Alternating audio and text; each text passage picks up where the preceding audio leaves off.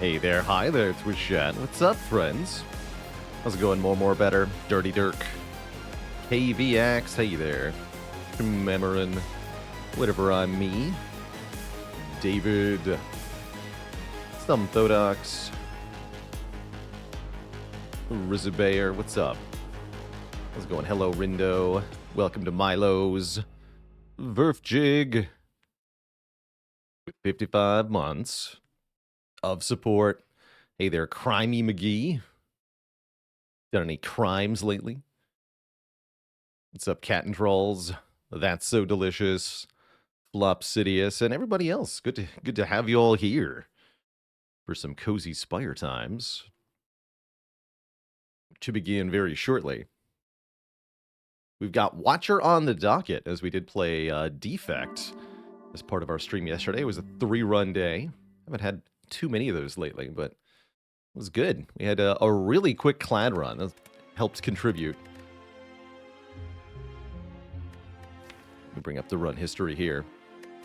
So we had a really quick clad run that started with Brimstone. This was stupid fun. Brimstone triple limit break. Holy heck. Clocking in barely over an hour. Silent couldn't quite hack it. I wonder why. Defect, though. Defect was great. We had a 4 Elite Act 1, thanks to Wing Boots. We had Mummy Hand, we had Bloody Idol, we had Incense Burner, we had Black Star. It was a wacky run. And it ended up being a relatively close heart fight, too. We had to Liquid Memories the Capacitor to double it with our Echo form. And that worked out really well, actually. It was a really fun run overall. Whatever I mean with a gifted sub, by the way. Thank you. WWEFanfiction.net with 18 months. And Elion with a Prime sub in 7 months. Still trying to beat the heart at 8:15, but getting closer from many hours of watching. Hope to hear that you got all the way sometime in the future. Keep at it. That's one of the best things you can do to improve your ability to play Spire, is just put more hours into the game. I do often see questions to the effect of, how do I, as a fresh player, tackle the highest difficulties of the game? And unfortunately, there's no really easy, quick tip that helps, I think. But one of the surest things for improving your gameplay is more time spent in the game, more familiarity with it, more practice, almost no matter what you're doing. As long as you're trying to win, you will get better at it with more hours. And this is definitely a game where there's a high ceiling for the amount of hours that you can put in that's meaningful. Across 8,000 plus hours of my own experience, I've never stopped feeling like I'm getting better at this game when I keep playing it. You can watch thousands of hours of me. That would definitely help. That would definitely help. Oh, hello. That's a juicy act layout. Look at this. This is a Watcher special right here. A late Act 1 shop after a Burning Elite, plus some more Elites after that, into Slime Boss. Oh, yes. And we can start out with 2 rest sites, or even a very early Elite, depending on how we're feeling. I like a shop positioned here because you have money from 1 or maybe 2 Elites, plus potentially the money from a chest. So you're looking at 200 plus gold for this shop, which means you can definitely buy a relic there. Picking the correct choice instead of the fun choice helps. Well, and part of experience is understanding when the fun choice is just going to die. And so giving respect to the requirements of the game. You can get away with quote-unquote fun picks a lot more on lower ascensions, though. So if fun is your jam, you don't have to crank the difficulty all the way up to 20 or anything past 1. Just doing fun runs on the lowest difficulty can be a really good time in this game, because the core deck building mechanics are not fundamentally changed, and the reason that they're fun is still true on low difficulty. But if difficulty is your fun, like it is for me, then you do play at the highest, and you suffer constantly. Does it ever upgrade Eruption Floor 0? I think that's a perfectly valid start, especially if you want to fight this Elite. I'm eyeing choose a rare, though. A lot of Watcher rares are pretty good on floor 1, and choosing one of 3 helps us avoid all the really stinky ones. Ideally, we're getting something like Lesson Learned or Brawl or Vault. But Ragnarok is also very good. Brilliance is perfectly fine on floor 1. Judgment is perfectly fine on floor 1. No Kappa. Judgment is good on floor 1. And will continue to be good into Act 2. What are the 3 stinkiest rares we could see? I would say Master Reality is pretty bad. I would say... Conjure Blade's probably not bottom 3. Alpha might be worse than Conjure Blade, although Alpha has its uses too. Establishment is pretty trash on floor 1. Yeah, probably Establishment, Master Reality, maybe Deviform? That's gotta be a worse rare than that. Deviform is at least theoretically useful. Makes Wheel Kick a really good pickup.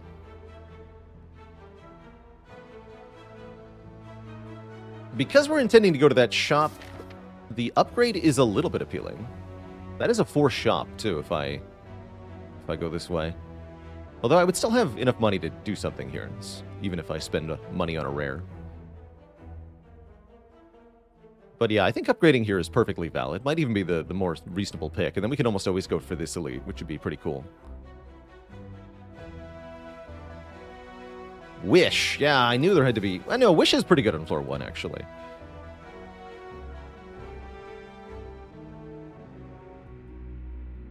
But yeah, I would not be happy with Wish. Spirit Shield's good. Oh, I forgot about Spirit Shield. Now, Spirit Shield I would put in the higher tier of rares. It's a 2 energy block 12. That's quite good. Like a worse protect? Question mark? But actually, no, it's block more than that because of Pure Water.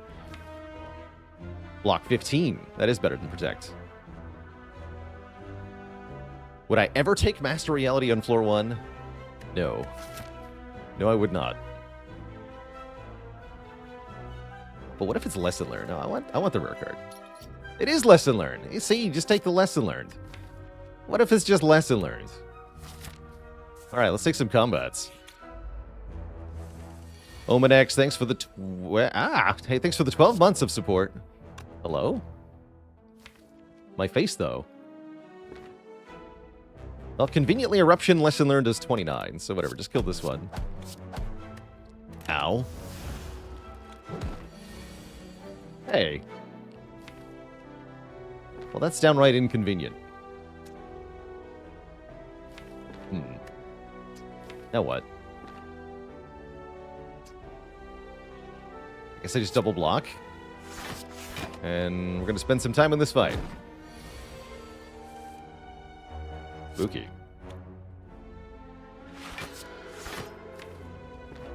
Alright, I'll be back, Lesson Learned. Maybe.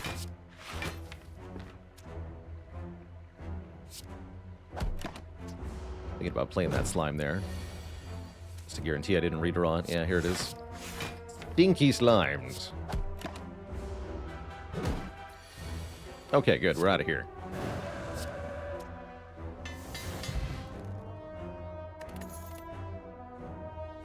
Did I miss it, too? I might have had lethal earlier in that fight. Let's grab a Meditate. It's a pretty good card.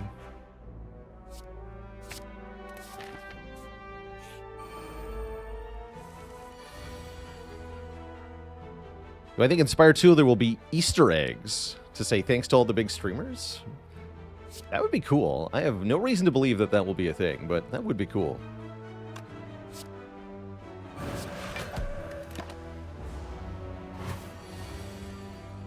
Get him. Alright, a much easier Lesson Learned landing. We actually upgrade both of our Calm cards right away. Meditate Plus and Vigilance Plus. It's pretty swanky. Given that I already have a Meditate in the deck, I definitely don't want Conclude, because those cards are mutually exclusive. You cannot play both in the same turn, because they both end your turn. So I'll take Consecrate here over Conclude.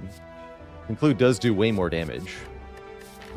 But it also doesn't play well with Lesson Learn, because again, you end your turn after playing it. So, no thanks. Give me the Consecrate. Oh, nice Vigilance Plus. Blocking for 12. Good. Very good.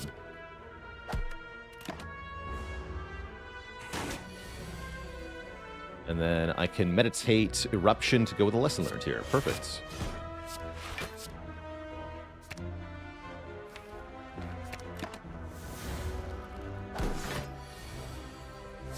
Easy peasy.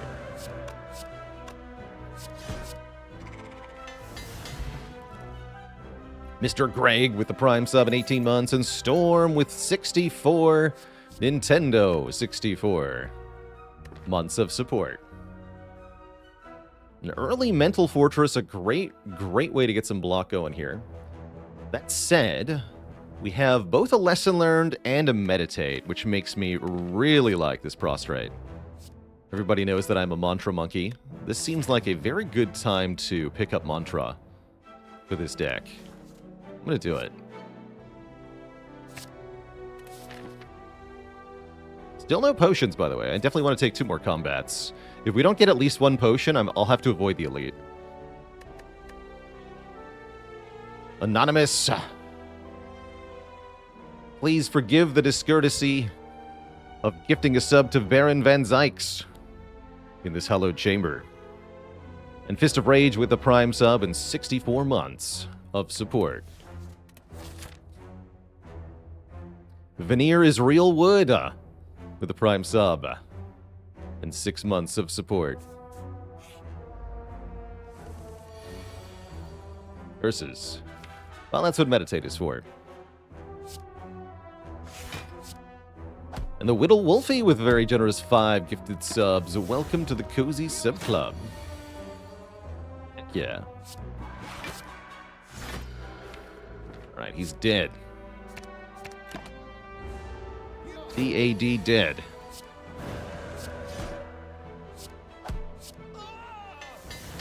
We upgrade his strike. Alright, Liquid Memories. That's a good potion. Now we can fight an elite with that. Ooh. Some great choices here. Mango Tonics with 52 months of support. And Curry with 9 months.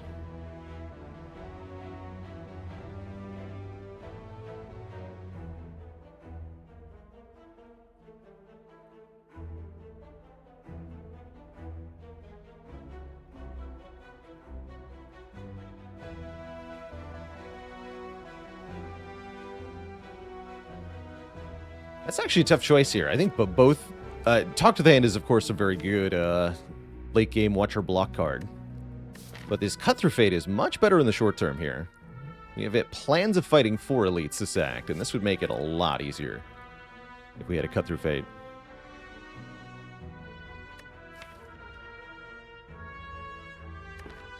Do I think it's important to get as much Scry as possible as early as you can? No, I think it's a useful addition, but it's not something that you have to grab as much as possible. Like, you don't have to take early Third Eyes, I don't feel like, although they are pretty good. Virtual 256 with the Prime sub and 40 months of support.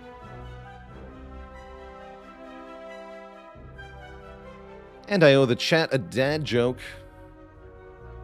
Go with an oldie but a goodie from the chemist days.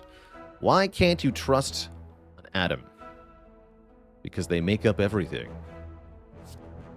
No refunds to a shot. I'm going to take that Cut Through Fate. I really think having that is going to make my elite fights a lot easier. I think it's also going to make Lesson Learned easier to land.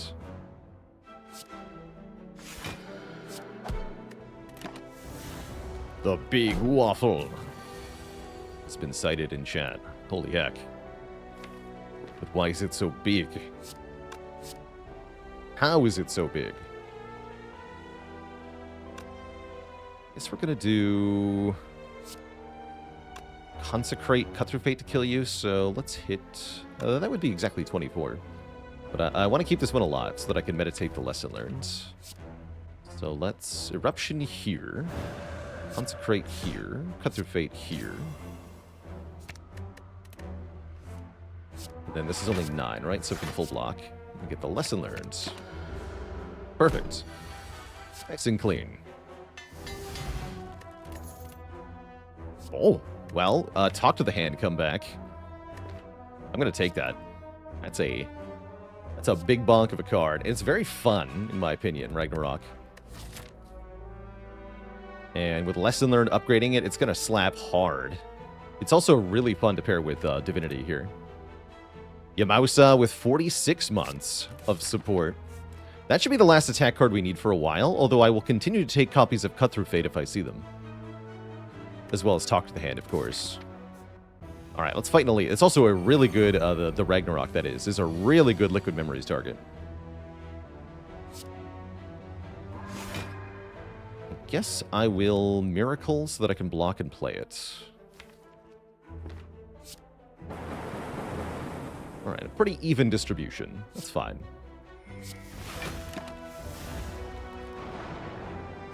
Take one.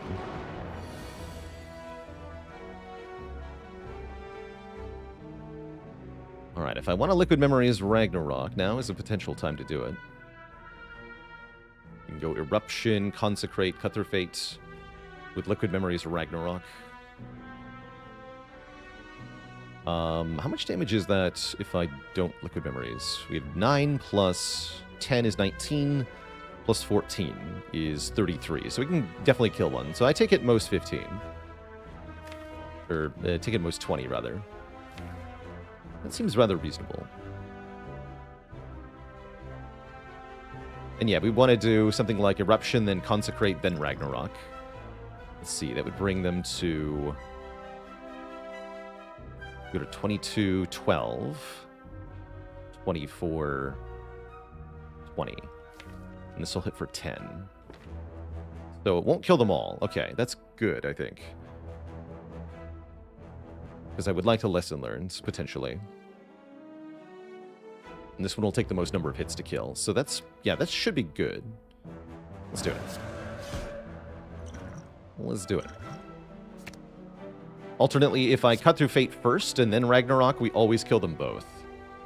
And finish the fight. That might be worth it. It's not bad to miss an early Lesson Learned here if we get out without taking any damage. Is there a worst case scenario here? I hit the middle one 3 times, then I hit the front and the back one time each. That'd be the worst.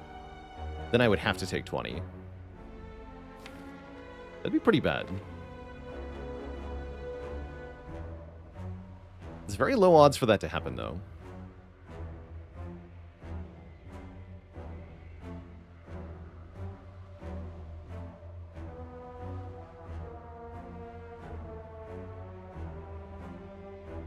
Lexicon Mancer, thanks for the raid. Welcome, welcome, everybody. You're joining us for some early game Watcher here on Ascension 20. Looking to slap these sentries.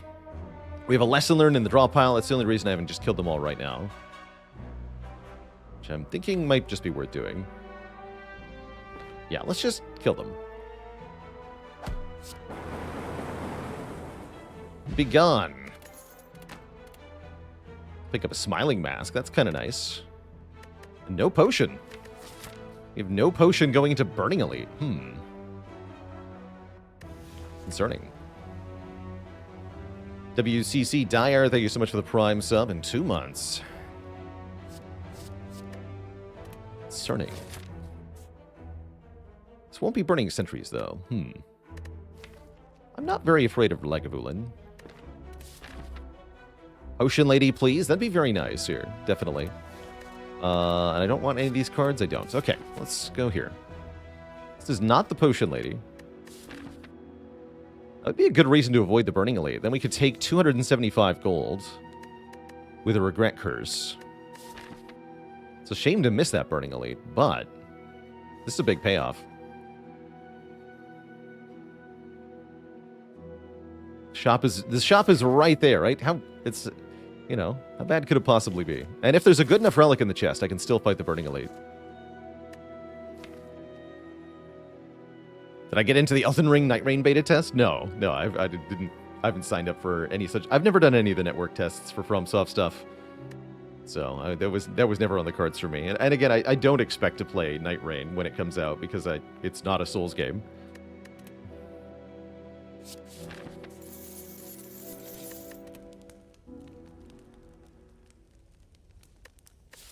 All right, let's upgrade. I guess I need Eruption upgraded. So I can play Eruption Ragnarok. Oh, Mamori. I mean, I guess I'll take that, but that's definitely not going to let me fight this Burning Elite. What is the ballpark gold value of an Elite floor? You get 30 gold on average plus a relic, which I would say is... You have to value it at least 150. Plus a heightened rarity card reward, which I would have to estimate at...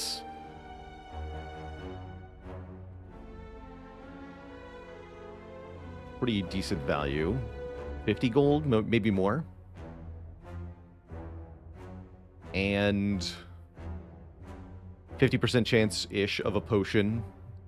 So maybe another 25 to 50 gold from the potion, too. So all told, close to 300 gold would be my estimate of value. And that's what we got for, you know, and minus all the health you lose, of course, which is actually my main concern here. I will take a Momori. But yeah, my concern is less the gold one way versus the other, and more the fact that we just aren't going to win that fight very well. So let's not do that. Oh, Meditate makes the Regret do more damage to me? That's painful. Still playing it, though. I'll play the... yeah, we take 3 there. We'll play the Miracle to take 1 less damage. Eruption, where are you at? Not here, apparently. Okay, well, that's a good setup for next turn. 45 goes to 39. 34 would be half of 68. Right? So we can play this. If I understand correctly. Do I want it to be at that value? We're going to Eruption plus Strike plus Lesson Learned, so that's 9 plus 18 is 27, 47, whatever. We just kill anyway. Let's do it like this, then. Upgrade that Cutthroat Fate, get a Blessing of the Forge. That would have been good enough to fight the Burning Elite, probably. Just that potion. Ooh, Simmering Fury. Simmering Fury with Meditate is kind of cool. I like Simmering Fury. Another Wrath Source, and it's a card draw card, kind of. A lot better with an upgrade, because it draws one more. Let's take it. I haven't played with Simmering Fury in a while. And I'll probably take this Foresight as well. We're definitely going to lose the Curse. Is this a deck that wants Secret Weapon? To fetch Lesson Learned or Eruption or Ragnarok.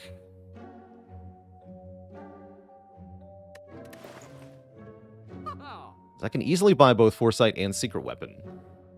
Is Third Eye good here? I think Third Eye's okay. It'd be better if I could remove some defense. Still have all of our defense, which is not that desirable. We'll have to hit some more shops. With the Smiling Mask, we'll get rid of these eventually.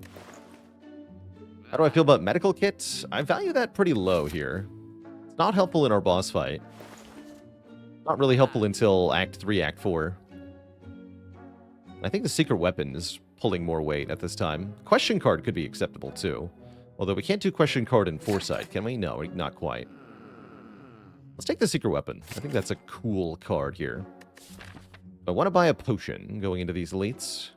I only have 28 health, so Liquid Memories does sound nice to have.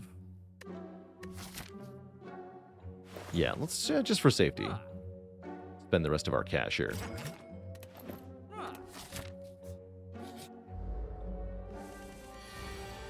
Given that we have a Lesson Learned, if we survive the short term, I imagine we're set for the long term.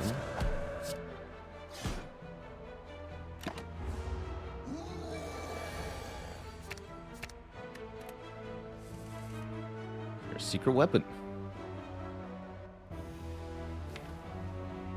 So if I Secret Weapon for Cutthroat Fate Plus, we do an additional 18 here. We do 12 plus 18 plus 20. That's only 50. So I have to Secret Weapon for Ragnarok here.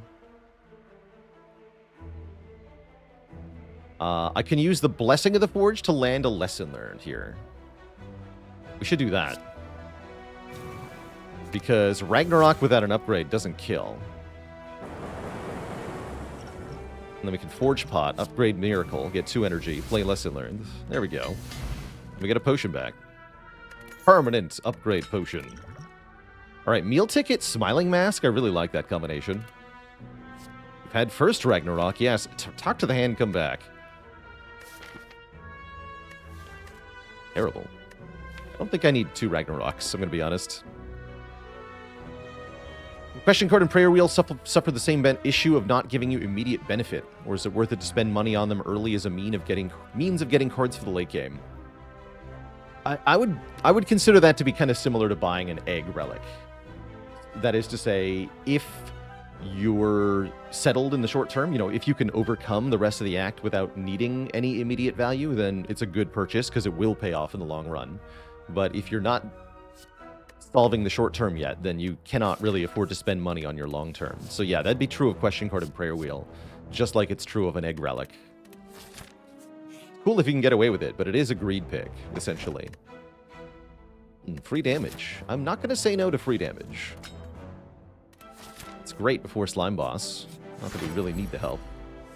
Helps here, though. This is definitely a fight where I want 3 damage per turn. Lagavulin is a jerk.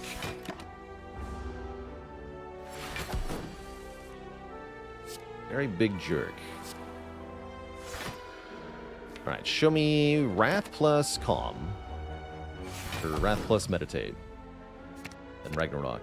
Ragnarok's great, too. Making Secret Weapon for Eruption. Perfect. So Secret Weapon, play the Eruption, double damage Ragnarok. And then I can Meditate Eruption plus Ragnarok to guarantee an instant kill here, right? That'd be exactly 59 damage. However, we do want a Lesson Learned.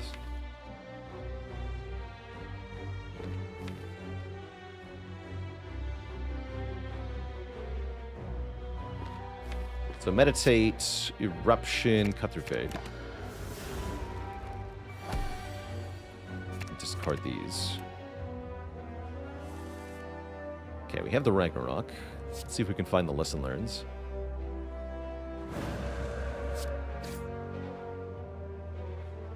This works, actually. We play Vigilance, Defend. Block for 20. Miracle, Simmering Fury. Draw the Lesson Learned next turn.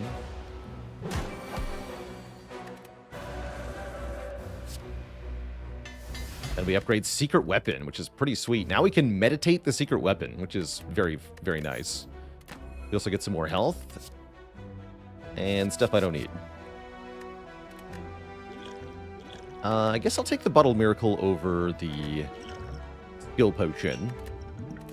A bit more reliable of a potion. And this deck definitely appreciates a bit of extra energy with the Ragnarok. Speaking of, let's upgrade the Ragnarok.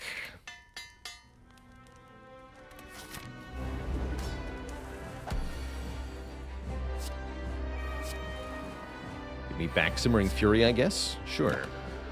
That's a nice turn 1 Slime Boss card.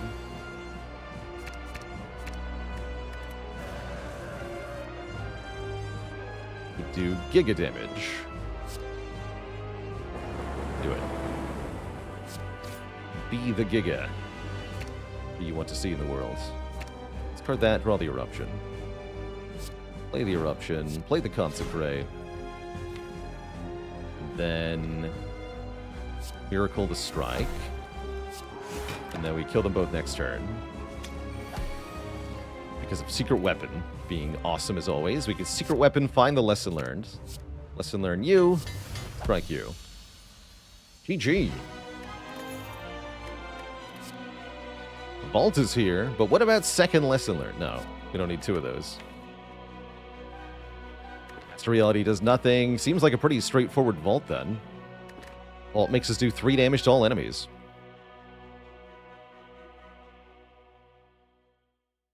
Give me that. And yeah, whatever. Mid? Seems pretty good. Retain all of the cards forever. Yes. Very good with Lesson Learned. Very good with Mantra. Very good with still having all the defends in my deck. It's just good. Could maybe take Slaver's Collar here. More energy is nice. That would let you do some things you can't do with the Pyramid, but I think we're just going to make lots of energy with Pyramid. It's going to be real strong. It's one of my favorite relics in the game, if not my singular favorite relic. So good. All the things you can do with Pyramid. I'd like to go to 2 shops, but that is actually impossible with this map layout. Bummer.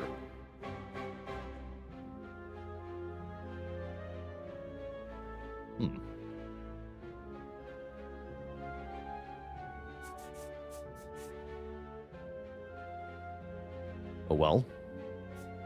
Let's start over here, I suppose. Unless I want to fight 3 elites before going to the shop? No, I don't want to do that. That sounds overly ambitious. Let's fight some birds instead. Birds are deadly.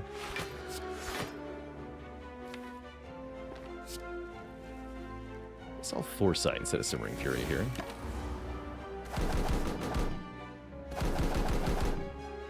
Scrying 3 is like drawing 2. I'm not quite ready to commit to being in Wrath here.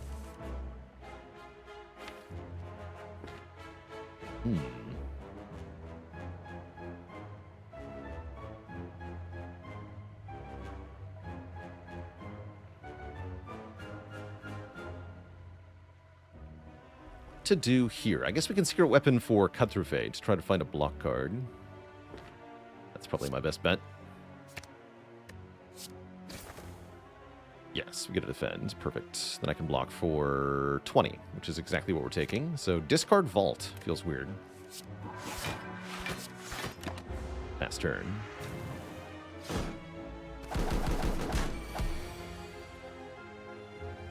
Okay, now I have to kill this bird.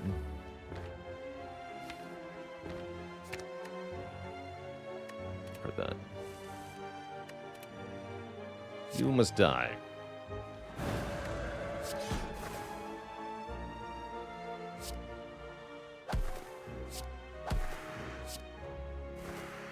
Beautiful. Good plan. Inner Peace seems pretty good. It's a 1-cost intercom card. We definitely appreciate that. Could also be card draw. Take it. Aha! An altar to a forgotten god. Well, Omamori is here. Alternately, we can gain 5 max health, given that we're about to heal 15 here. It's not so bad to take 21. But I imagine that we just use the Omamori charge. Desecrate. Dark Whale echoes all around you, and you can feel the cursed magic seep into your spell tag.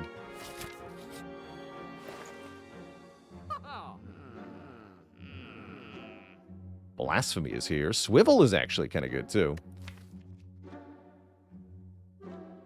Swivel slaps, actually. Might take that.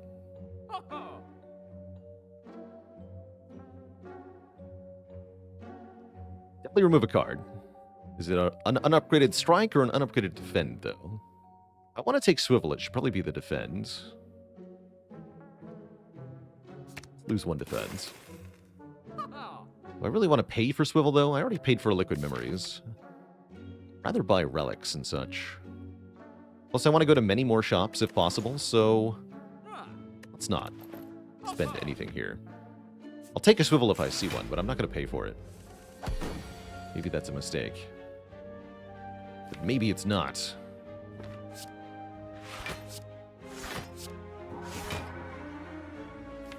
Let's Secret Weapon, get Eruption into my hands, and then we can meditate the Secret Weapon. One of these defends.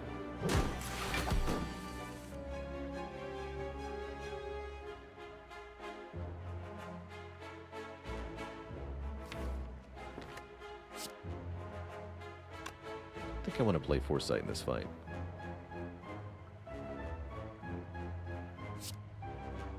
Let me cut through fate.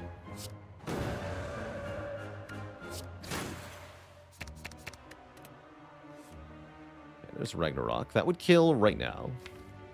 It's not quite what I'm looking to do.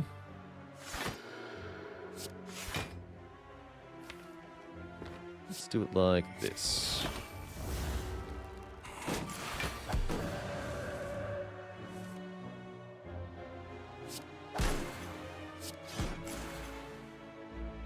Can't quite get you to 20. We can do this, though. Strike and Vault. Get new attack in hand. Strike, lesson learned. Good job, Strikes. These are all skippable. Still wish we had that talk to the hands. Again? I just fought you. Heck. Ow. Rude. Why are you here again? How are you here again?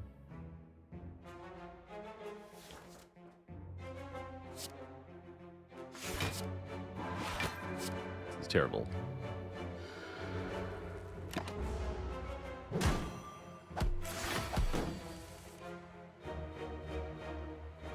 All right, time to hope they both die. Spooky.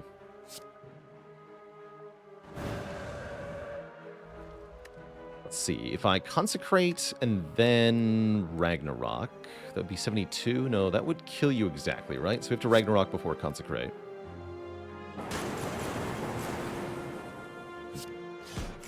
Then make a miracle lesson learned. There we go. Correct. Another strike gets upgraded. That's the last one. No more strikes or defense to upgrade. Only the good stuff left. Okay, this third eye looks pretty good. We've removed a defend. We'd love the Scry 5 from an upgraded third eye. And it doesn't cost me money. I like that. I think I also like fighting the Burning Elite here. I really want free pathing in Act 3 so that I can get more removes with the Smiling Mask.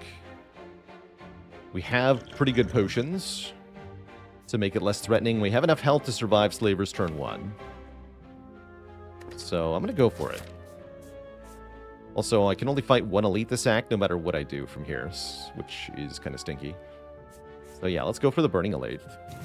It is Slavers with strength on turn 1. Spooky. However, I don't think it matters, because I'm pretty sure they're all dead.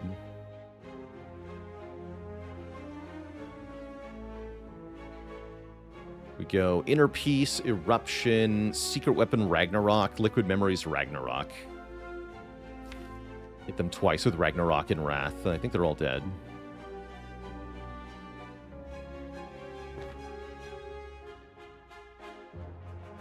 We're very close to it. Gotta make sure we use the Eruption on the right target.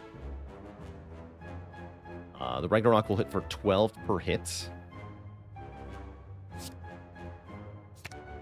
We want to look for multiples of 12. You're above 48, so yeah, we'll Eruption this red guy in the back here. He does the most damage too. Inner Peace, Eruption, Ragnarok. Mega Marbles would be good here, true. And then we can Miracle Meditate to get it a Wrath. Depending on who's alive. Excellent. So I take 7 damage. That's it. And I can Lesson Learn.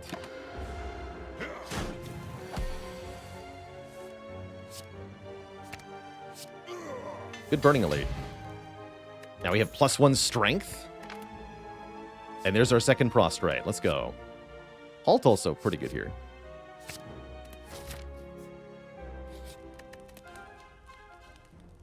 Upgrade this.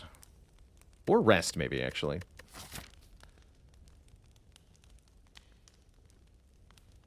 I think I want to hunt for the Colosseum event.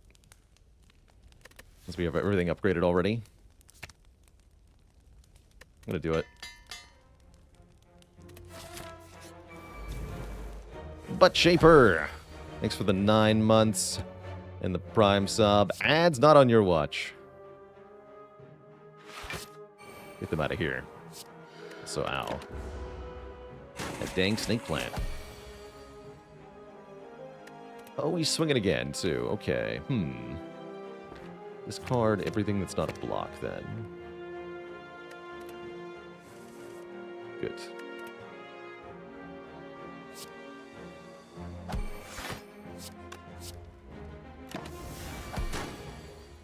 Another turn, please.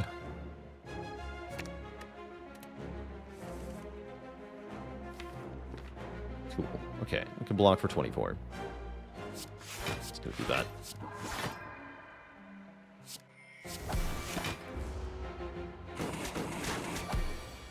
We have a proper setup turn.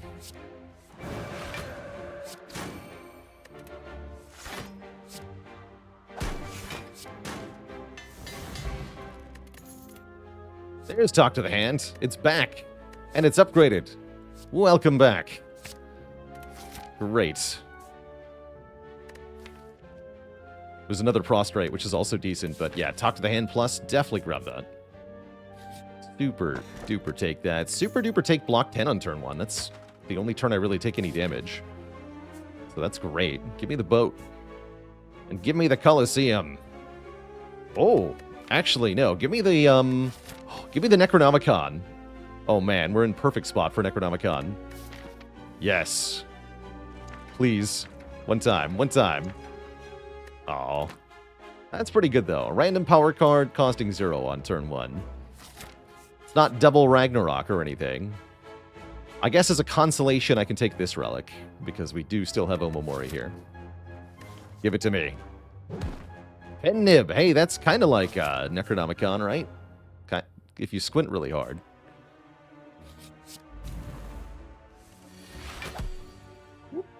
Hold on. That's not supposed to still be going.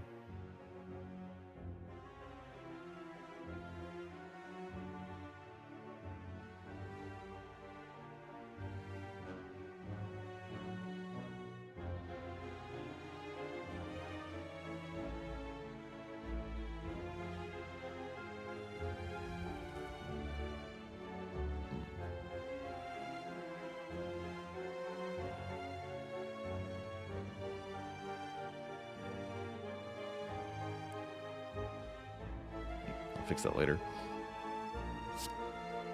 Upgrade the Dazed. Just do it.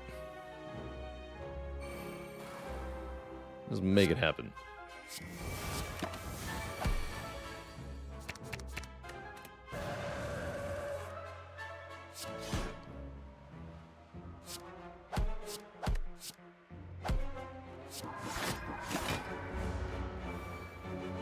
We're chosen.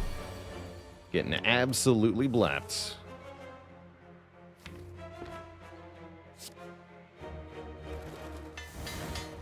Although, wait. Use the thingy. That was a mistake. I could get them both there. Either I use this or I take 6. I can just take 6. Or 4 even. 4 is not that bad. Well, we've got a new cutie alert. Cuspidal, thank you so much for joining the list of channel cuties. All hail, we have a new cutie on the list. Almighty, all-powerful, all cutie. Let me get you added right away.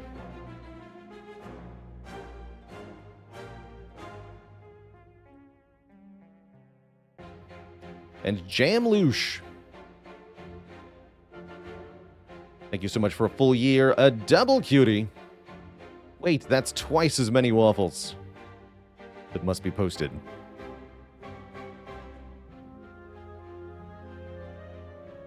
Height. Guess I'm going to pronounce that, I guess. What a name, what a player. Welcome to the illustrious list of channel cuties. Welcome, welcome, welcome. The Bonk is here. Vunks with the Prime sub in 13 months of support. We'll just have a quick little nap. Naps are good. And so are merchants. Merchants means Carter Move or Master of Strat. Is also very spicy.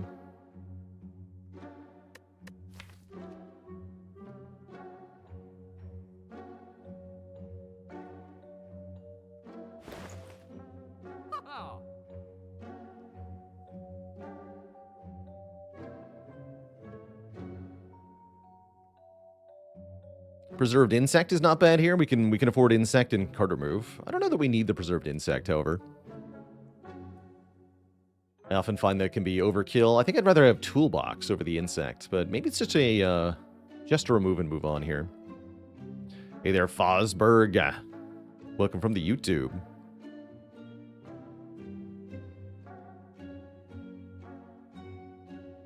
Dad joke for the crowd. What kind of alcohol does the Watcher like to drink? Tant rum. No refunds. I'm gonna dunk a strike here. Honestly, I think I take nothing else here. Not even this. Just leave.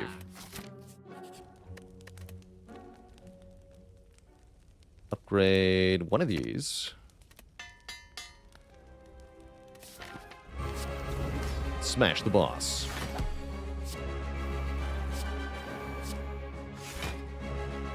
Discard, discard, yes, yes, yes. And this is going to be useless in this fight, so just toss it now.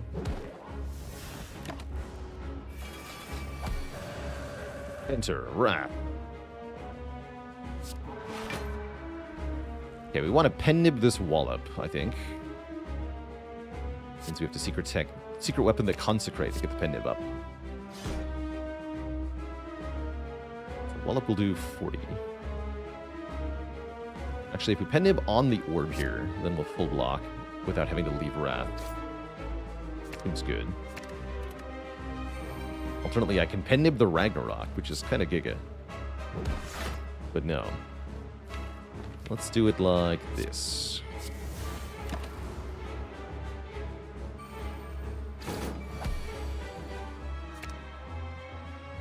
Actually, no, I want all 5 cards in the draw pile. So that I can prostrate into meditating both prostrates, and then we're divine with Ragnarok. And that will be enormous damage. The perfect amount, you might say.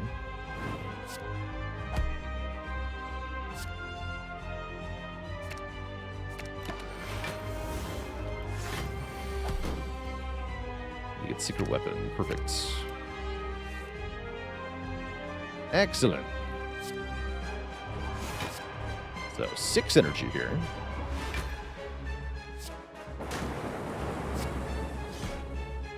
I suppose we secret... Actually, no, 8 energy, excuse me. Block with this. I'm supposed to draw more cards first, I think. Whatever.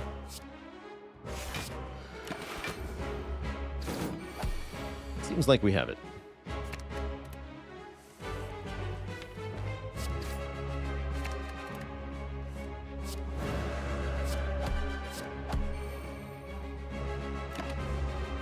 It's ready.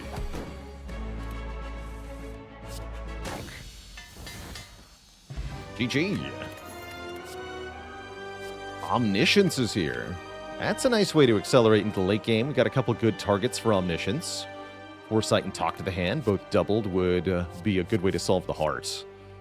Alas, Establishment does not work with the Runic Pyramid, but it does work with the Meditate, so anything that we meditate would become discounted. That's actually not horrible, but I think with the Mantra engine, we probably just want to add Omniscience here.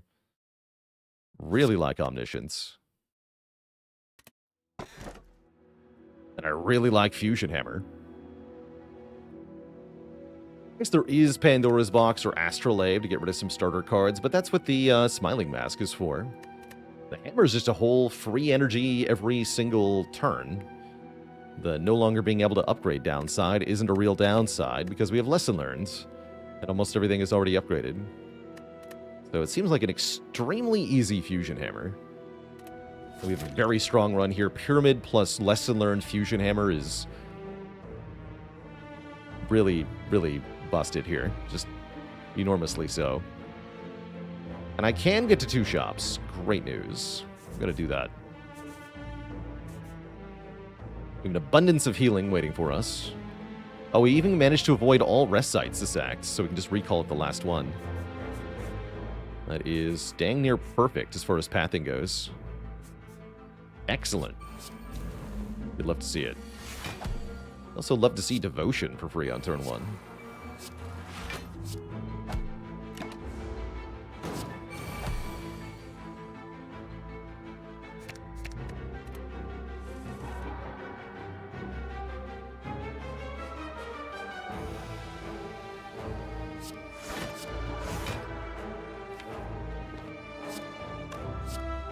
I'm gonna play this because of the burn.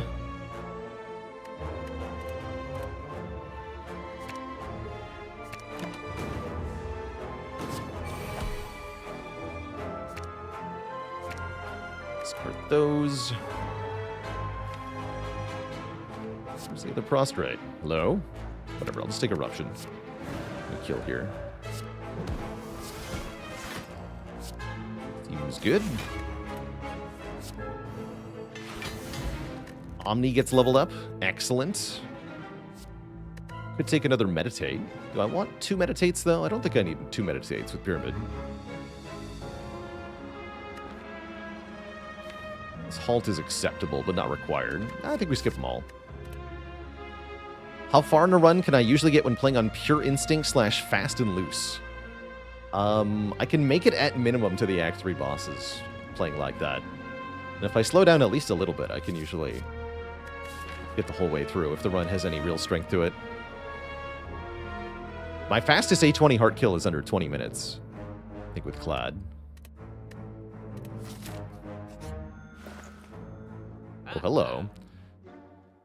Doyley's Mirror. Lets us dupe Vault or Omni. Probably Omni here.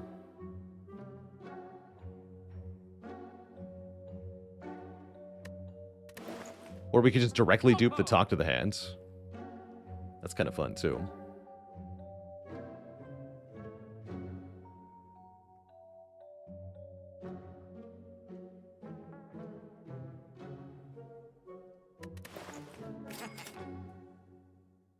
Click. And then, yeah, let's dunk. Dunk a defend. If I have Omniscience.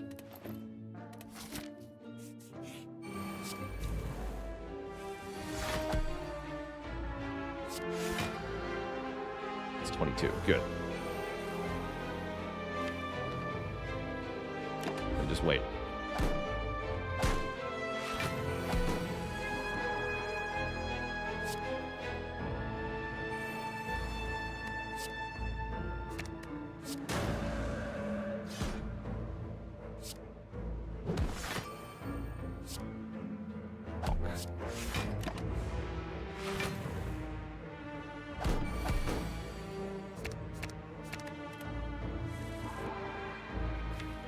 We're going. We don't need omnisciences.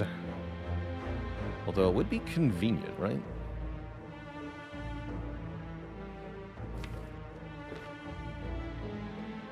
Double cut through fate, actually.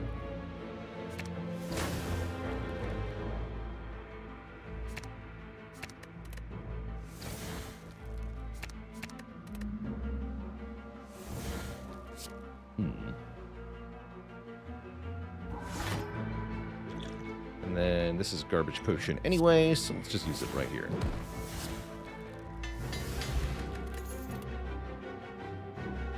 Could take it for an influence plus, but I don't need it. Yep, I say. And we will lose a strike to the falling event. That's great. Free remove. Good. Excellent. We won't complain about that.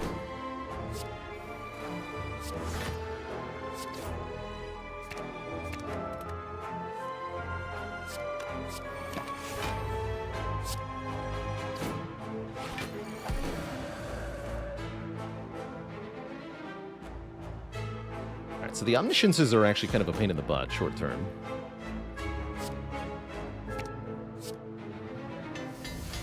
It's one of the noble lesson learns where it upgrades itself absolutely last. Is that actually the last unupgraded card?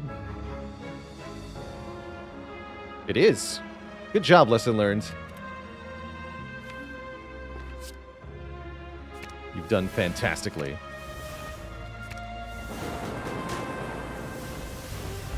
My hero. Okay, this says draw on it. We take the card that says draw on it.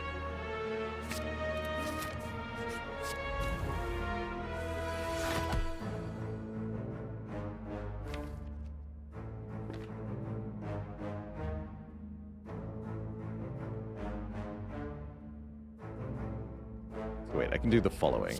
Omni, prostrate, prostrate. Ragnarok. Nib is active. Secret weapon 4. Lesson learned. Oh, it doesn't do enough damage. Terrible. Alright, we'll be back for you.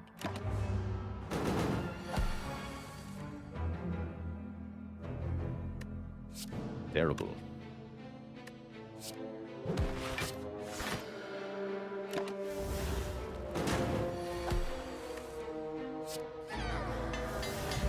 You may rest at last, lesson learned.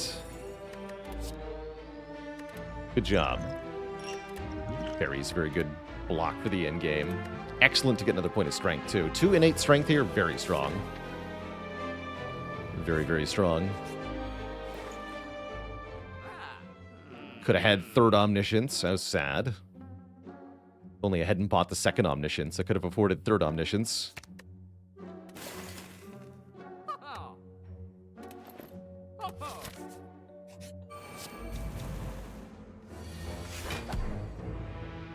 I don't think I want to be cursed, but it's an option here.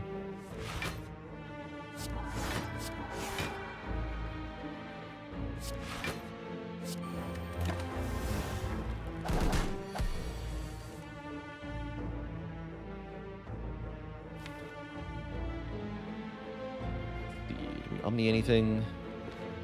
I don't think so.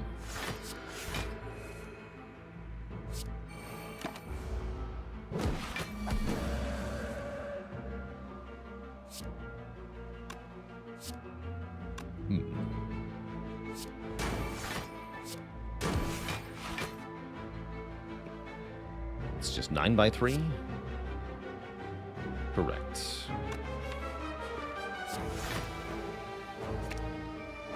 Let's put these then.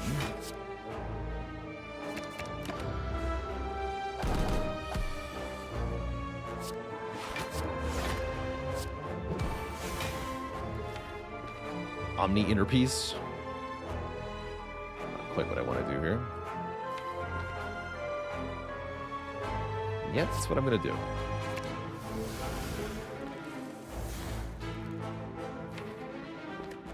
Back into Wrath. 16x6. It's too much, right? That's more than 90? It's more than 90. We cut through fate then.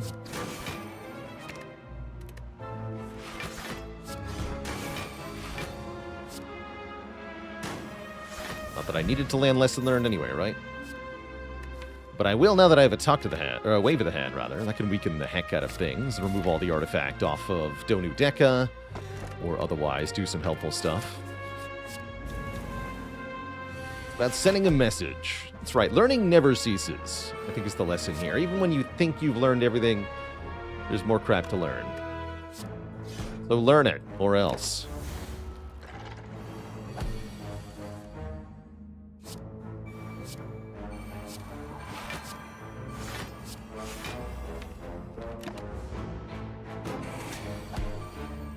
Or else death.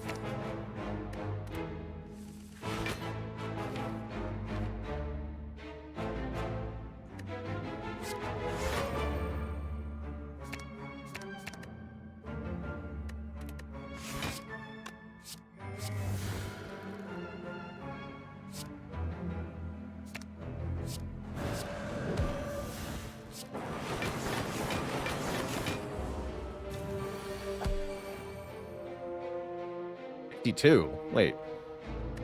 But why so big, though?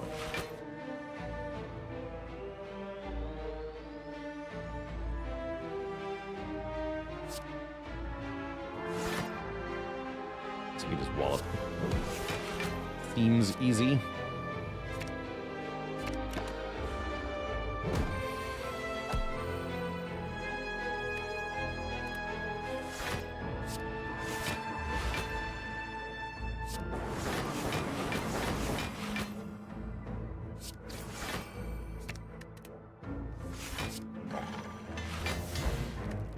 We've had one fairy in a bottle, yes, but what about second fairy in a bottle? Also, I had an extra step, apparently. I could have just taken the upgraded wave of the hand. Whoops. My bad. My bad. Hey there, Swash. That's a lot of waffles you got there. Perhaps too many. Heck. Whatever. Just play everything, I guess.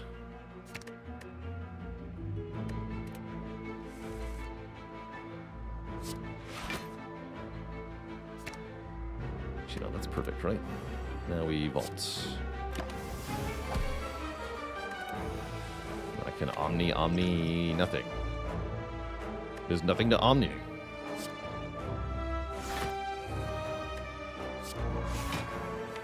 It's okay, actually.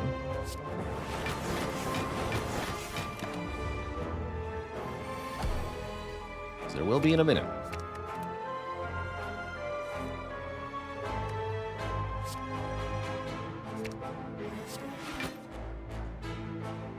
Perfect.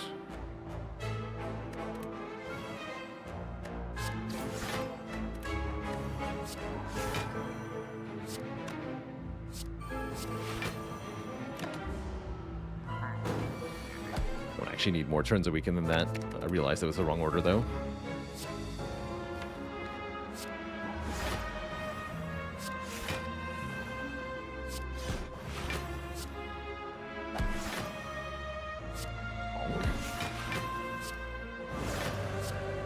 Back into Wrath, please.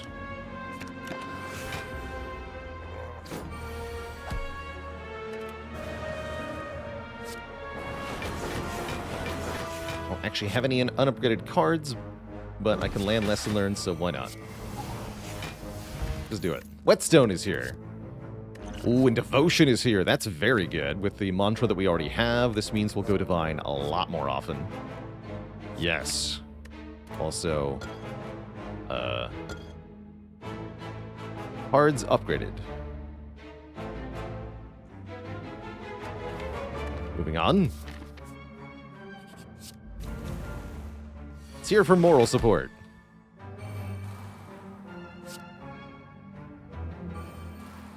What's the best joke I've ever heard?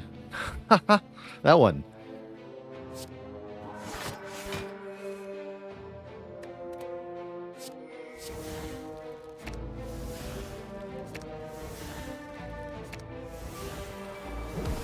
And Luno, thanks for the Prime sub in 9 months of support.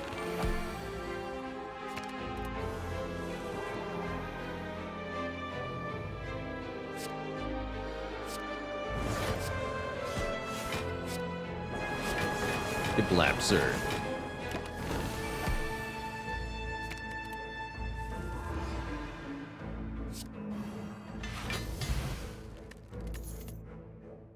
Another Cut Through Fate. I would love another Cut Through Fate. Especially since I have nothing else to upgrade. So it'll be a Cut Through Fate Plus. Great news.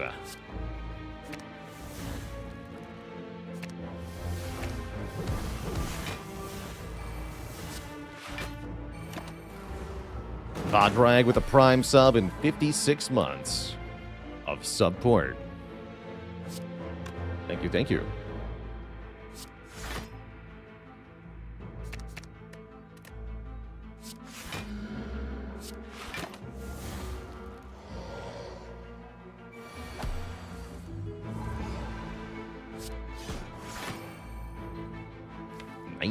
I guess give me Wallop. Wallop for 84.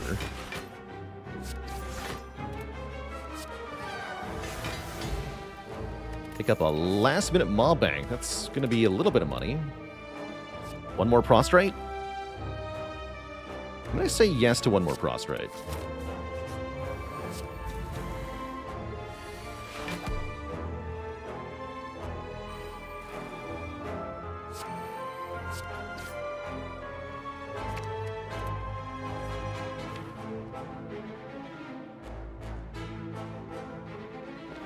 vault here.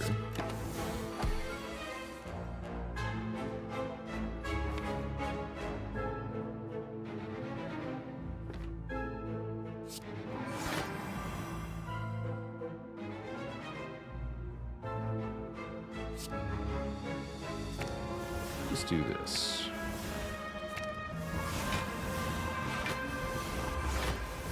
The Giga Weekend.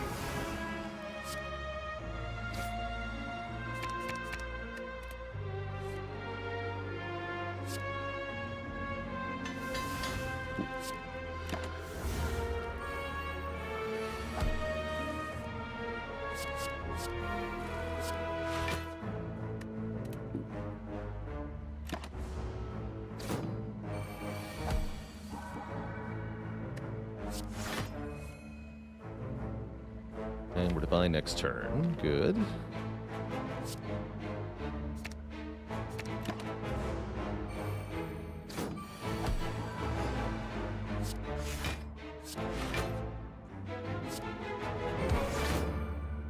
Ragnarok the Spiker. Just do it. Alright. We recall here. And we're on to our Act 3 bosses with a very powerful, fully upgraded deck. 4 energy, Runic Pyramid, double Fairy in a Bottle. Seems hard to go wrong here. It seems like this is very likely to be highly successful.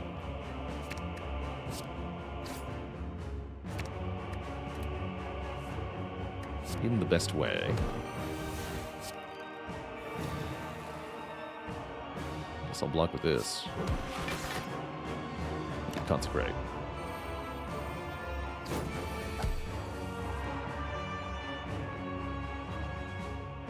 A little sad. Hand means we're taking damage. Oh well.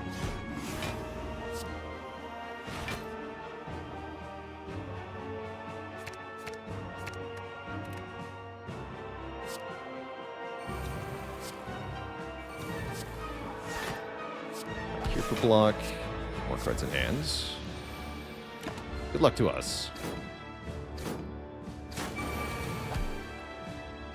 Note that with Simmering Fury and Devotion, we're going to enter Wrath and then enter Divinity in very quick succession here. Too late for the Omnisciences.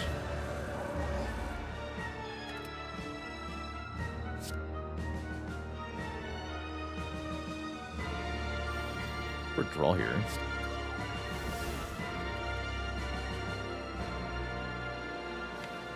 I'll just vault. We can go back into Divinity here. Yeah, where attack cards, though? Seems like I removed most of them. It's a slight issue. Only a slight issue, though.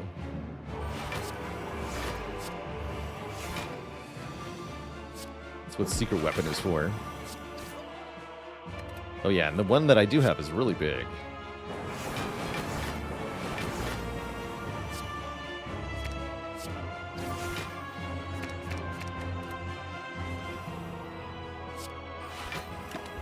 "26 turns a weekend." Seems like slight overkill.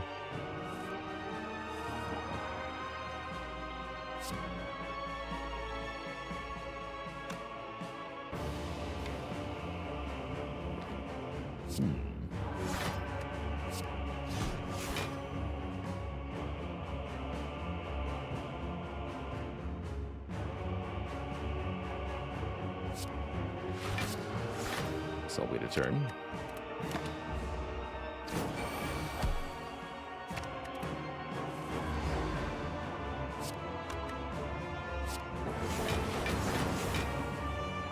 And then just meditate.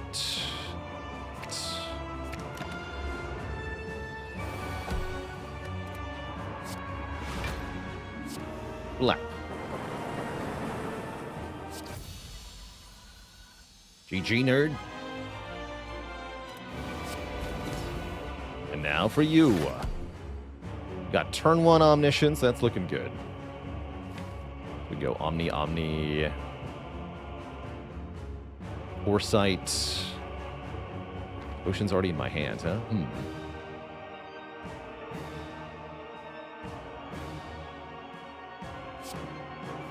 I guess Omni Foresight Vault. Oh, I should have played Master Reality before I did that. Now it's 1 cost. Whoops. My bad.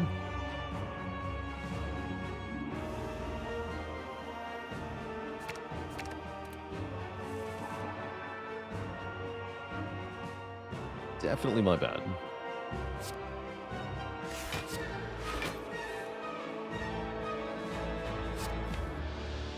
Show me a prostrate. Thank you.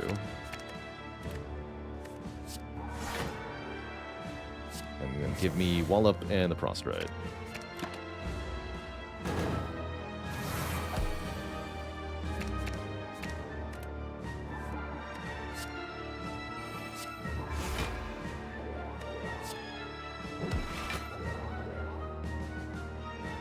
No attacks in the draw pile? I guess not.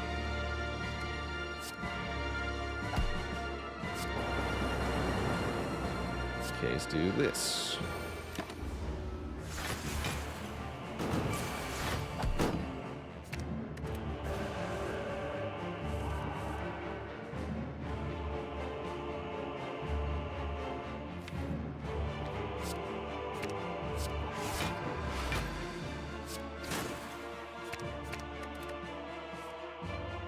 Bonk.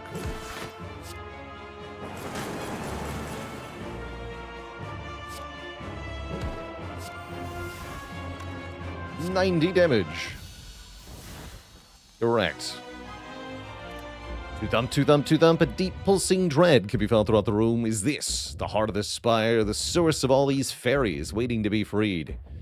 You prime your stick and bonk that heart for $24.97.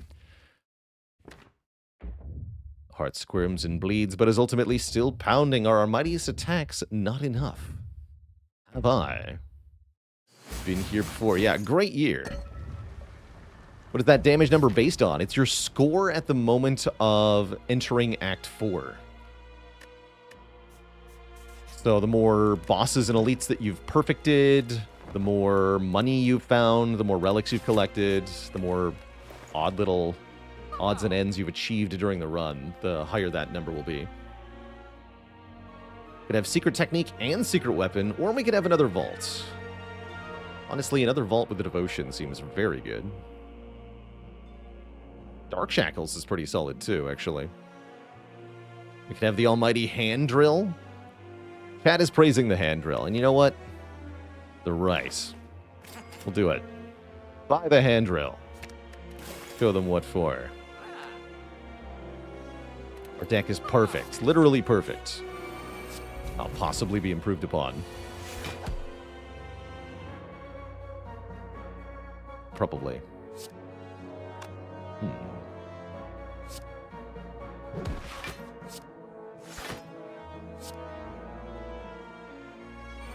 Maybe it's 2, I guess.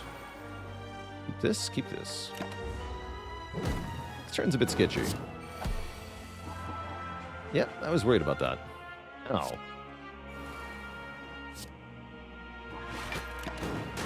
Take 40.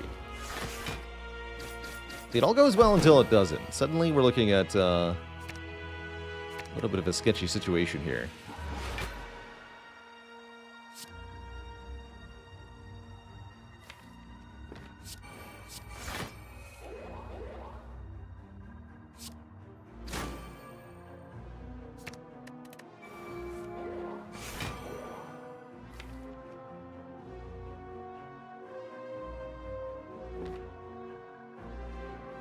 Let's go like this.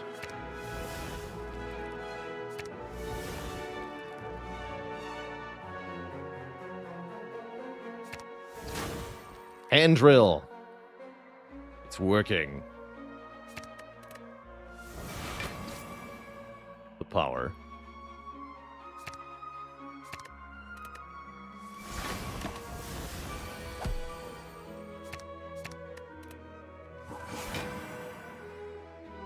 Absolute power.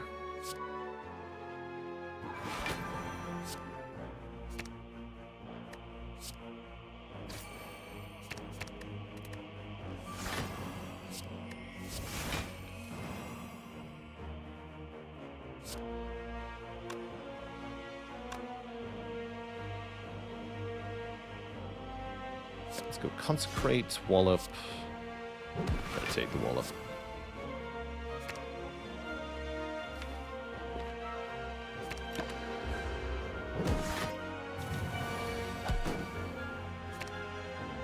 I will break your block.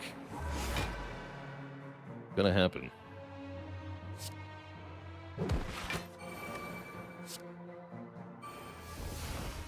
Boom. It drilled. Warpaint is here. It could upgrade Wish for us.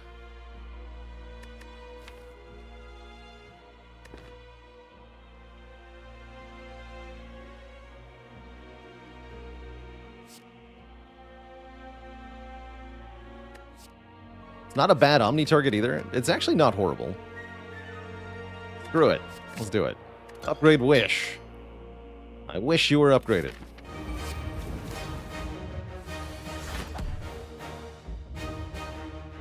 Alright, with 2 Fairy in a Bottles, I'm not too worried here. We might have to use one, though. Definitely might have to use one. Showing that even as strong as a run might seem, it's never completely secure when the heart's involved. Nothing to learn.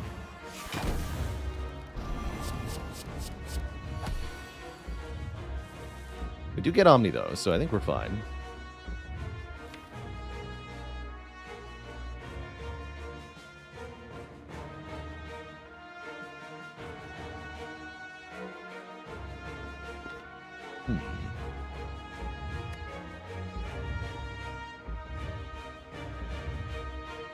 Might have to hit Bolt as a target, though.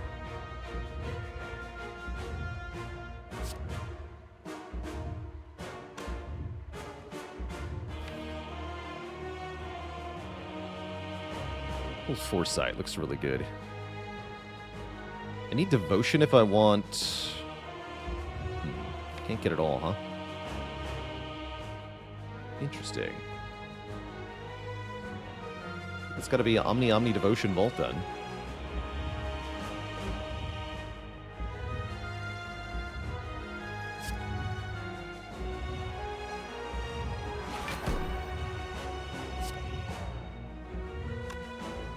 One, two, three, four, 5 cards in my hand, yeah. We'll eat some Beat of Death here.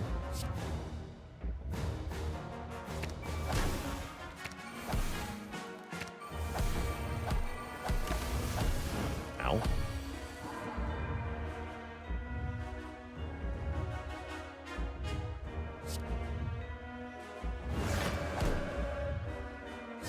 Well, lots of energy this turn.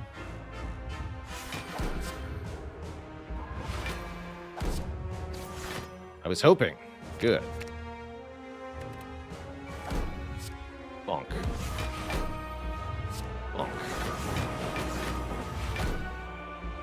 This is +1 block. Good enough. Then just meditate, Wallop.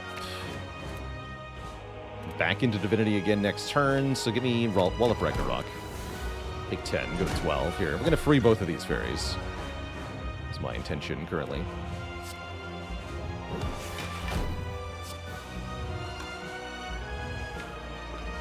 I wish I was really strong.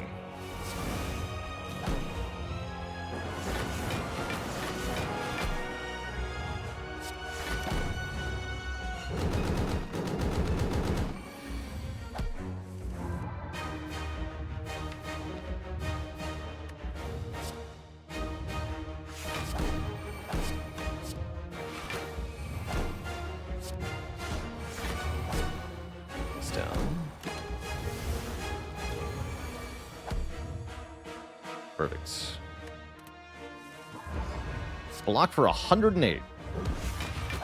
It's good.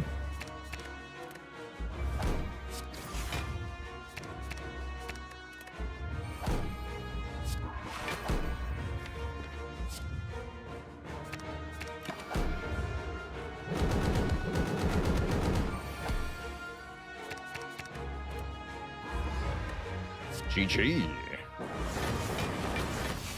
Exact lethal. Get wrecked. GG, Mr. Hart. GG.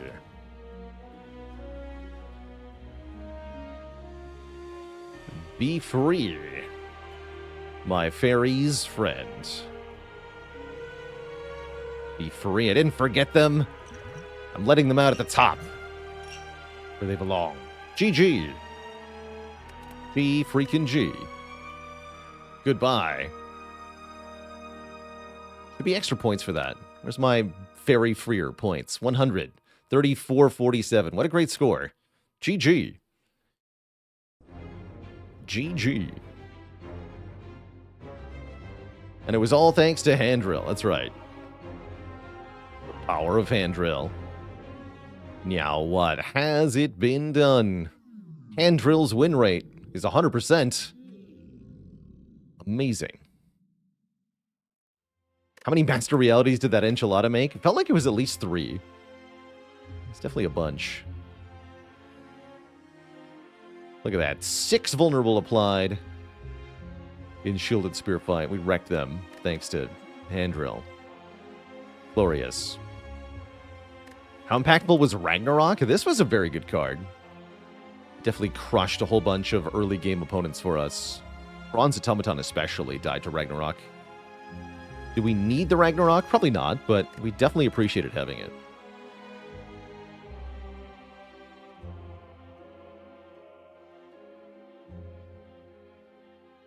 And yes, Ironclad will be up next, but first, dear Twitch chat, it's break time. Gonna refill the legs, stretch the water, all that jazz. Back in a few minutes for the red guy. Don't go nowhere.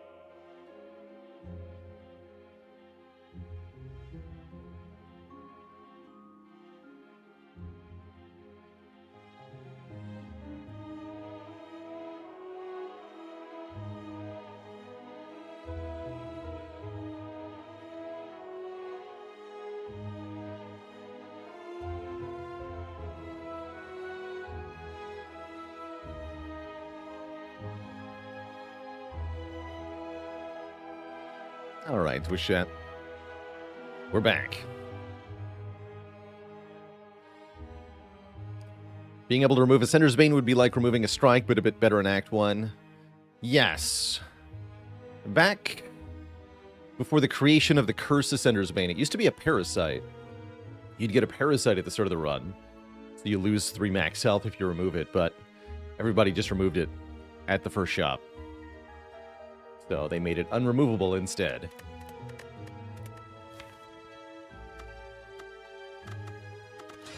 Glad time. Poutine is not just gravy on fries. It should be gravy, good gravy on good fries with cheese curds. And the cheese curds are important. A lot of places that serve, quote, poutine, or they serve a dish they call poutine, involves like cheap canned gravy and melted non-curd cheese, just like shredded cheese, which is not really poutine. It can still be tasty, but it's not poutine as properly intended if you're not actually using cheese curds. Gatil, thanks for the Prime sub. Welcome to the Cozy Sub Club. But yeah, good poutine is some tasty stuff.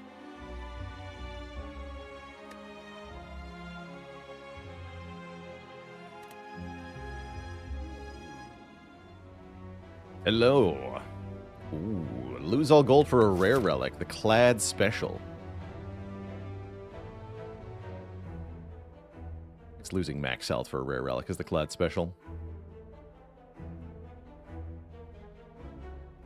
Obtain 1 Dead Branch. Let's see, we have a no early elite path. If we get garbage, we can go for the Burning Elite. If we get good stuff, or we can go 3 elites with good stuff. Any more plans to play Stray Path, the game from yesterday? I wasn't planning on it. It was a cute little game, though.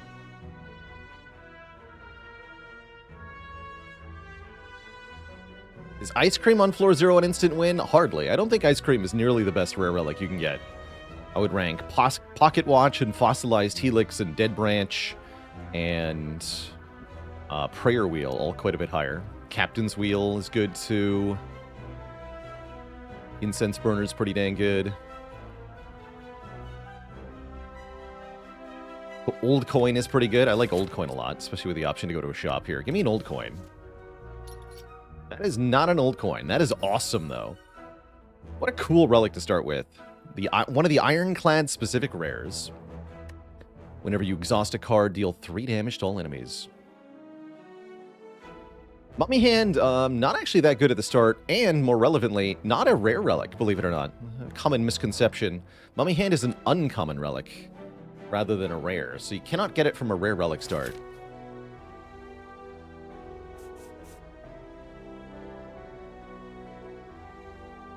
Or an uncommon misconception. Haha. So Karen's Ashes solves sentries. That's kind of cool. It also means anytime we exhaust a card, we do 3 damage to everything. So every card that says exhaust does bonus damage. I feel like that makes me want to go 3 elites. No Burning Elite. Let's start out with some combats. Definitely want to avoid these shops, as well as any event that could be a shop. Just 5 combats sounds good.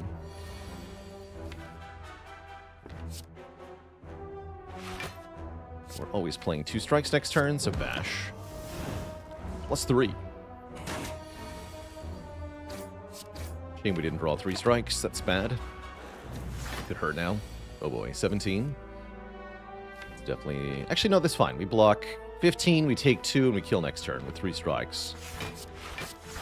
Without the 3 damage from Karen's Ashes, though, this is actually pretty bad, right? We take 7 more damage on this turn without that +3. Yikes. Scary Jawworm fight. Good job, Karen's Ashes. You did it. Wait. Is Sever Soul better than Carnage with Ashes? Head scratch. Sulfur, thanks for the Prime sub and 33 months of support. Nah, we'd probably just take the Carnage, right? Carnage bonks just fine. And it is 3 damage even if we don't play it. Surely it's Clash here, right? Yeah, Sever Soul is very funny. Without the Carnage here, I would definitely be taking Sever Soul over skipping. Be very happy with the first floor Sever Soul. I still don't hate it, actually. It does some cool stuff.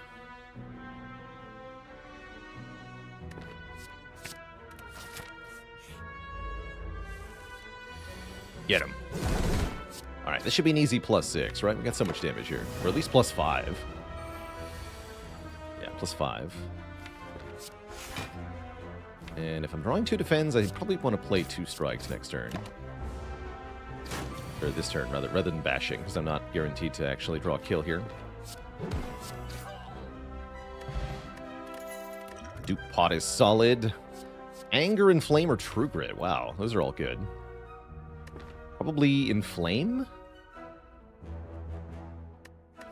And then Anger becomes really good. It's a future card reward, if we have Strength.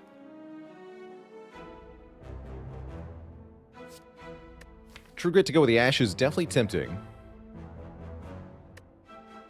It's good against our Act Boss, too.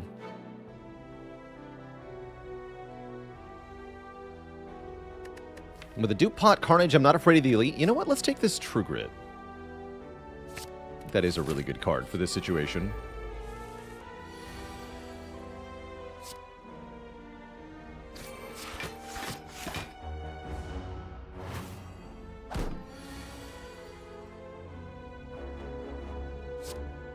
Yeah.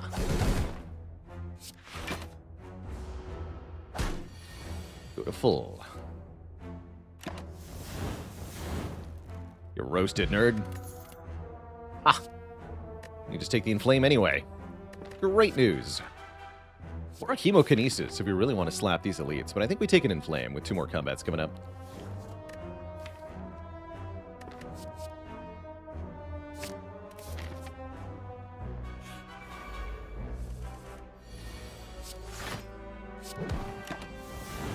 Carnage. Yes.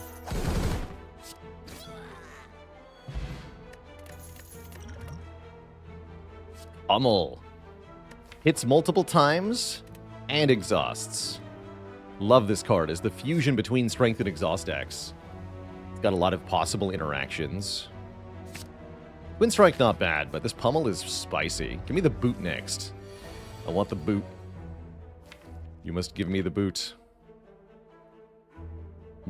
Defend True Grit or Carnage True Grit?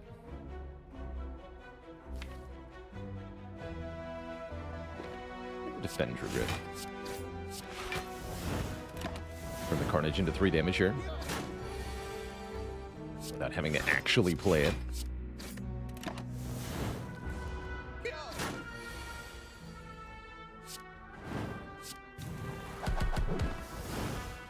Quite a kill.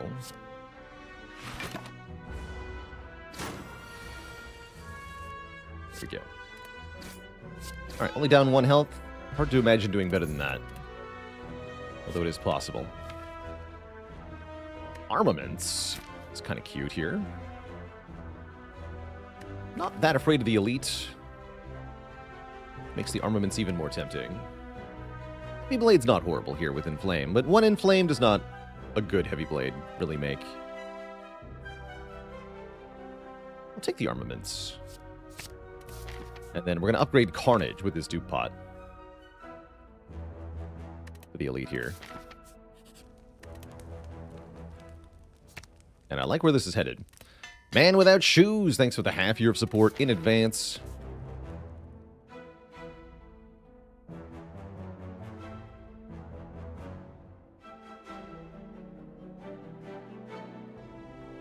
You know, they say that the man without shoes bears his soul. So.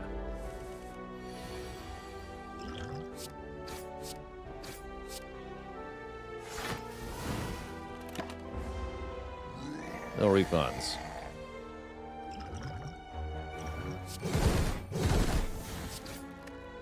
Alright, you're super dead.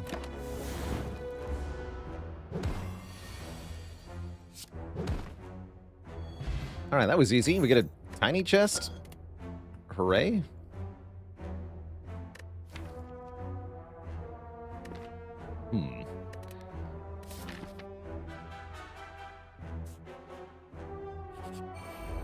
Uh-oh.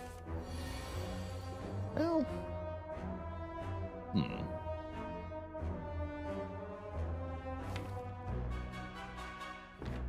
And the wizard is here, huh? Spooky.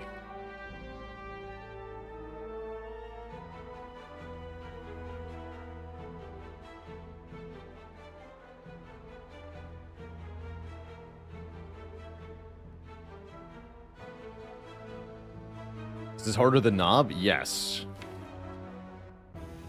Yeah, ashes are going to be essential here. To the point that I think we actually go Inflame, Strike, Strike on the Fat Gremlin here. Let the Carnage exhaust. Take 15. That's what I'm going to do.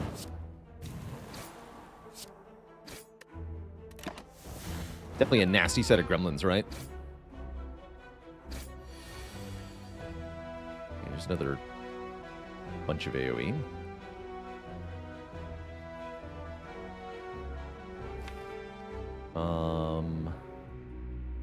What is my worst damage next turn?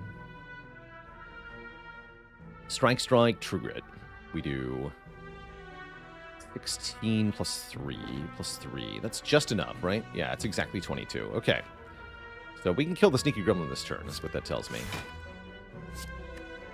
So. Not so bad.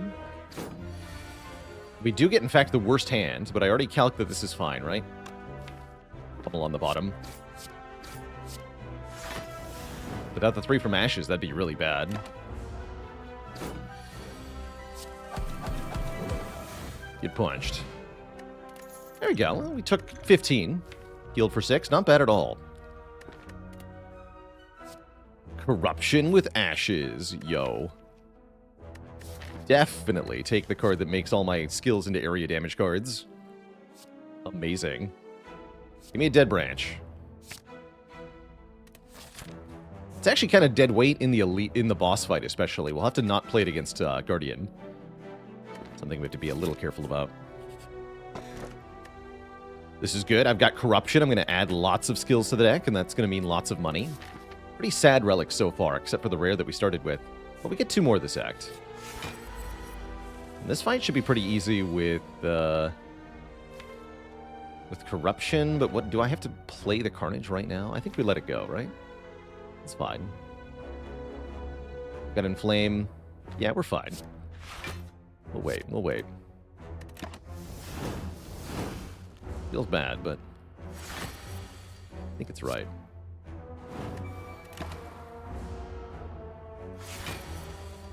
Sweet. Let's go Inflame Bash. Wake up.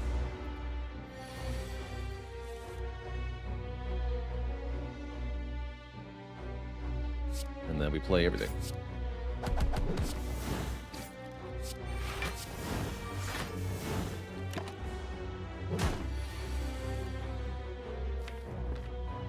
Wrong time to draw these. Oh well.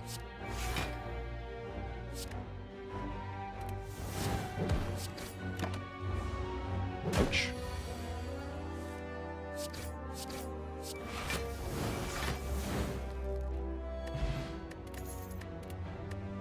So I'll drink the Blood Pot. Infernal Blade. A skill and an attack in one. With the Ashes, I quite like it. And with the Corruption, I quite like it. Shrug is also pretty good here. Maybe we want Shrug for Guardian. And for Corruption fuel. Yeah, I guess we'll take a Shrug. You never have too many Shrugs when you've got Corruption. Never have too many upgraded strikes with a Whetstone. Well, it's better than the Whetstone we got last run, right? Much better. Ooh, and some free mushrooms. Ashes will make this fight pretty easy. We have an Ancient Pot if we really need one.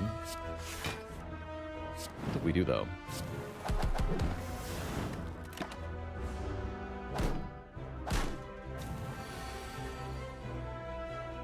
Maybe.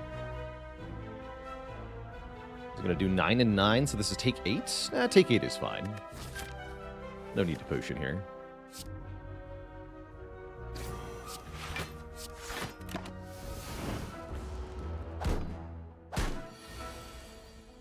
What is the best Souls-like? My favorite is Elden Ring. Big fan of Elden Ring. Pro Striker, thanks for the Prime sub in 5 months.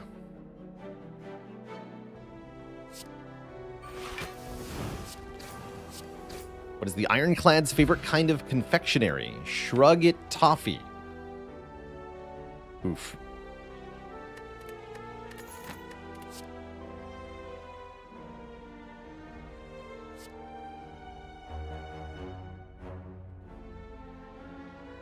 Big oof. Also, these cards are oof. Get another elite, right? Okay, sweet.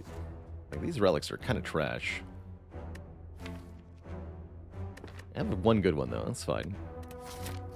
Who needs Thorns? Not me, unless I'm really afraid of Guardian. Am I that afraid of Guardian that I want Thorns pot? No, I'm not. Finally, they're here. Good. Prepare to perish, sentries.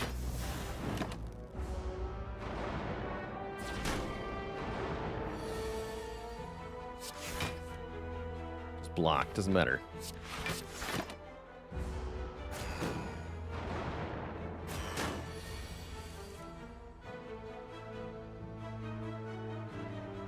Plus 9. Only 30. That's 37, rather. I can just kill the middle one. But then I get hit for a lot next turn. We can't afford that. We'll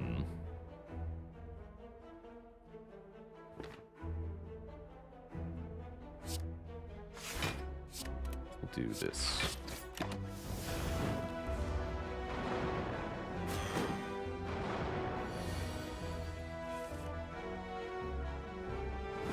Five is good.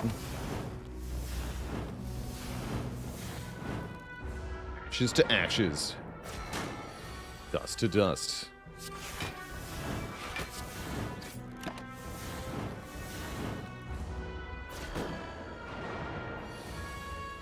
Get him. Beautiful. We get a letter opener. Oh, that's amazing, because the letter opener and the ashes together with the corruption and all these skills is going to be quite a lot of passive relic damage.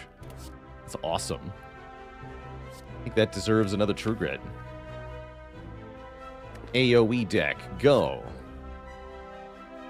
Fire breathing ever worth taking? It can be, but I find it often really awkward to get into. I like it as an answer to Slime Boss in Act 1.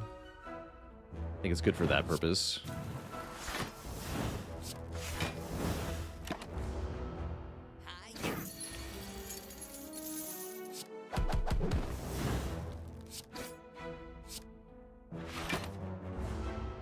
Omabi with the Prime sub in 25 months. Blood. We take an Intimidate? Normally I wouldn't, but it's kind of good here, right? Just does damage and weakens everything.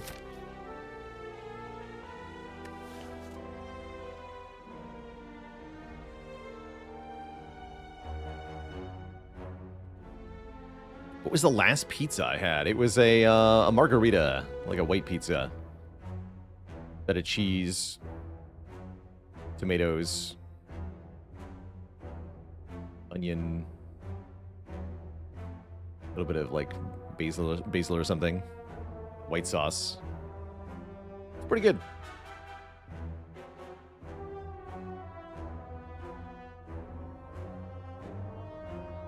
You're wrong to worry about Guardian right now. Going into Guardian, we upgrade True Grit, we don't play Corruption, and we win. Yeah, mostly don't play the Corruption. That would get you killed. Let's take this Intimidate. And I think I'm going to skip the attack potion. Pick up the blood pot here. Go blood pot, liquid memories. And then you can just punch me in the face. That's fine. Should have taken that fight. Upgrade. Alright, Guardian. That is your real name. I'm just going to do 3 damage with this. See if we can break your armor here. Would have been Carnage's time to shine, but Strike Plus will do it. Thank you, Armaments, for making a Strike Plus. Good enough. Good enough. But let Carnage go.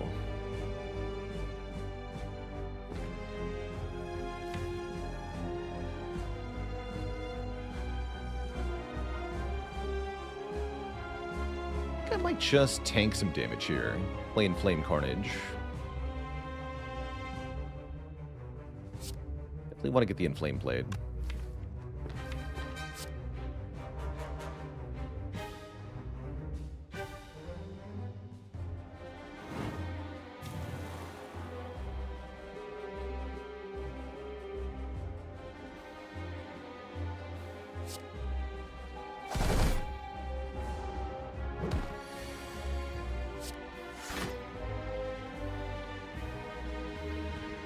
This pummel for later. I'm going to destroy this True Grit, because I don't trust it.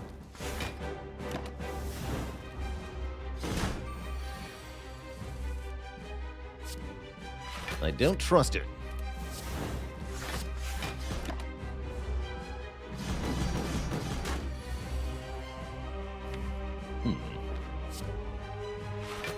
A little concerning.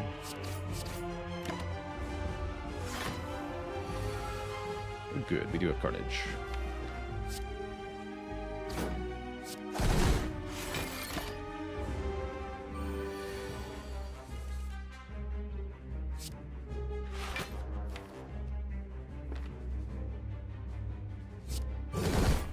Ow.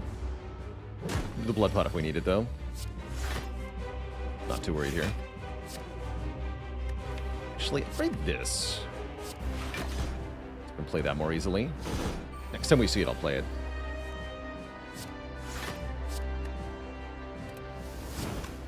I might need to bash here, take another 11 damage rather, so that we can get the Carnage with bonus damage potentially. Have to deal with the Transform in a moment. Yeah, let's bash it. Guardian's definitely a tough matchup for Clad.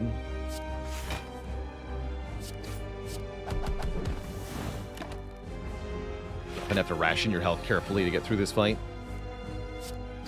GG. Alright, we keep both these potions into the next act. That's good news. We're offered Fiend Fire with Ashes. Yes. Super yes. Super yes with Inflame, too. 3 bonus AoE damage per card we exhaust. What is better, in my opinion, between Ashes or Tingsha? I think Ashes is usually better. That said, with the Relic Stats mod, the highest number I've ever seen on a Relic came from a Tingsha. Well over 2,000 damage done. Ashes can definitely get way up there, too, but it doesn't get that high. But I would say Ashes is better on average, and Tingsha has the higher... upper end. Like, if you get a really good Tingsha run, then Tingsha's way better than Ashes, but Ashes will be better most of the time. But if you got multiple calculated gambles you're just kind of infiniting with, it's actually insane what Tingsha can do.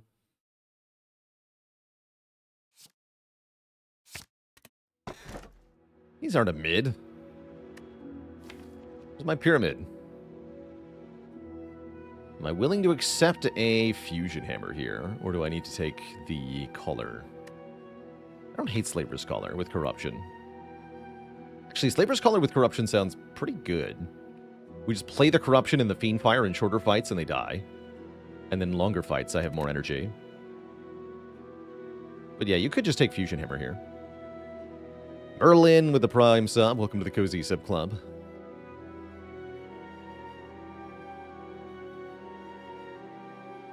Let's take Collar. I'd like to be able to upgrade Corruption, too. What is this act layout? Hello? Bizarre. I imagine we want to go to this shop and get a Tiny Chest activation. Sounds pretty good. Yuri VGC with the Prime sub and Prospeak Games with the Prime sub. 15 whole moons. If armaments were upgraded, would that speak more for hammer? Yes. Upgraded armaments would be quite a bit better for the hammer there. Like I said, I don't think we're in that much threat in the short fights. Birds get deleted here, right? Oh, they're countering me. Help.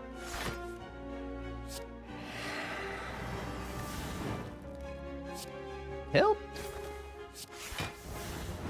Oh, the giga damage. Look at that. We're already at half health, practically. And then I'm the one who gets deleted now. Great.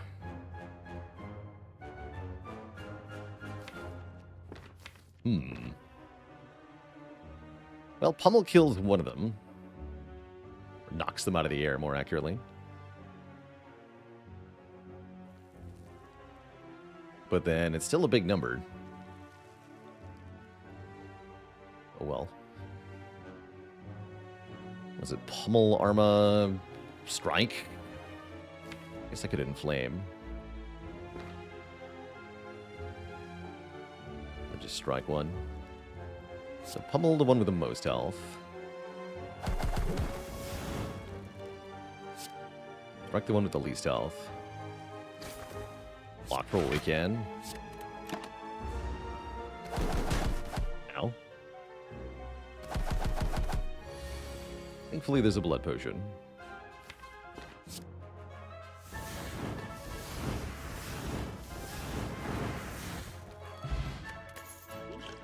Not so bad. Ooh, bloodletting battle trance. I'm afraid it has to be battle trance here. Battle trance with letter opener helps us get to the corruption, makes Fiend Fire much stronger. We need the battle trance. These are pretty good, though. I would take all three of these very happily.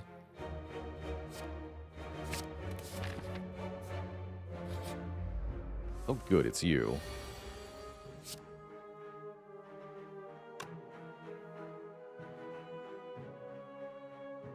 Let's see, if I just Fiend Fire, it is 43 damage. By armaments and then Fiend Fire, we do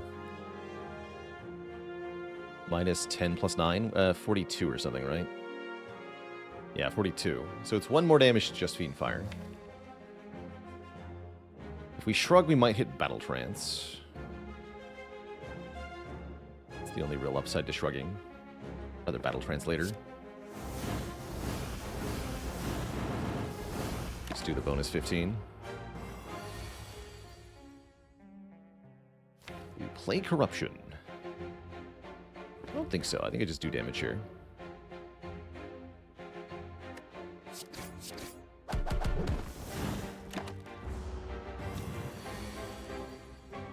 One plus 4 plus 3 is 28.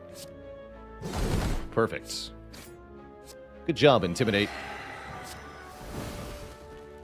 Yell at them until they die. Okay, we are allowed 2 out of 3. We're allowed to take Bloodletting here. I'm going to do that.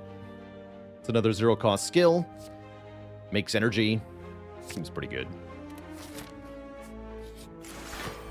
That is not the event I wanted. Oh, dear. Ow. I'm going to use this. Dark Embrace or Feel No Pain would be really good. There we go.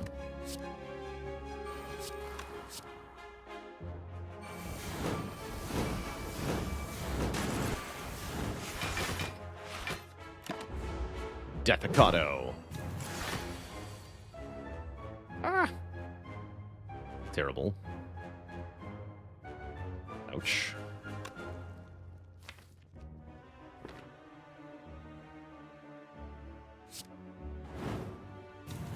So I'll hit the Parasite. Does save a little bit of health to kill this one. But I've got AoE coming up.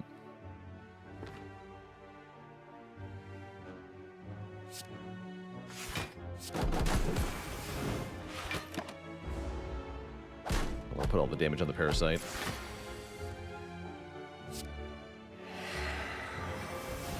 Corruption's not yet upgraded, right? That's right.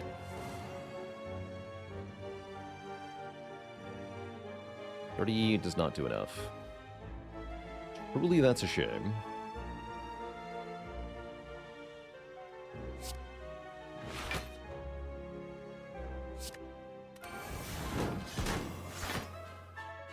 can still play it, though. Cool.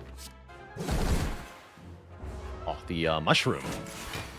The odd mushroom just saved me some health. And we do get a potion back, so that wasn't so bad. Garbage.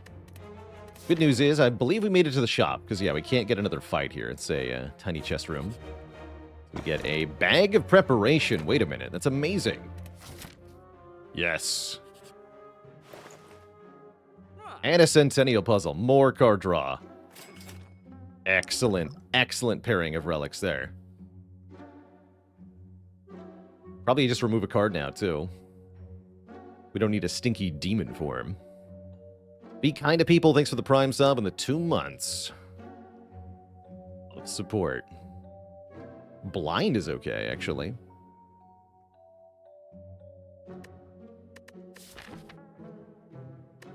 What am I upgrading? Corruption. We're upgrading Corruption. Or Fiendfire.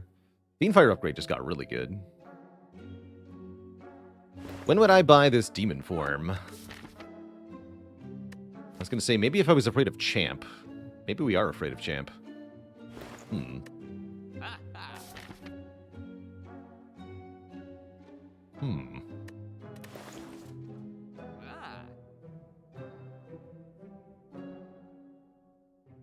This Abacus is actually pretty good, too, because we can exhaust all of the cards in the deck. Actually, wait, this Abacus is really good. We can do card remove and Abacus. Yes, this deck wants an Abacus, big time. That could be our champ answer. That's a fun champ answer. The Babacus.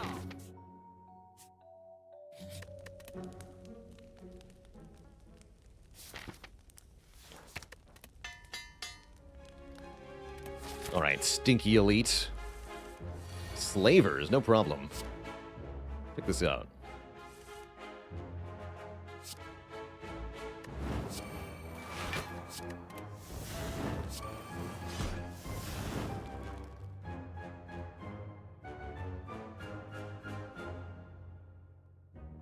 Speed 27 to all. Don't need that much. Weaken them. Give them more blapping.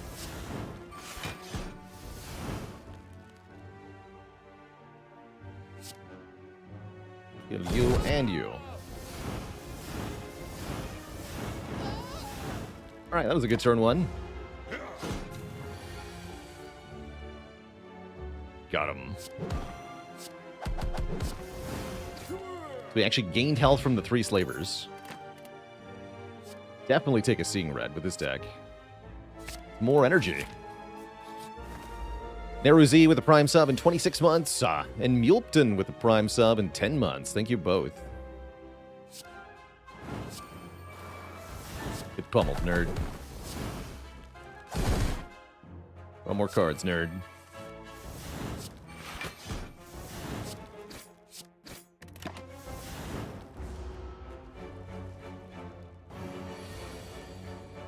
Death.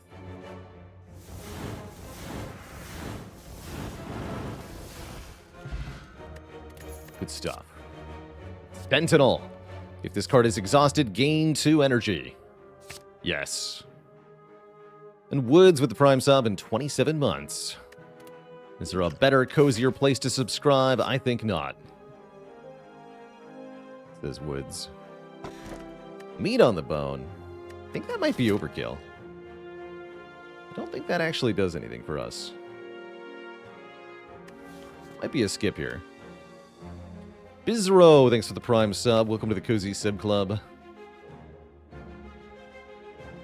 I don't think I'm going to need that.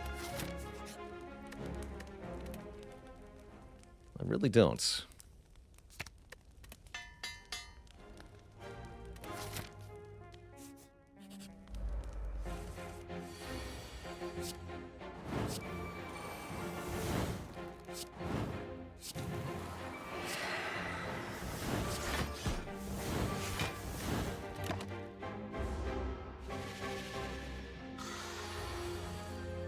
One Dark Embrace away from absolute greatness here.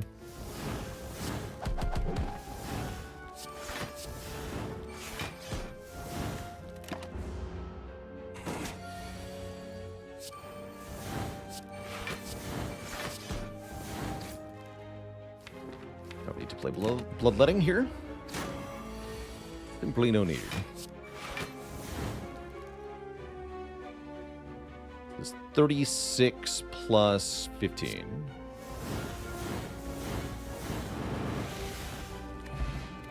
Excellent. Infernal Blade is back, but I don't think we want it. We just want Pommel Strike and pretty much nothing else. Would I take Dome with this deck since we just kind of play everything anyway? I would consider Dome pretty heavily here, but I think in the Heart Fight we might care a bit about what turn we play stuff on. Going this way.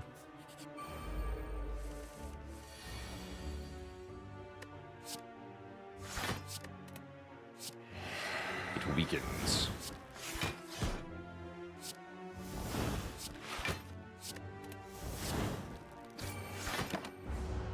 There's actually more damage to play that True Grit. I should have played True Grit.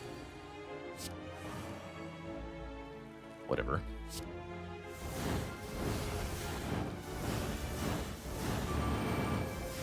You can see why I said we didn't need meat on the bone, right? Where even the short fights that would normally be costing us health that we want to heal from, we just kill instantly. Exhume is here. That's pretty good. Get back any exhausted card, including Fiendfire, or any of the skills that I've played. Yes. That's for sure. And this is actually a relatively dangerous elite here. This one we need to be slightly afraid of.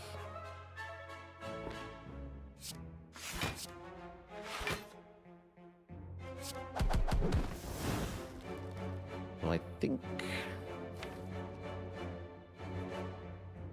deciding whether I want Centennial Puzzle or not. I think I'm going to go full block here. I'm going to do 5 damage anyway. I should have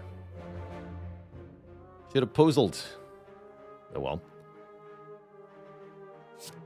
Heck.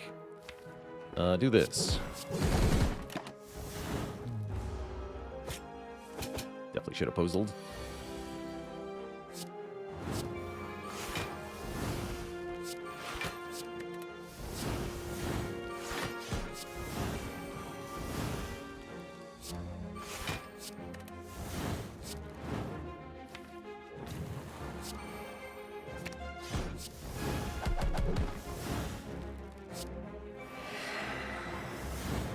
Poor book. You almost feel bad for it. Almost. Get a Lizard Tail. A second chance at life is always welcome. And there is the Dark Embrace. Okay. And a Pommel Strike. Wait. No, we gotta take Dark Embrace, though. Dark Embrace is absolutely insane with this deck. 1 draw per card exhausted. Yes. It's gonna make this thing sing. Although now I need a 0-cost attack or something.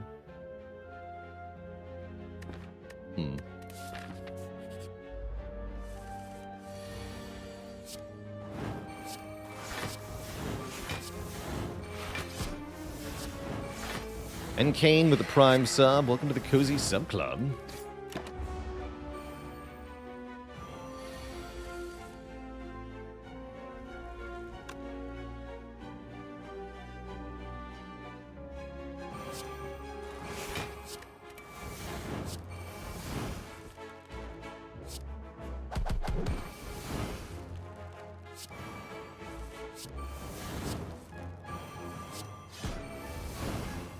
Yeah.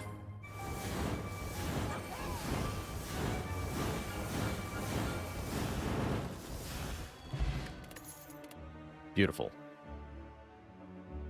You can't keep getting away with it. Oh, yes, I can. Watch me. No more card awards before Champ, though. That's a little concerning. We have to actually think about how to beat Champ. It's a bummer.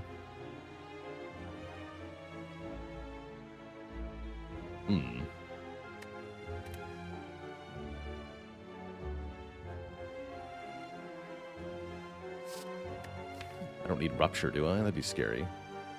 Rupture is scaling. Wait. Do I need Rupture just to beat Champ? Ew. I guess it's fine.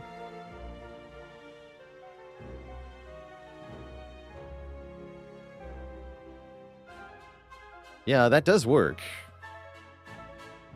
Sure. Do we need it? I'm not sure, but it will be easier if I have it. Let's upgrade this. Do we even upgrade Rupture? No, we just use armaments to upgrade it. We definitely don't upgrade it normally.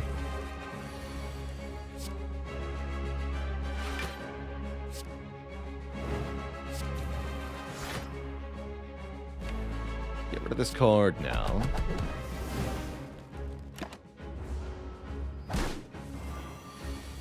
We don't play Corruption in this fight. It's not a thing we're going to do here.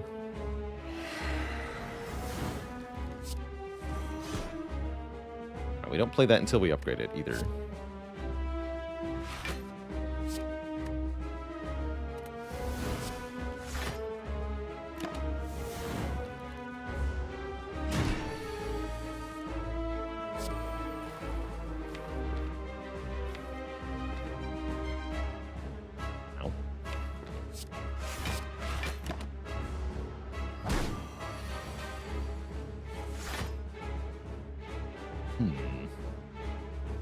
Guess we just play Bash Carnage. I don't really want to let Fiendfire go yet.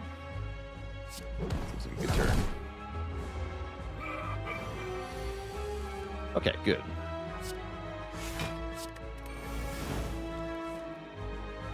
Good-ish.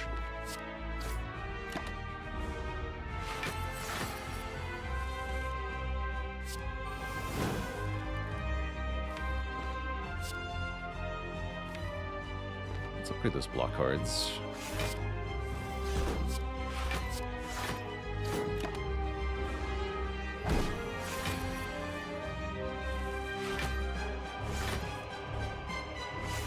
With this.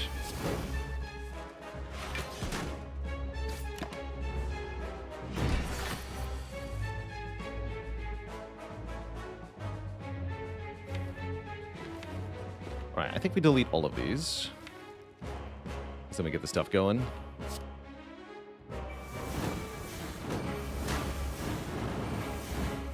Almost at half health here. So let's Battle Trance first. Upgrade the Rupture. Here we go. Just go immediately, though? We either have to let Carnage go, or we go now. I think we just let Carnage go.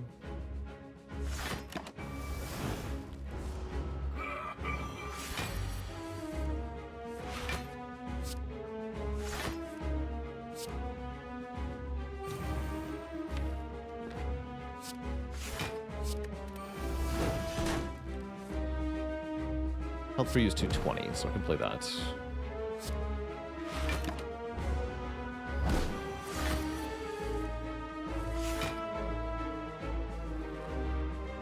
Always exhume cards we need to.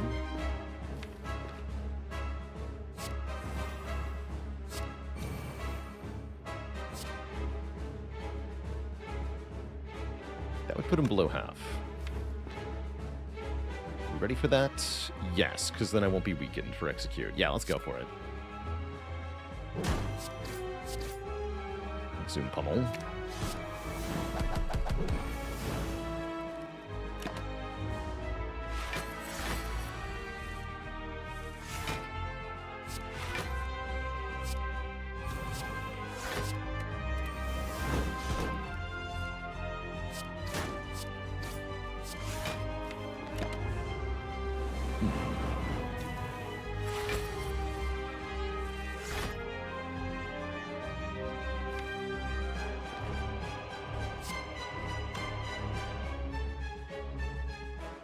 Could be enough. We might have to liquid memories here.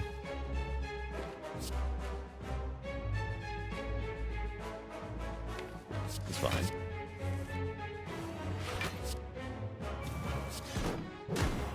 Now we got him. GG. G freaking G. Alright, Offering looks like the sort of card this deck wants. Much more acceleration here. We're going to continue to blitz through Act 3 with what we have. Still looking for something like a Pummel Strike to seal the deal at the end. Works with Rupture, but again, Rupture is not really part of the consideration at this point. It was just to get through Champ. And I like these potions a lot. So, not taking Heart of Iron. Yes, taking Runic Pyramid. Runic Pyramid with the Abacus is going to be very strong. It also makes our Fiend Fire giga strong. Ashes is at almost 800 damage already. Crazy good. I guess you could take Sozu if you wanted more energy, but looks like the Pyramid will make this nice and smooth. But yeah, I really would like to find a Pummel Strike. Really like a Pummel Strike.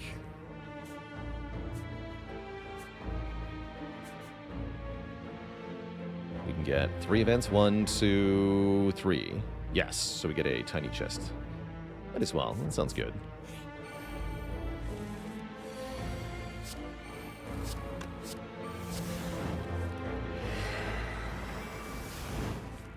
Get them. Put Dazed in my draw pile. See if I care.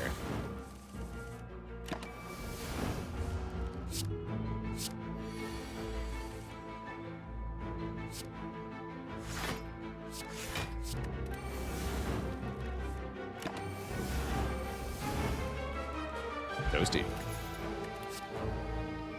They're not Pummel Strike.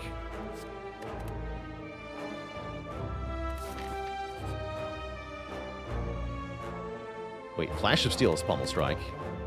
Finesse! Deep Breath? Wait, Deep Breath is awesome. That's kind of funny, too. Oh, I can take both. Hell yeah. Deep Breath Panache. Let's go. Infinite.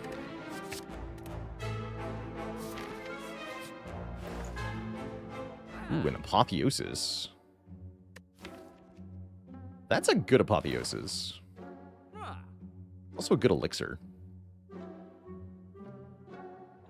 Purity. Purity is also funny. Did ever card remove Purity? Hey there, Sir Van Buren. Here's your link for this game yesterday. Straight Path was the game in question. Oh, wait. Oh, I did delete that. One sec. I'll post it myself.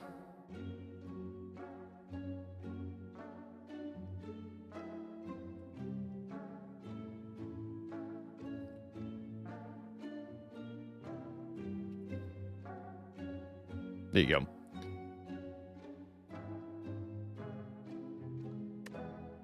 That's right. The main thing getting tracked there is wish listing. Or actually get money if you buy a sponsored game through a tracking link like that. Just to be clear. But it still is appreciated big time.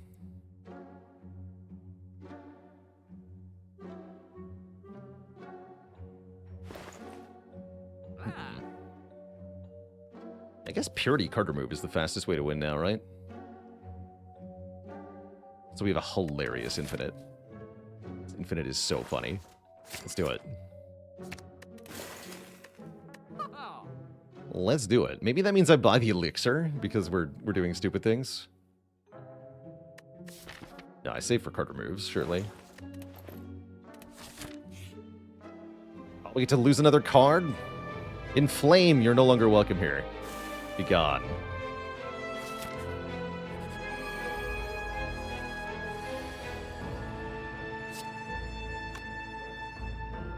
This first.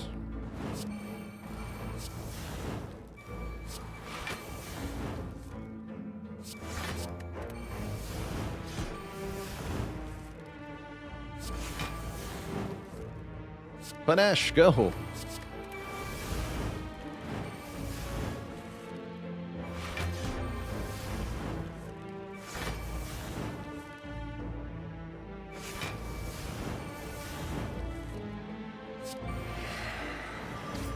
Ashes plus Panache plus Letter Opener, all going off at the same time there. That's actually kind of funny. Repto is so screwed here. Panaches.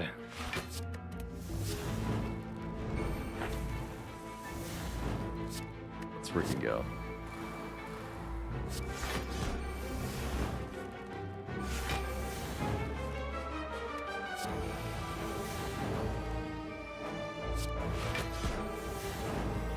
Delete this.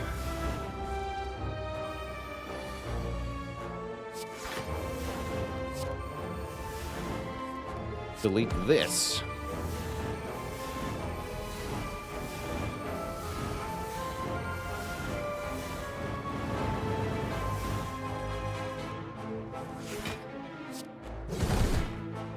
Easy game. Kunai, wait a minute. That's good. Disarm Plus is definitely good. It'll shut down the heart first cycle. That helps a ton. Good against Time Eater, too. Bruh. But I'd like to win this without,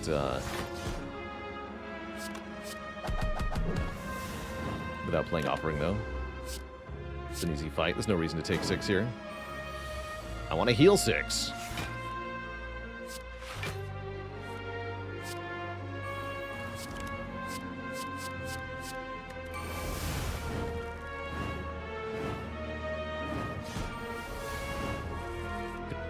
Kachunko.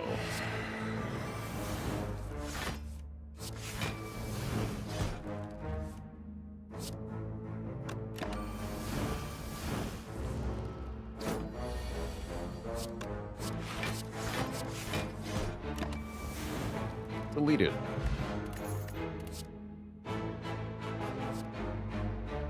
This card can do some interesting things. Don't need it, though. Don't need any of this.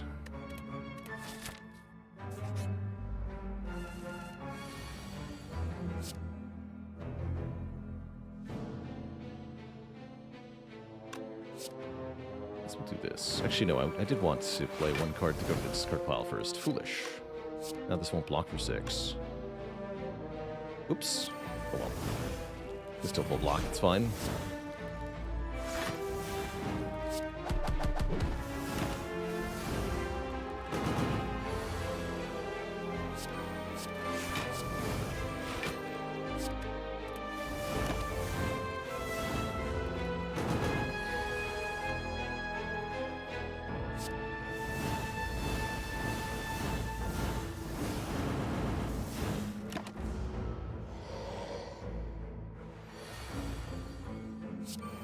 Slightly spooky.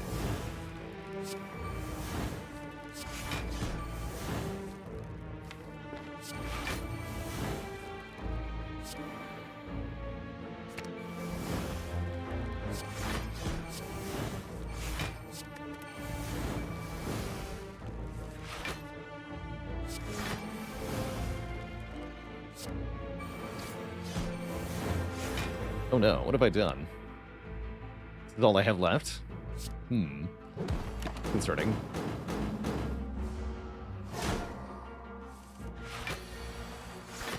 That's definitely concerning.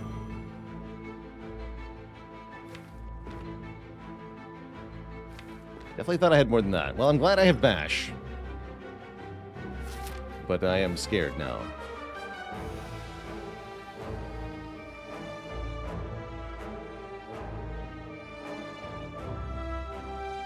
Turn could hurt a bit, and we're gonna have to use one or both of these potions. Whoops. Oops. Let's use that right now, I guess.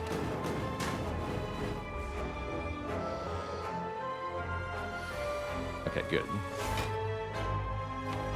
There's more burns. Terrifying.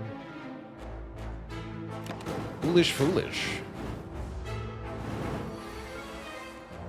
Oh no. Oh, that's really bad. That's really bad. Am I dead? I might be dead.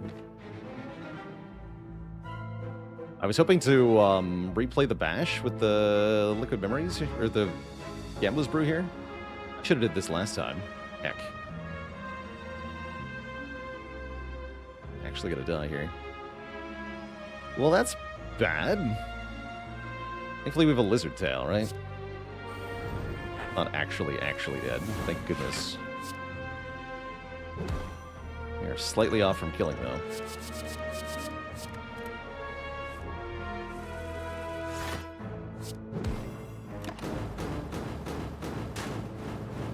Bummer. My tail!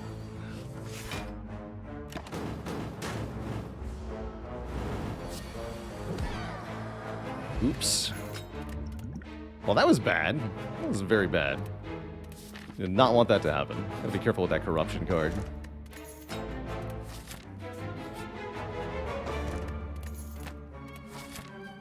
Fight more elites. Okay, lesson learned. Let's not play corruption in this fight.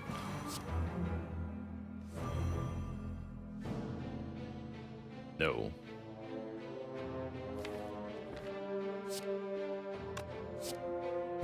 And yes, that was kind of funny. A very funny situation to put ourselves in. Smart? No. Funny? Yes. Yes to funny. Alright, delete this.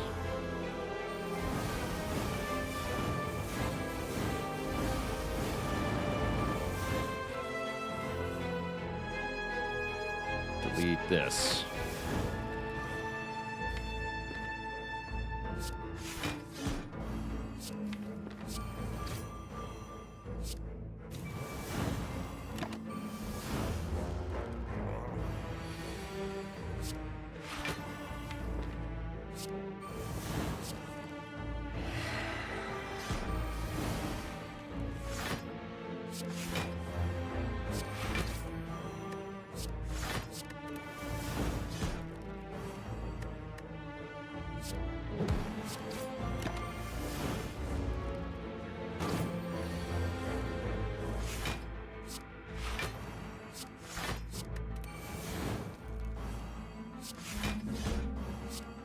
We buy medkit here? We would, but we don't need it. It is nice, though.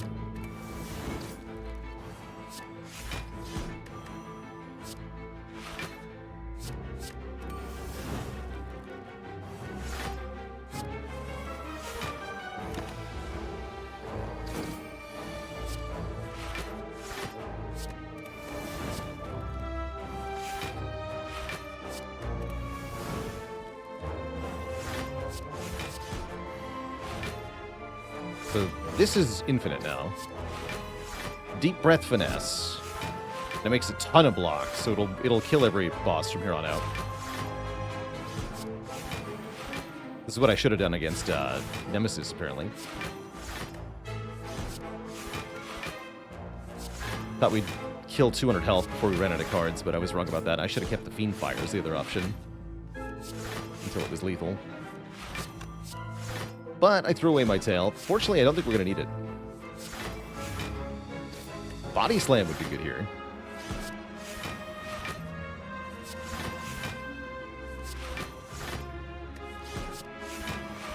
Not a whole lot of damage, is it?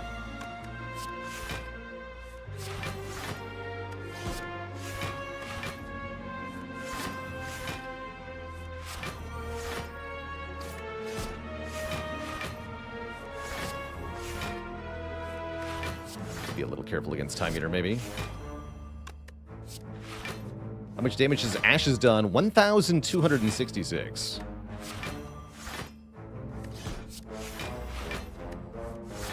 That's a lot.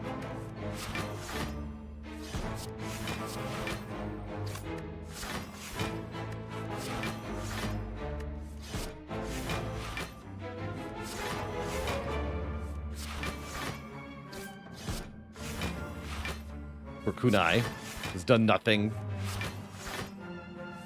It's trash.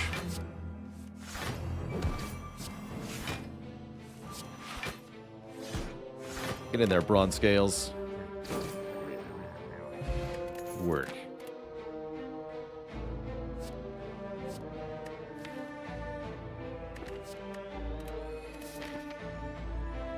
I'd like to rest for safety. Gulaps McGee, thanks for 23 months. Shub reports.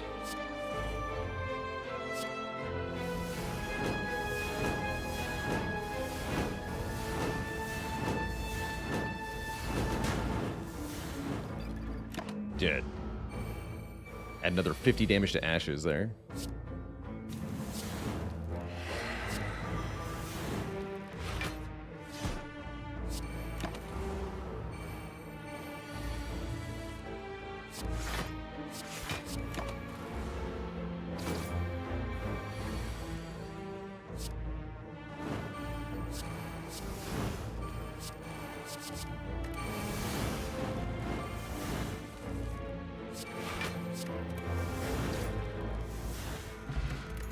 Okay, we got our potions back. We got a second Dark Embrace. That should speed things up. Give me that. And we're way more likely to get it on turn 1.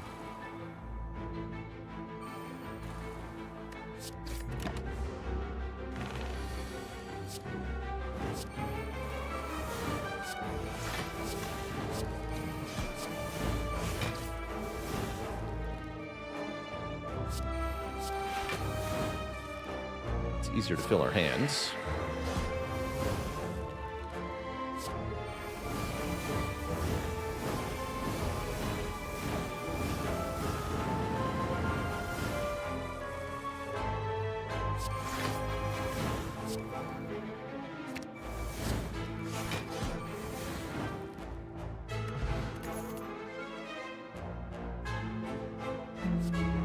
And none of the above.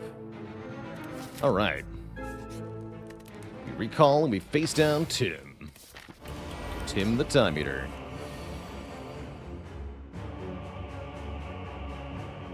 He's hurting me for a lot. On turn 1, Al. I'm gonna keep corruption for the moment. There we go. It's not so bad. Take 5.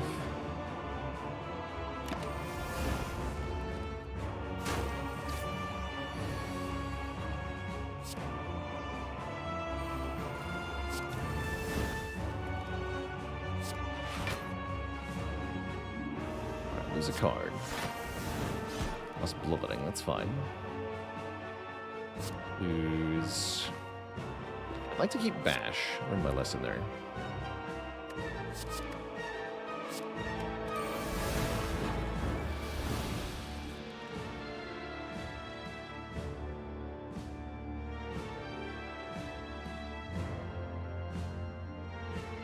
It's gonna be 2 cards, huh?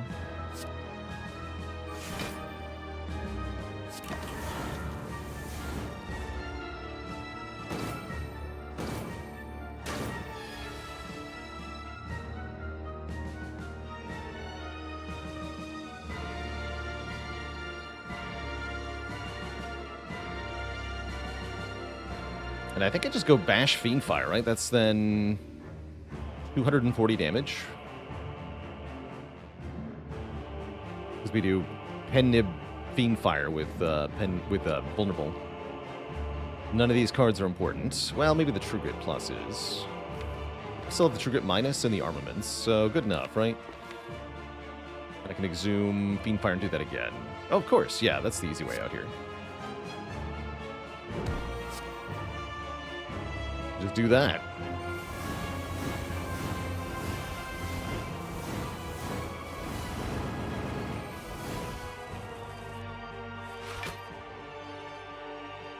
Just go Sing Red, Exhume.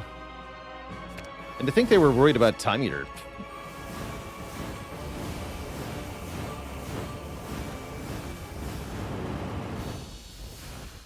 Dead. Thanks, Pen Nib. Alright, this one we can do infinite, easy peasy.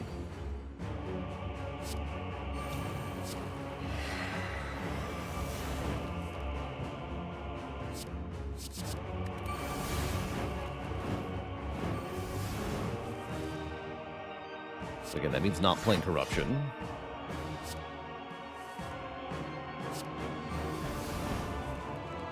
Delete this, I guess. Don't need any of these cards, right? I don't. Send it.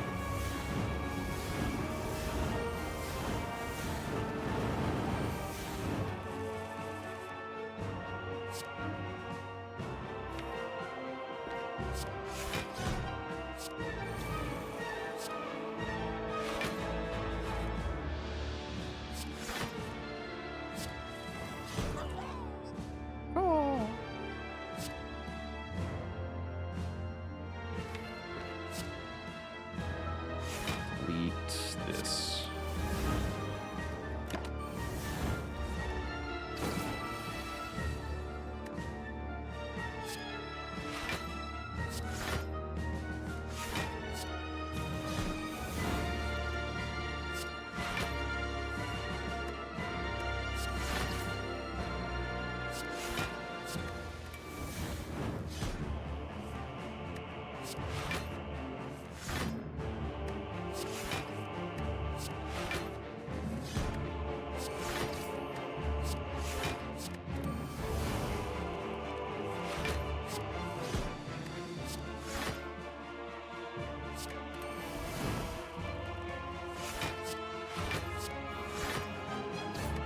This time.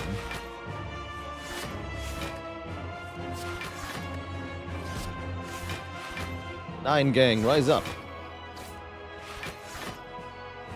Thankfully, the Panache Plus makes us not so slow.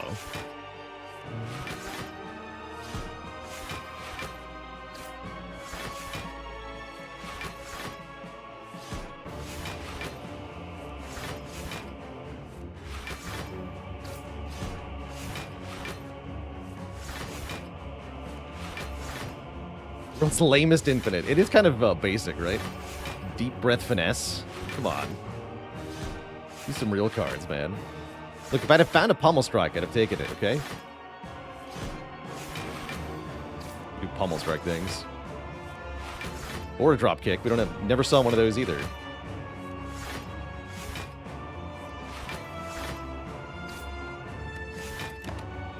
Nash goes off before letter opener. Confirmed.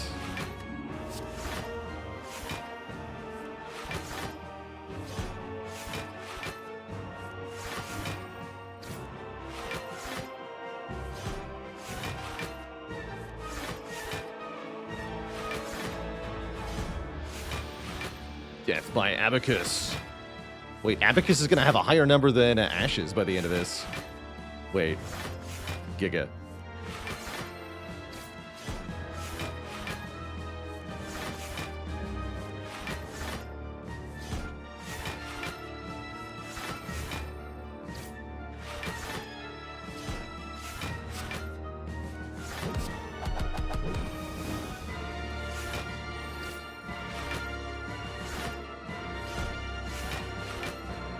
Kid.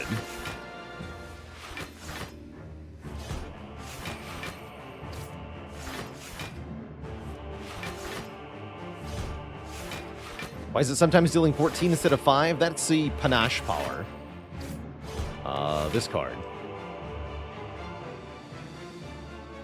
The upgraded version does 14 damage every time we play 5 cards. That's what's going on there. And every 15 plays, it does both at the same time.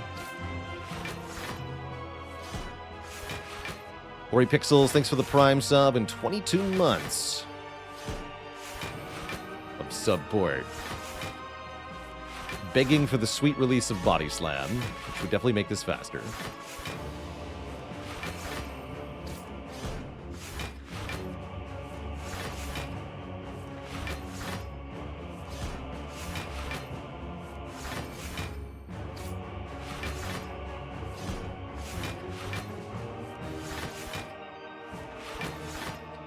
Khan, thanks for 30 months of support.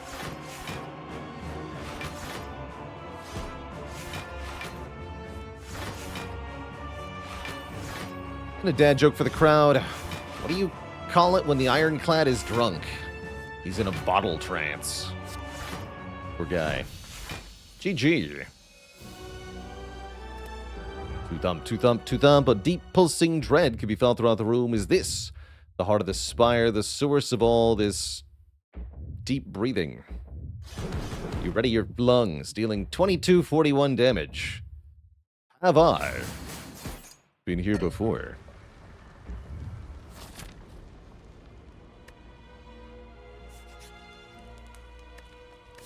People making jokes about 6-hour run, by the way. This is a very short run. Because of Fiend Fire, mostly. Probably upgrade this. So it doesn't suck. Seems good. Burns Pot. Doubles our damage. I could add a third True Grit. Definitely we want to cut Strike. And add Master Strat. No Body Slam here. Sub refunded. We ever take Evolve? I don't think so. I think I take none of this. We do Clash Infinite. If I had Unceasing top, I would take Clash here. Skinny Skills, thanks for the Prime sub and 19 months. Yeah, where's the shop reroll button? Come on.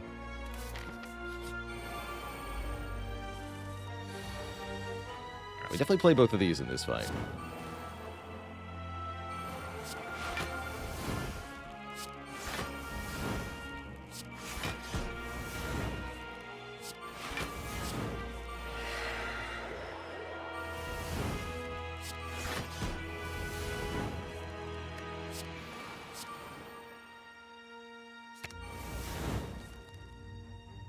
Here we go.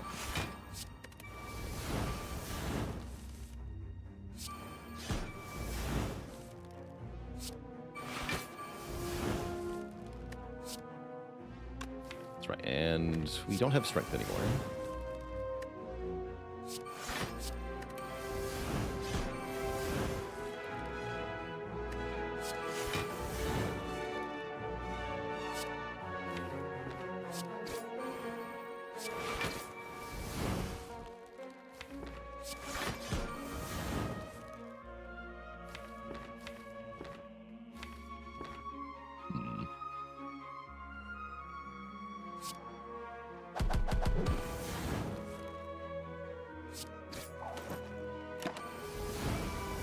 Fire next turn, I guess.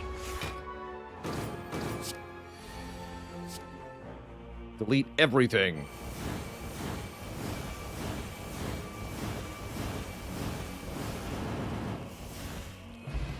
Self-forming clay. Third Dark Embrace. Wait, there's the Pommel Strike I wanted. Yes? Give me that. Having a deck is for other characters. We're Ironclad. I'll take Gambler's Brew over the Energy Potion. The Skill Potion actually could do something. Could happen. Just with Self-Forming Clay, just leading with this is fine.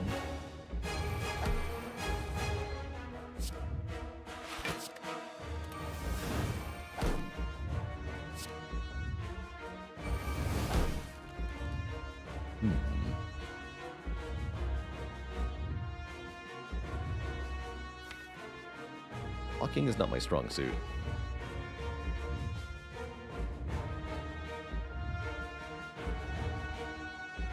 It's an acceptable time to Gambler's Brew. Let's do it.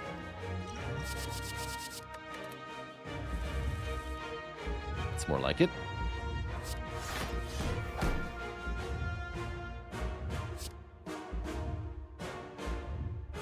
And yes, we can go infinite in this fight. Definitely. Arm of the Panache.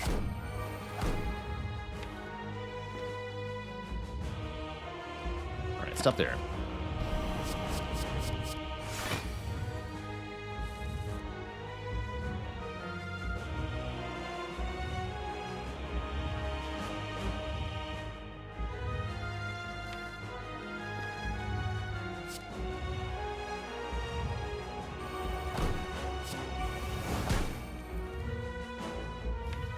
Time to lose some trash. Oh, not that. Good.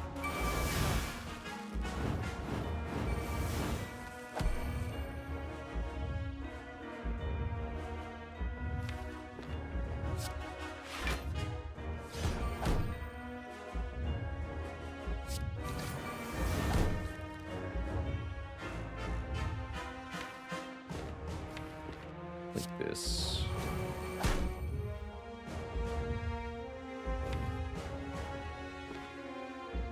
Just heat fire now, yeah? Yeah.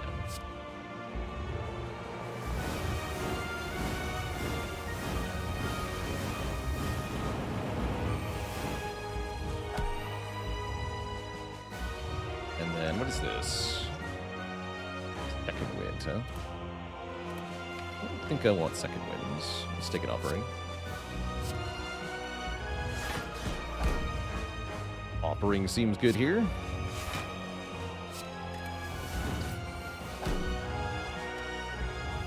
What's this next turn? Kunai. The Calvins, the 28 folk raid. Welcome, welcome everybody. You're just joining us for our infinite combo against the Heart build on Clad here. Poor thing. Never stood a chance.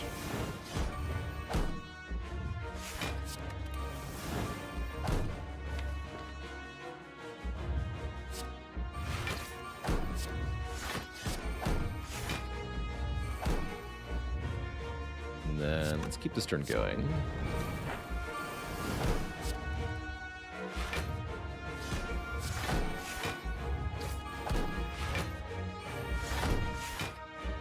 Get wrecked, sir. Ever played Crypt of the Necrodancer? I have.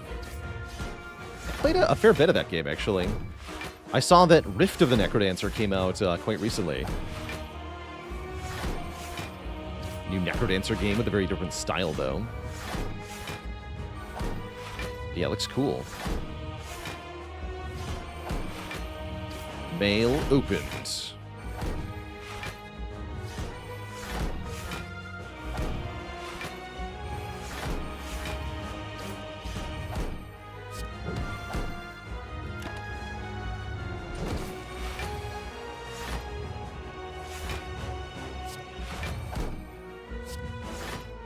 This.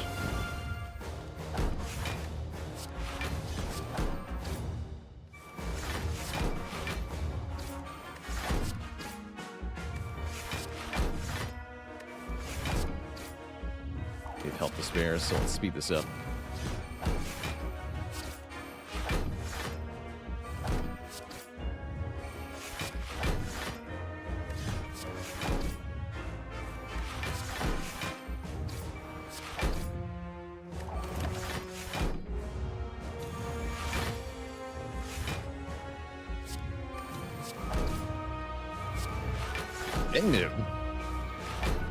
Get bopped. GG. GG, Mr. Hart. The Nemesis couldn't kill us. Let me get all the way there. GG. Yeah, I almost threw that entire run at Nemesis. Whoops. My dang. Thank goodness for Lizard Tail, right? Wait, how much damage did we actually take to Nemesis? Let's run it back. The run history screen real quick.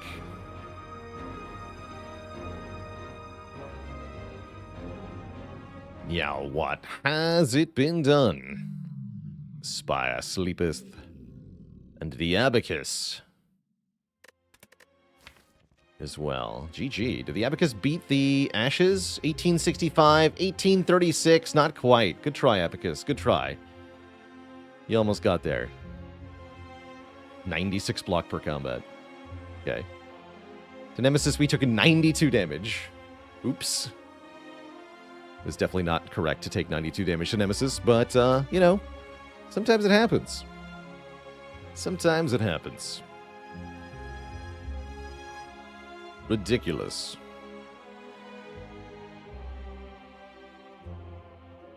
Yeah, definitely glad we had this. Oops. How much did Odd Mushroom save? Hard to tell. Doesn't actually track that for you. It definitely helped in the champ fight. And Shelled Parasite +1 fight. And in the heart fight, but beyond that, I'm not sure.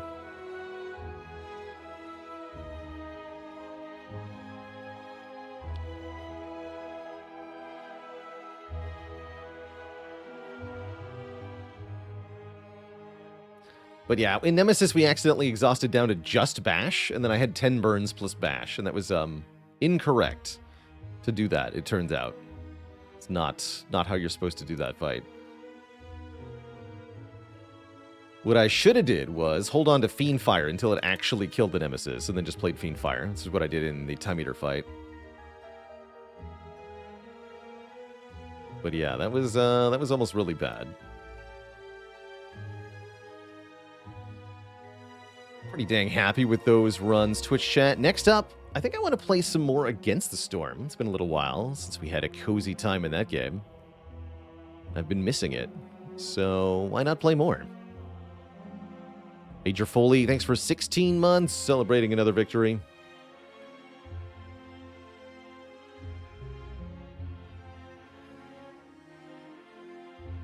contradiction of the weather. Clash with the cloud.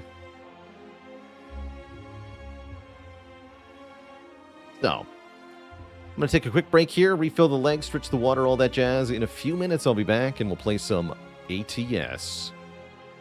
Hope we run into a lot of 1.6 events. Yeah, they added a bunch of stuff. Let's see if we can find them. Be cool. I'm on a 4 streak of 1 Queen's Hand runs. No, we're on a 5 streak of 1 Queen's Hand runs. We've done 5. 3 before the DLC, 2 with the DLC. No losses yet. Anyway, I'll be back in a minute or 5 for a new Queen's Hand trial. Is what we'll be starting. Back in a few, folks. Don't go nowhere.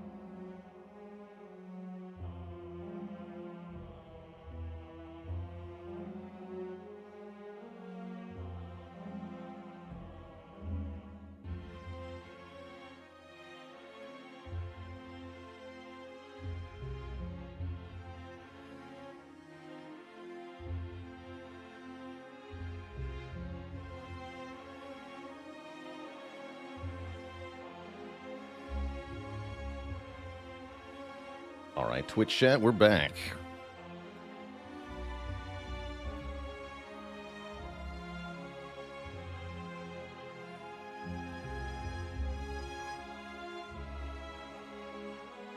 We are back. And we're switching things up here to Against the Storm. It's been a little while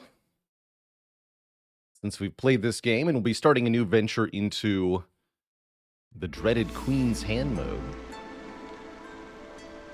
So I think this is the perfect time for a sort of reintroductory run where I try to talk about some of the basics of Against the Storm, such that anyone who's watching this for the first time or trying to learn the game themselves can pick up some of the basics. So that's what we'll do. So we need a new Queen's Hand playthrough. Oh, we have one in progress, I see. Of course, this is not quite fully completed. Let's find out. What does this save file look like? Ah, that's a new one. This sacred contract, willingly entered into by the Viceroy, marks the beginning of the Queen's Hand trial, a crucible of unparalleled challenge and consequence. Losing any settlement or failing to reforge the adamantine seal within one Blightstorm cycle will not be met with mercy, but instead with swift and irrevocable execution. This undertaking, is reserved only for the elite, those of indomitable spirit and unwavering resolve, where there is no room for complaint or lamentation. Should the Viceroy emerge victorious from the Queen's Hand trial, they will be awarded the coveted title of Queen's Hand. This reward goes beyond mere honors. The triumphant Viceroy is also granted a rare audience with the Queen herself. May the Holy Flame guide you, and in the unrelenting rain bear witness to this solemn covenant. Agree. So, we are tasked with reaching the edge of one of these map corners here. One of these swirly adamantine seals. To do that, we have to embark upon a series of settlements. Each separated by, I think, 3 tiles, and then they go on a particular tile. To create a settlement, we have to play a run of Against the Storm, where we start a fresh settlement and try to bring that settlement to victory by earning enough points of prestige, or reputation, I think it's called. Let's see. Typically, at the start of a Queen's Hand trial, you want to get some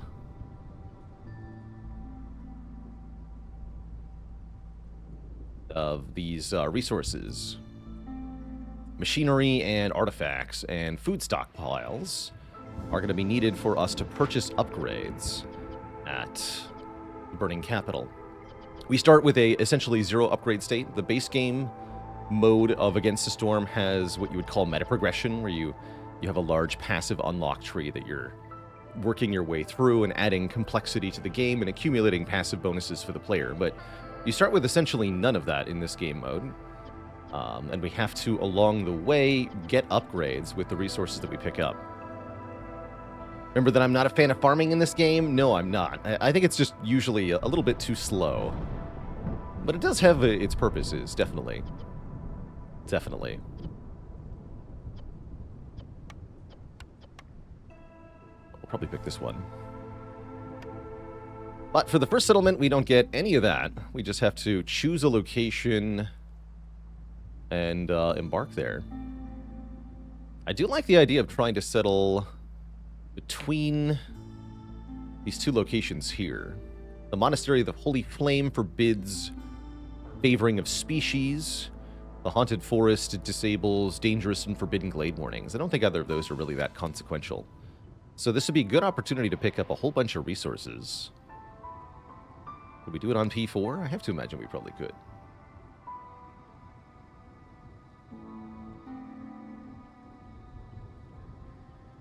but maybe we want to make that the second or third settlement.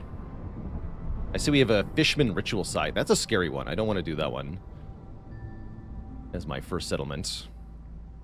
What are the other options here? No resources refunded after destroying a building is pretty decent. Land of Greed is very tough. I don't like Land of Greed at all. That one sucks. From what I recall, the machinery resource is the one that's going to limit us the most in this game mode. So it's the one we want to pick up as much as possible. Although I don't think I want to go to Land of Greed. Not that many locations near the capital here. Normally there's a little bit more to pick from. Ideally, you want to have a series of settlements that are close to the capital, grabbing all the locations and the bonus resources from them. And then from there, strike out towards one of the seals. It's going to be our overall goal. I think we are going to start here. We can do either the Scarlet Orchard or the Coastal Grove. Which one's the Grove?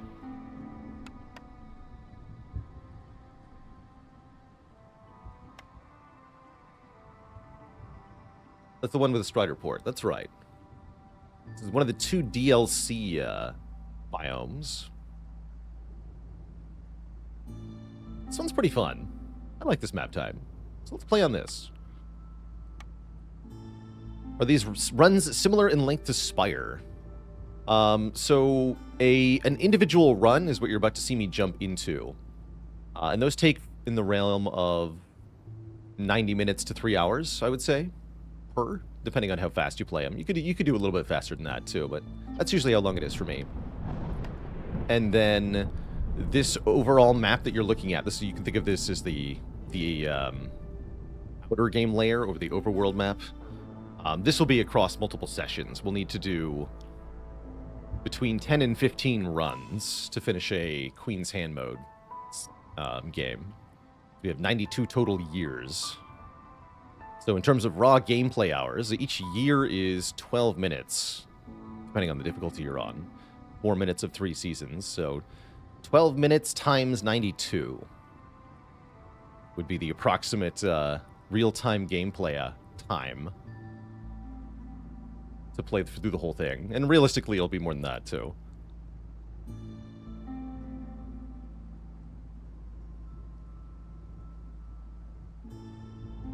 Anyway, we're settling here.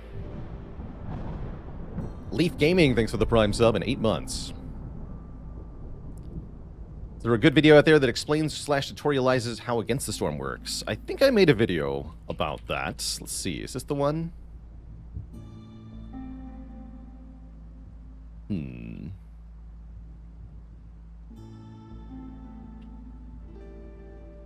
don't remember what the command for it is, though. I had a command.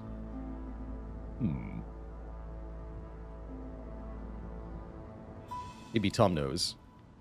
You remember the link to the Against the Storm, like, over-explained video? I certainly don't.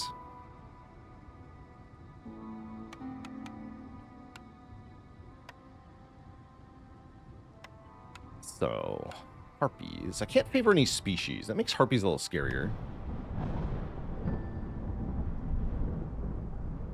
I guess we'll play with frogs and beavers? Sure.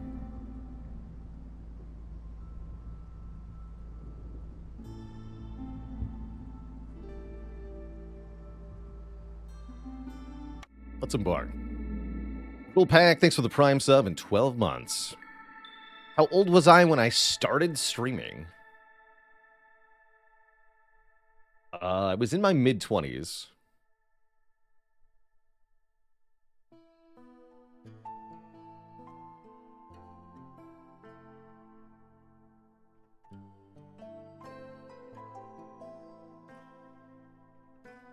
So, gathering speed is faster during the drizzle. Okay, we also have 4 random storm modifiers. And these are our difficulty modifiers.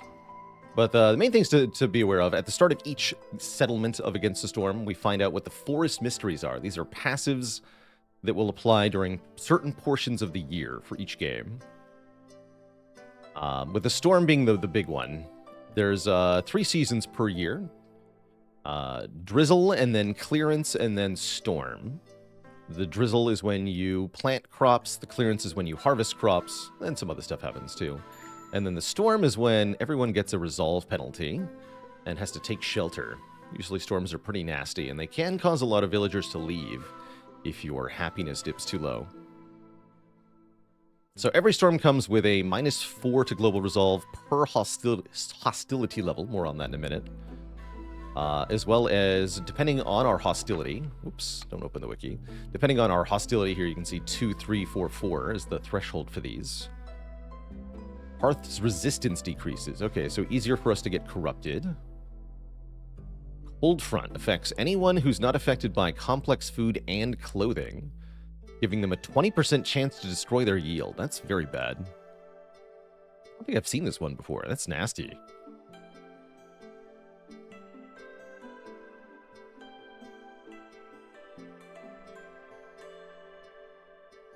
Pay 5 oil for each storm. If you don't, 2 random gathering nodes are destroyed. That's a little annoying. Usually by the time you're at Hostility 4, though, you don't care about a few nodes going away. Less time between breaks for villagers without services. Seems like this will be a game where controlling our hostility will be important. As long as we can keep the hostility below 3, we don't have to deal with these penalties. And we'll just have the leakage. No leaking. So, we start with a main warehouse. This is where all of the goods of our settlement are stored. This is sort of a settlement management crossed with a roguelike game. So the core gameplay is all about balancing our resource inputs, assigning our workers to the correct jobs, and striving towards certain bonuses. Seems we didn't have a command. Oh, thanks for creating that command there. If you want an over-explain, like, the basics of Against the Storm, if you're first time watching this game, that's a great video to check out, where I explain most of the basics, which I am going to try to, again, at least touch on here for our first game of this Queen's Hand mode playthrough.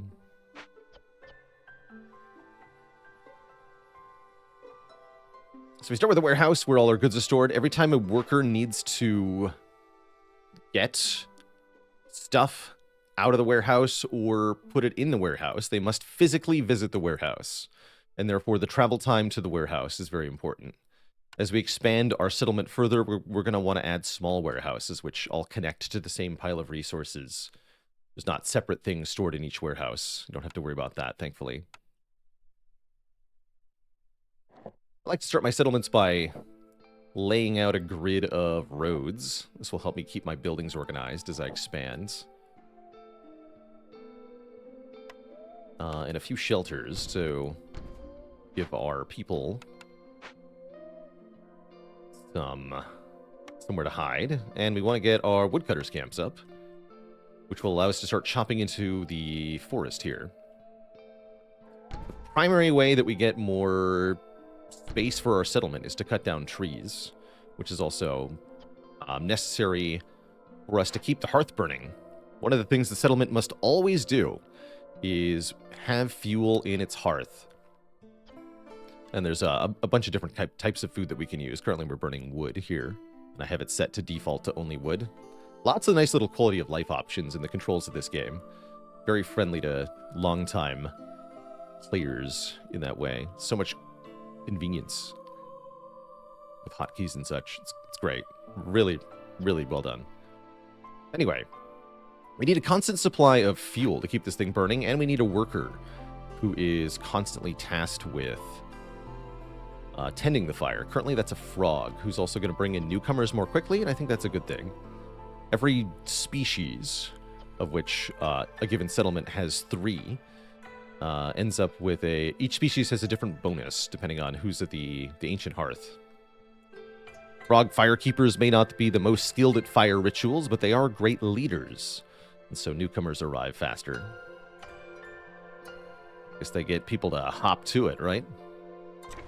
Alright, we're going to unpause here. You can pause at any time and issue commands, or you can run at normal speed, 1.5 speed, 2 speed, or 3 speed. And if that's not fast enough, I'm sure somebody made a mod to go faster or something. You also start with blueprints, which are essentially whenever you unlock a new building, rather than being able to choose exactly which building you get to pick one of 3. We're offered lumber mill, and I'm pretty sure I'm picking that. Especially when the other option is workshop, which is worse at making planks, or scribe, which doesn't make planks, but does make the same things that the lumber mill makes. I'd rather have the lumber mill and its incredible ability to make planks, which are one of the most basic production the building materials in the game. Very important to be able to get that stuff mass-produced and really powerful if you can. It's a pause-and-play RTS. Yes-ish. I wouldn't use the term RTS, but primarily because this game doesn't have what you would consider a unit that you can directly command and control. You have workers, but it's not. You don't have direct control over them. You can't tell them exactly where to path to, and they have a. It's like controlling Sims, really. They'll cooperate with you to some limited extent. Brickyard. Brickyard and lumber mill. I would need fertile ground to use a farm. I'm going to grab Brickyard. We can make these actually really quick. City Builder Roguelike. Yeah, that's closer to the reality that is this game. I think this pick we're going to wait on. Restart Jerky is interesting. Nobody likes jerky? No, we don't want jerky. So one of the consequences of of having different species in your settlement is that each species has different needs. Everyone has a basic housing need, as well as a species-specific housing need, except for the frogs, who only have the species-specific housing need, because they are special. The special frogs. And then everyone has, like, 3 or 4 complex food needs. These are advanced types of food: porridge, paste, and pie for the frog, biscuits and pickled good, 2 to 3 rather. Porridge, biscuits, and pie for the humans. If we can make those foods by combining certain combinations of raw food, then we can get a bonus to the resolve for that species. That is the green number below their face. Get the green number to the blue mark on the meter, and they'll start producing points, which is how we're going to win here. Or reputation, it's called. The blue meter. Filling up in the bottom left. This is how you win a settlement of Against the Storm. Fill this meter all the way up to, I think it's 18 points usually. Meanwhile, in real time, this Queen's Impatience, the red meter, bottom right, is filling up.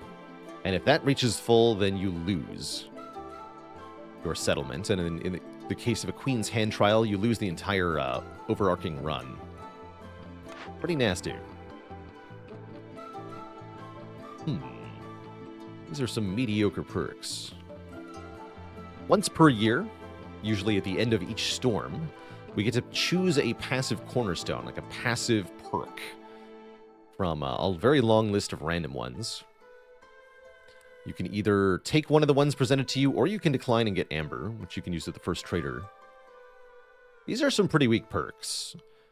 10 Amber every time a villager leaves or dies. That can actually be very powerful. If you wanted to abuse it, that's possible. But we're not likely to want to lose anyone. We're not likely to need to lose anyone. So just taking 10 Amber right now that we could spend right away would be pretty powerful. The other option gives us scaling happiness based on the number of trade routes we've done. But here in the first settlement of Against the Storm, it's pretty hard to use trade routes very powerfully, because there are no other settlements yet to trade with. So I'm going to take the 10 Amber, just decline both of those options. And then when our first trader arrives, we can do that.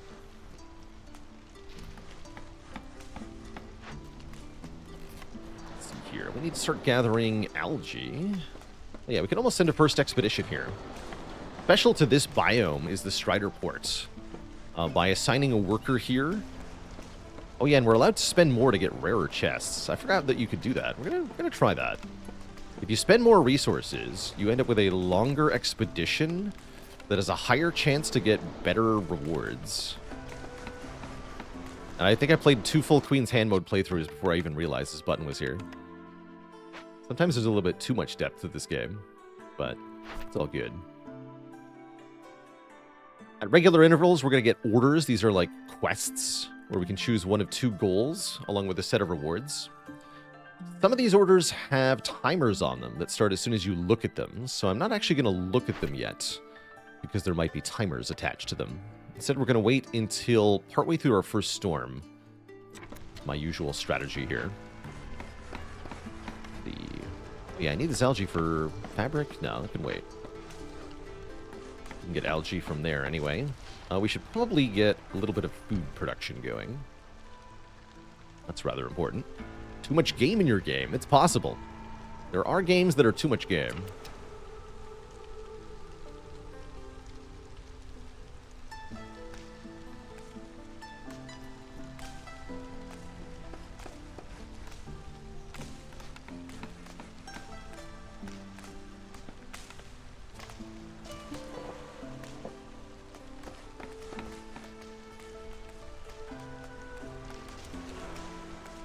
Inscription. I haven't thought about that game in a while. Yeah, Inscription's a lot of games contained in one game. A fun time. So our woodcutters camps are going to clear through the forest here. And we should have enough to, yeah, let's actually begin the expedition here, because it takes a long time. We get to choose a blueprint type. Imagine I want a food production building early on here. We've already got a couple good building type buildings. Get a food production building. And give ourselves a chance to get a rarer chest. It's what, 100% chance for a... No, it's 90%. We improve our odds to 67% of a common.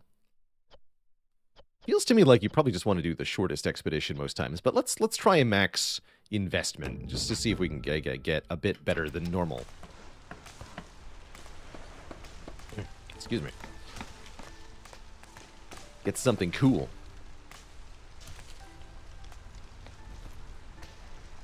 Clay pit is included in food production? Really? I don't think I've had that happen to me yet.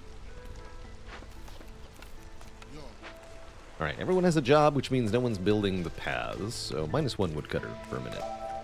Please finish the road.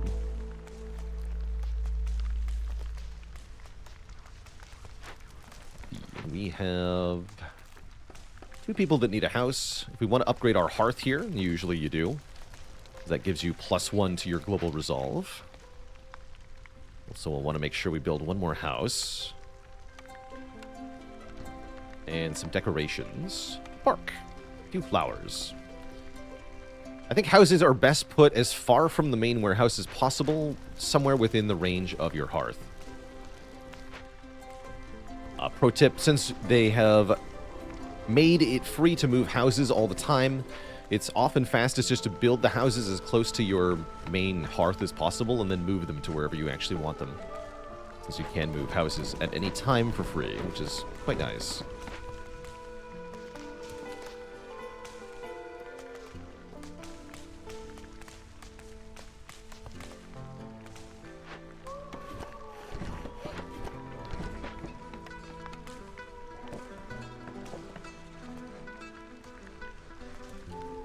How long will this first settlement be? How many years will it take us to win? So again, there's 3 seasons per year, 4 minutes per season of real time. Usually settlements win... Your goal on Queen's Hand mode is to win between year 5 and year 7, typically, per settlement. But I don't know if we'll be able to pull that off on the first settlement. We'll see. Good luck to us. Okay, so the expedition's on the way. We have our worker back. Let's get fishing putt built, too. Fishing huts don't work like regular resource collection nodes. Instead, you have to gather all of the resources from the pond, and then only once you've collected the whole thing do the resources move to your warehouse, instead of being regularly sprinkled into the warehouse. Let's see, I only need 1 human. Give me 2 more frogs.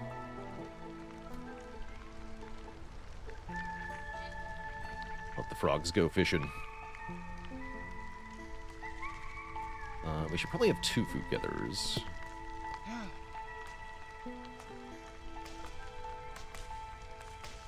Alright.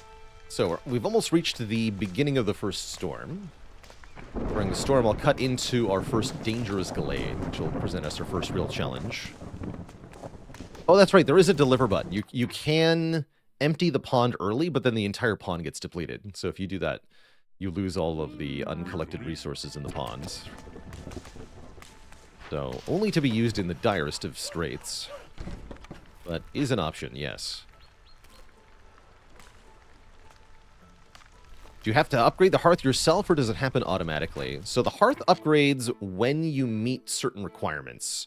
And those requirements are a certain number of housed individuals within the radius of the hearth. So that's houses that have people who live in them. And a certain number of decorations. For level 1, it's 4 comfort decorations. Those are just the green ones that take wood. And then tier 2, you need 4 more common comfort decorations and 4 of the aesthetics decorations that take planks. And then for tier 3, you need the harmony decorations that take all of the resource types. You also need a service building for tier 3. In addition to that, we have to unlock the ability to upgrade the hearth to level 2 and level 3 in Queen's Hand mode by getting upgrades from the Citadel. So for the moment, and probably for a very long time, we are limited just to tier 1 hearths, and will not be able to upgrade any further beyond that.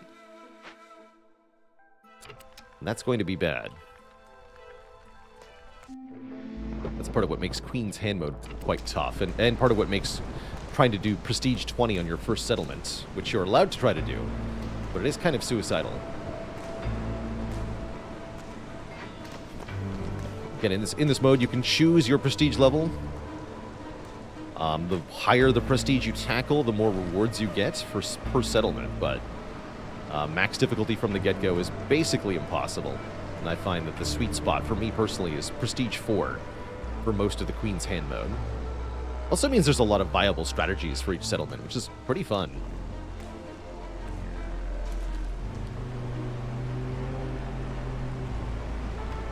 Alright, we need even another house, looks like, so let's get one built.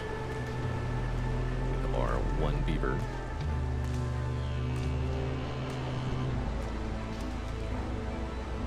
And let's see what these orders contain. Get 1 ancient tablet. Easier said than done.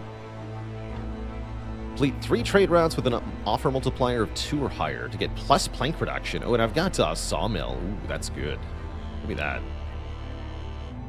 When choosing a quest, you have to consider both how easy it is to complete and what the rewards are. In this case, this is more reliably completable than this is, actually. And has a much better reward, so definitely take that one. Amber trade. Sell money. Easy to do, and we get some parts, or some tools, rather. As well as some more people. This is an easy early one to do and then get a blueprint for. I like this one. Easy to complete, whereas if we don't get tools as a reward from one of our quests, we're not going to get them at all. So delivering 5 tools is actually pretty challenging. Oh, we might get Ancient Tablet after all, or I can deliver eggs right away here. We did start with more eggs than this requires, but I don't really love the reward very much. Mostly you would take this if you want more people, but way less food right away. Sounds like that would put you into a bit of a troubled spot. Let's see if we can find an Ancient Tablet. They're not that hard to find. And then I'm going to cut into this glade. We're going to see what's inside.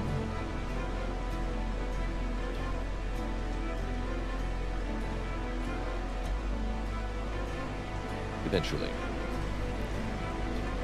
When they get around to it, you see. Ooh, our expedition finished? Wait, what did we get? A green chest. Yeah, I figured paying extra stuff was a scam. But I will continue to invest because I want the purple chest. Oh, we get 5 tools. How convenient. Funny. Could have done that other quest.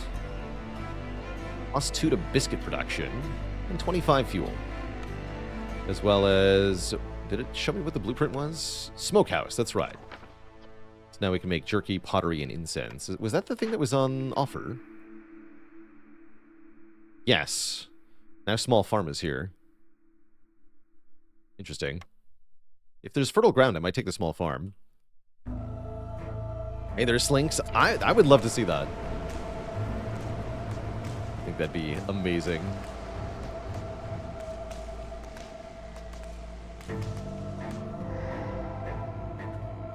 There is fertile ground here, so I guess I'll pick small farm. We also have a ruin, the pantry. We can make porridge and pie in the pantry. Porridge is good. There is a cache that contains villagers move faster. Ooh, that's cool.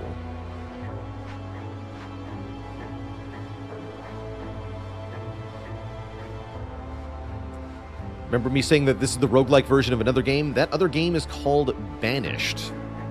It's a rather old game these days. Not a whole lot of depth to Banish, but if you want something that's like this, but like much simpler and way cozier, then Banished is a strong recommend. Very cool game.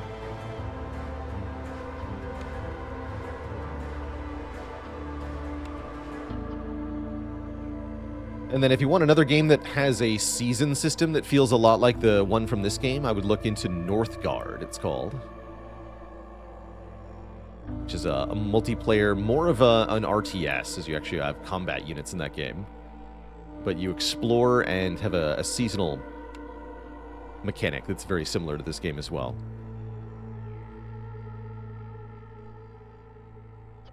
So we're 5 oil short of being able to perform a ritual here.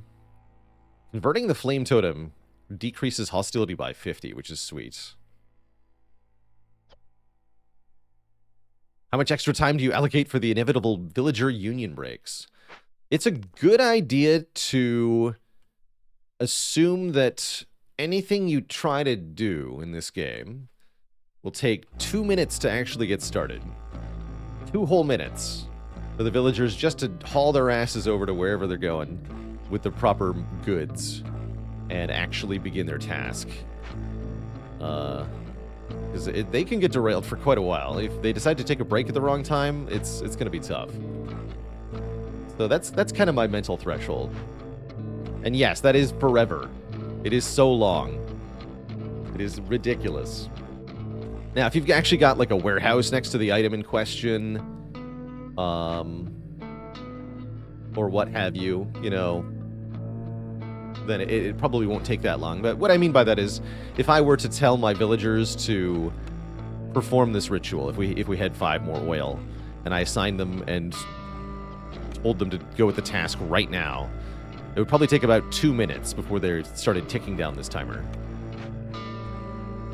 So that's all the time to haul all the materials to the location and take a break and get lost. About 2 minutes. If it's really far away from a warehouse, it could be worse than that. But it's the wiggle room I like to have. Yeah, extra carry capacity from something like a Harpy Hearthkeeper can really make a difference here. Okay, we need our trading post because I don't have the stuff for this event. So we're hoping that the first trader will. Because currently I can't deal with this event. We could burn it down. We get 30 biscuits, 30 porridge, and if I really need food and I just really need to get rid of this event, then that's what we do. But I would really like to convert it, because we talked about how important hostility control was going to be at the start of this.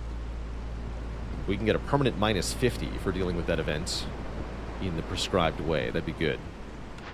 And yeah, let's pick small farm here, because we know we have this. Can we start making fabric? Oh yeah, we certainly can. Just need a bit. I'm gonna need 2 bricks too. That's gonna be harder.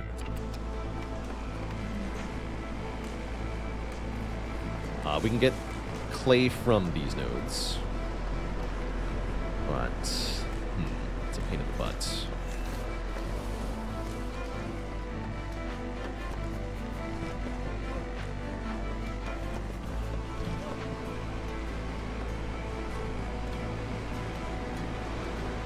Hopefully the trader will have bricks. That would make my life a lot easier. Start sending out another thing yet? I don't really have that much food. 18 if I want to times 5 this. Oh, that's a much better distribution. Although it's 80%. Okay, so it's probably more worth it on the later ones. But it costs more on the later ones. Mysterious. Mysterious. Right, one less of you. Please begin doing this.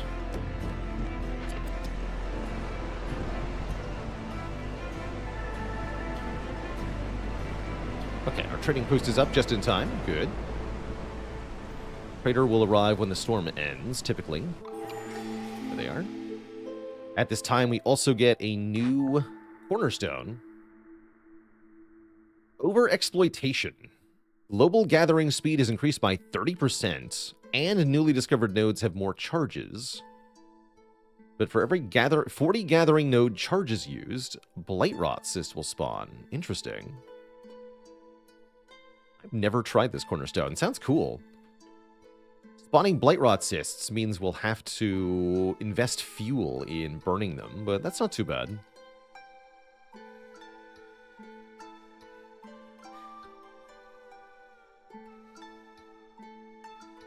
Wow, and it's a bigger bonus than Rich Glades gives too. Wow, 10 to small, 25 to large. Wow.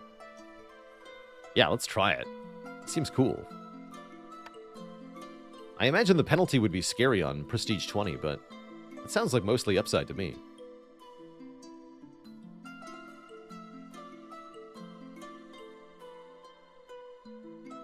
Okay, and what do you have, Sahilda? You don't have bricks. And you don't have anything that I can use to have a ritual, huh? That is very inconvenient. Incense, scrolls, resin, oil, or tea. Make any of this, right? You don't have any of that. Sad. I guess I could buy some clay to make bricks, but that's also sad. Yeah.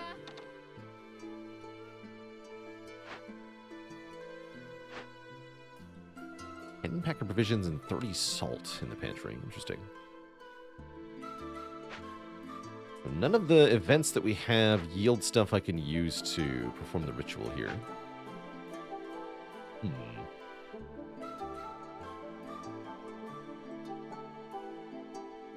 I reiterate that this is sad.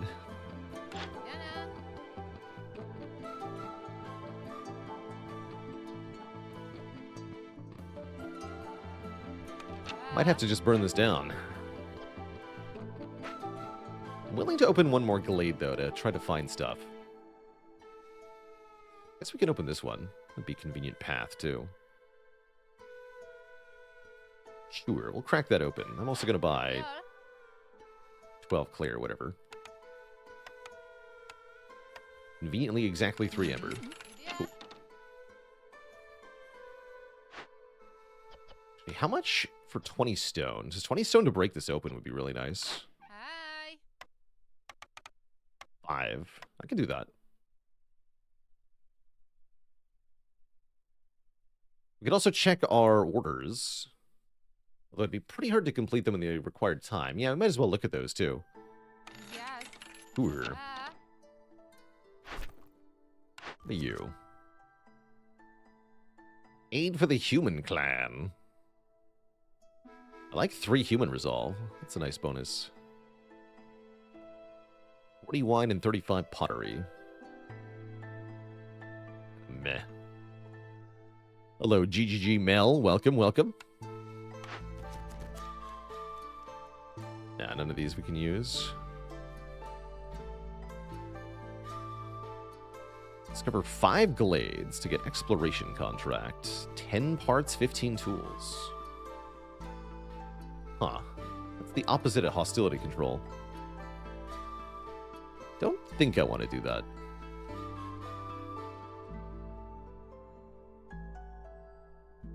This is a good bonus. 20% food speed. but I would need a way to get fish. I guess we only need one fish pond. Surely we can find that. Okay, please make 2 bricks. And somebody produce the lumber mill. And that into this glade.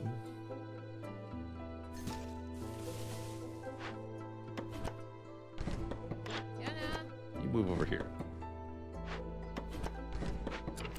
Alright. Good luck, everyone. Wait, you have the thing for that, right? Only one of those? Nah.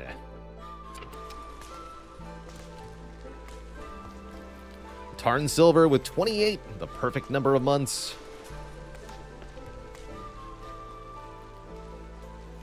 For a silver viewer.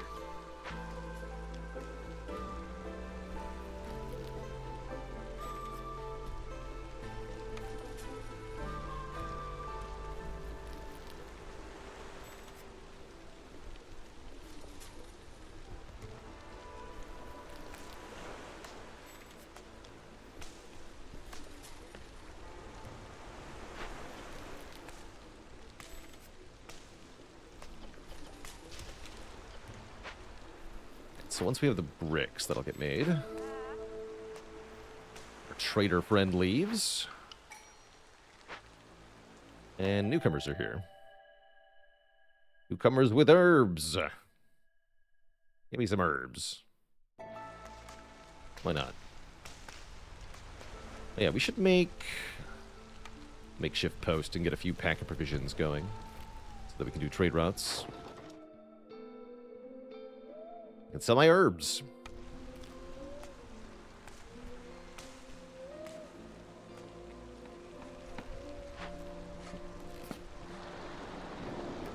Just got started, really?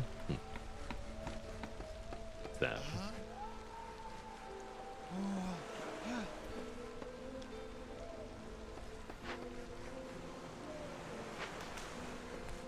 Taking a long time to cut in here. Okay, we get a copperfin trout pond. That's nice. And more fertile ground. Actually, that was rather worth it. Along with 2 reed fields that have tons of nodes. Tons of charges on them. Cool. That's good, I think. But yeah, I'm afraid we're going to have to burn this down. Because we're 5 oil short of being able to convert it. I have no way to get that oil.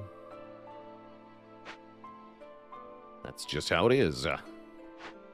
Yeah, let's burn this down. At least we'll get food for that.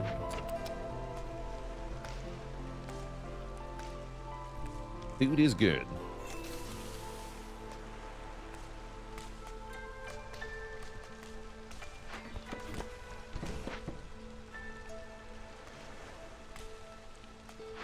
Alright, now we can start making planks.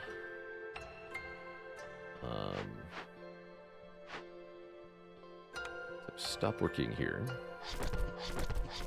Go back. Yeah. I accidentally used my rocks to make bricks. Didn't mean to do that. We can get more rocks here, though. It's fine. But yeah, that means I won't be opening this cache anytime soon. I had clay in it, too. Bummer. Big bummer.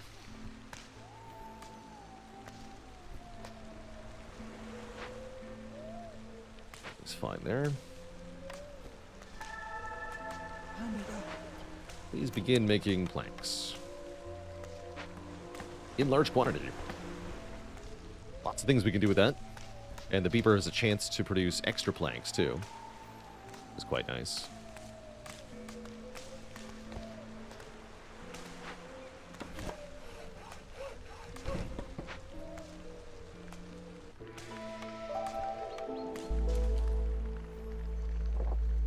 How many hands does one queen need? It seems at least 6. It's our 6th Queen's Hand mode playthrough.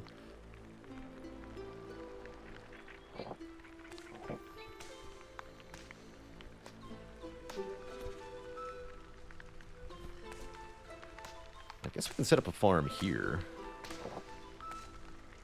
for next year.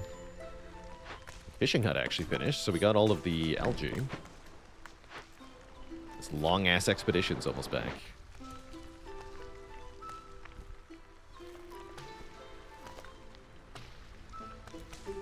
You are done. Good. Looking for some more newcomers. I think after the next group of newcomers, I'm going to switch to a human Hearthkeeper so that we slow down the impatience gain. We're off to a little bit of a slow start here. Man, I wanted to operate this as well. Just make packet provisions out of this stuff. Limit 5. Go.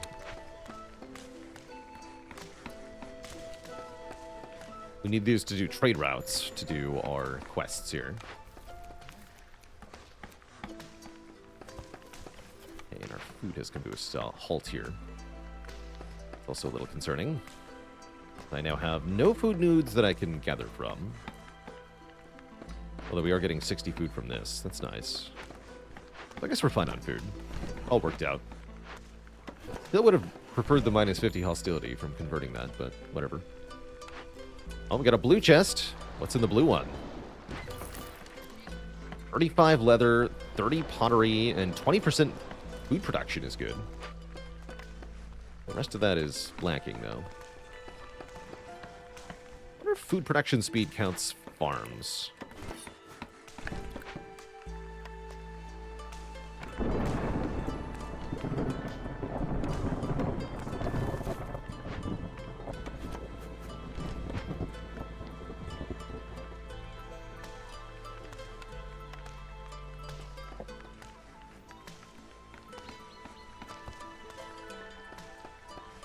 Going into another storm here. We should probably build our blight post shortly. But now it's time to get the brickyard up because we have the planks for it. So good. Then we can make bricks real cheap like.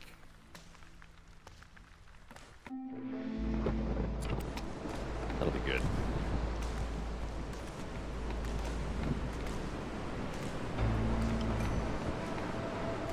More people. With more herbs. I like herbs. 2 fabric is nice, too. This is hard to get currently. Actually, I'll take 2 fabric. It's also 1 more person. Frogs who don't need houses. Stinky frogs. Well, actually, they'll appreciate houses, but they don't need houses. No house-living species is unhoused currently. Good. We'll put them to work in the brickyard.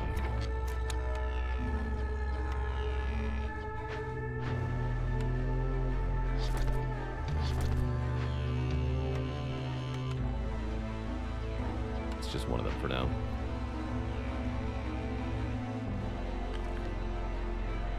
Okay, we'll be able to make a mine.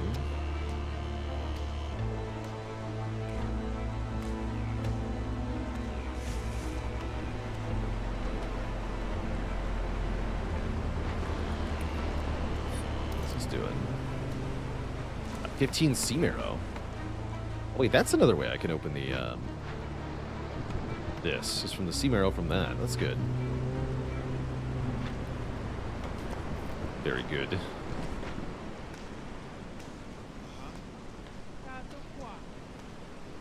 That human's gonna be a farmer. Please buff your field. Small farm makes vegetables for raw food and grain, which we can use for porridge. Make porridge with the pantry. I really want to do that. Get the mine up. To cut down 1 tree.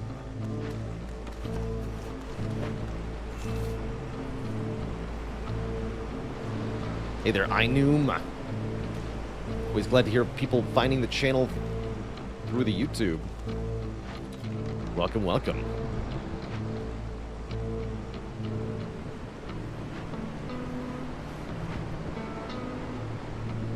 Many welcomes.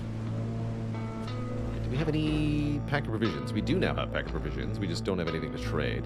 Although I could make pack of trade goods. Let's see. How quickly can I do that? 42 seconds. can make this happen. And I have stuff to do it with, too. Great. Please do that.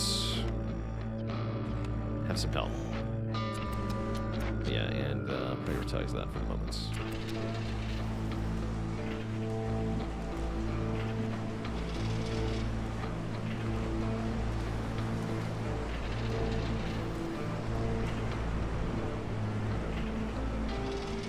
They're fetching too much stuff. Works.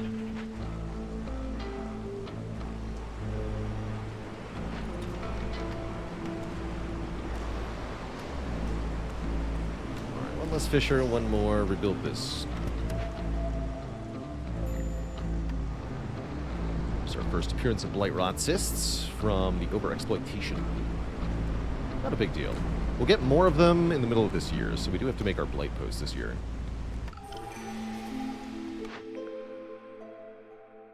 3 grain per minute, you know? I wouldn't complain. Still pretty early in this settlement. Sure. Using any of the Twitch integrations for this game? I'm not, no.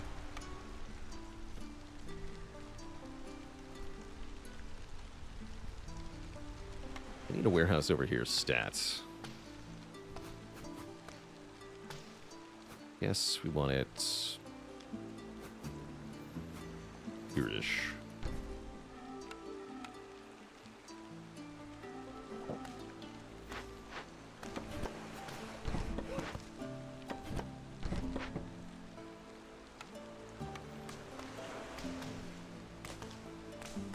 It's definitely time to look at new orders. Not quite yet, actually. Fired. Building materials and insects. All right. It's going to take a while for us to find trade routes we can do, but we'll do them eventually.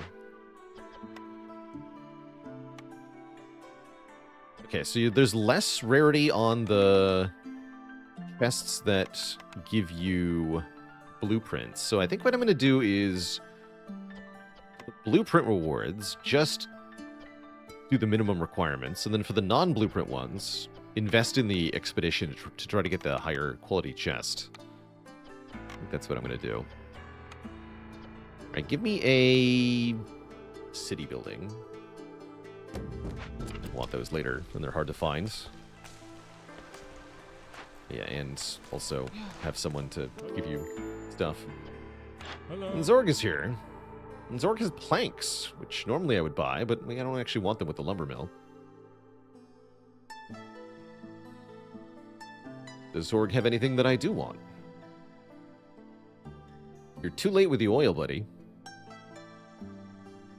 guess I don't really need anything. Actually, no. We should trade for things that I can use to make more pack-a-trade goods. That's what I should do. Right, these are any containers or flour or oil. So actually, you're not too late with the oil.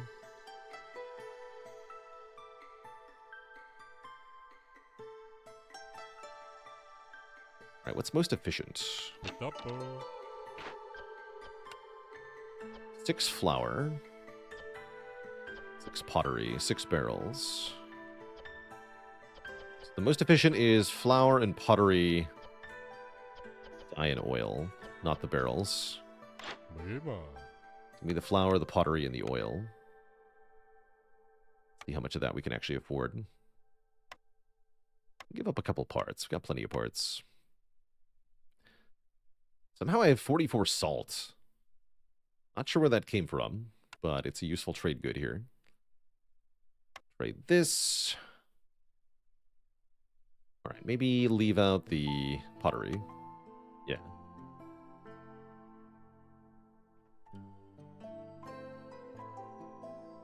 Bit more reeds. All of them? That's fine. Oh, the salt is coming from the trees. Interesting. Thanks. Okay, please use flour and oil to make more pack-a-trade goods.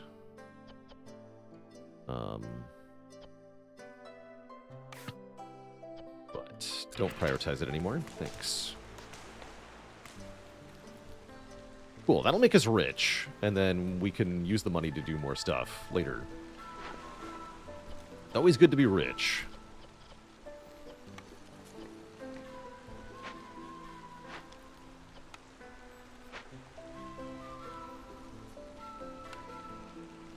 It's under resource gathering. That's right, the mine.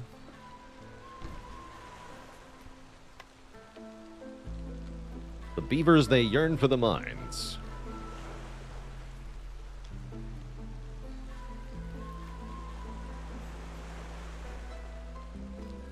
Probably a good idea to make another hearth over here. Once we have the coal mine online, fueling a second hearth won't be that hard.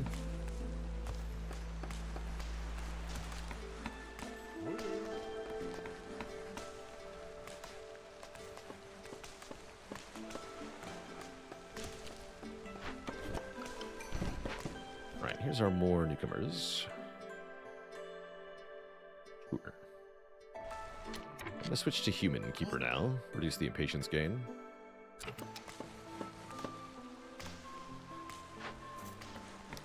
Don't have a water geyser yet. I haven't prepped another glade, really. It's the good one. Let's start cutting towards that.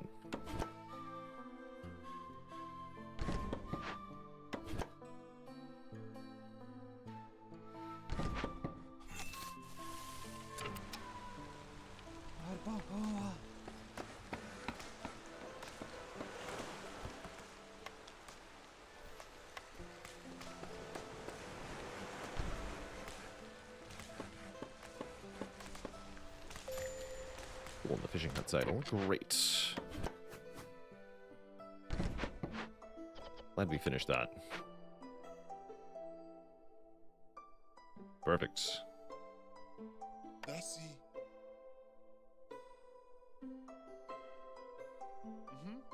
Supposed to have a friend.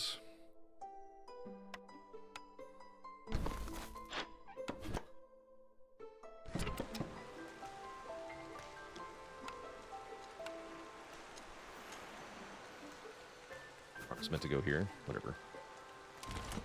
Here. Oh, that's right. We gotta deal with that. Light post. Go.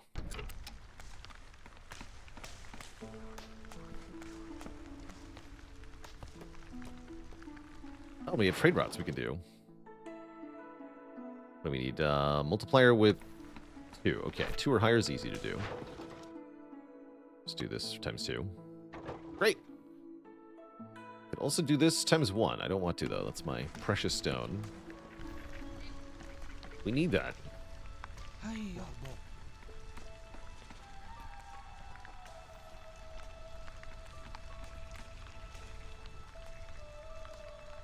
Cool.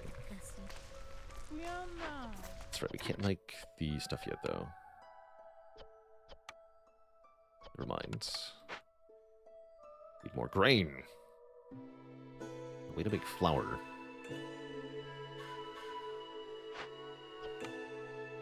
Oh yeah, and we're not going to get the blight post up until there's bricks.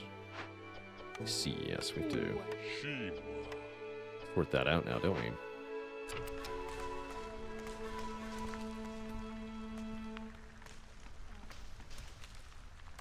Should be fine. We'll have lots of time within the storm to contend with everything. All right, we can start using the better nodes here. These have a chance to give food. Currently, food is plummeting, so we'll have to fix that. Part of how we're going to do that is opening this. I'm sure it's fine. Right now, though, the blight post is the more immediate concern.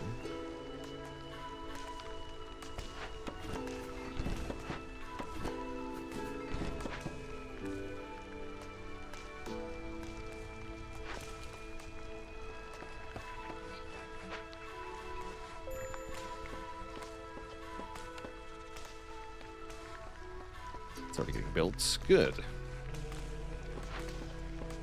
Let's see. Please use the sea marrow to make raging fire. Great. That'll be no problem. Let's enable coal burning. Let's make coal the primary hearth fuel. And then we should man the other hearth at some point. Our expedition's back. We get freaking guild house. Normally hard to make, but with a lumber mill cranking out planks, this won't be hard. Guild house can give us a global resolve bonus based on how much stuff we've sold. So with all these pack of trade goods that we're making, that's a winner right there. Oh, farmers can carry more stuff. That's kind of cool. That's actually kind of helpful. Neat. Well, I'd say this is going quite well.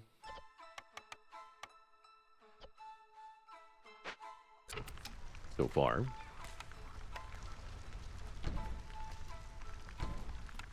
Some decor down over here. And let's see, what do we want for the next expedition? I'll need 18 complex food. We'll have to get porridge production online. It's very doable. During the storm, we're going to cut into this glade. This time. And the storm is almost here.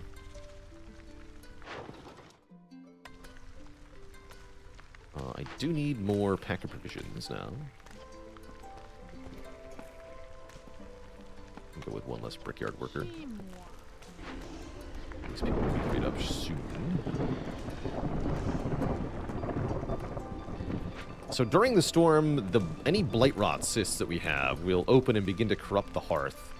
The expected corruption rate is shown here. Anything over 100% means that the hearth will become corrupted if no action is taken, and that will cause 3 people to die. Which you don't want. Tweenie HD, thank you so much for the Prime sub. My stream saved your sleepless nights with the baby wide awake. Glad to hear it. Always happy to provide cozy content that people can chill out to. See that we are unhappy with the state of affairs here. That means we need to lower the hostility by reducing the number of woodcutters during the storm. That's not too bad. Got other stuff that needs to be done anyway. But yeah, we can also lower the hostility by having that thing manned. I can run out the woodcutter once the fire gets lit. Here's our blight fighters destroying the cysts. Take care of all that.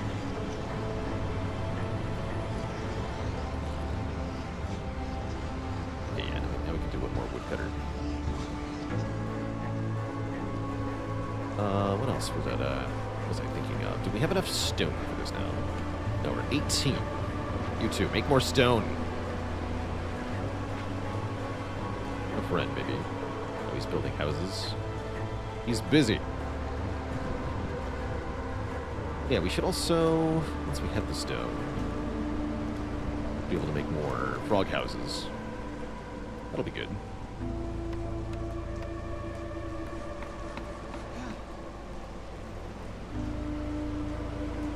Quite good.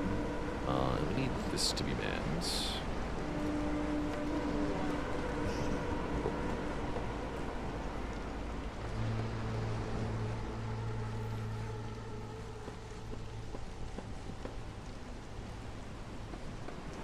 Very cool.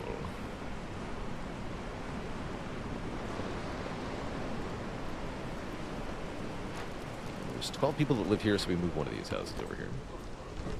I'll get this to level 1 once the houses are filled. And the decorations are finished. Patience is getting kind of scary. That's partly why I'm running a human at the Hearthkeeper. We also just literally have not earned even 1 point of rep yet, even though it's year 3, which is not desirable, but here we are. Oh yeah, I should check these new orders. See if we can get something we can actually complete. 20 harmony decorations. I would like export specialization. We can always delete these, so it's just a resource check one time. It's pretty doable. Sell stuff worth 60 gold. That I'm going to be doing anyway. Cut through 6 glades to get 3 global resolves. Kind of cute, but no, I want booming economy here for sure. We are gonna break the game pretty fast with trading.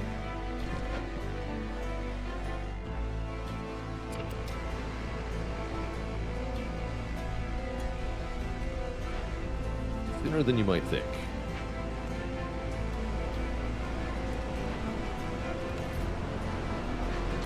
Alright, I really need a way to make porridge, though. I guess I could use a rain collector if I had to. Or not to have to. Please open this glade. GG.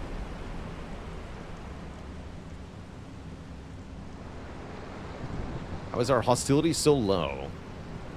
Having the second hearth is helping. Each hearth reduces the hostility by 30. So having 2 of them is helping. And then I'm just running... Oh, I'm running lots of woodcutters. Because we're not that far in yet, I guess.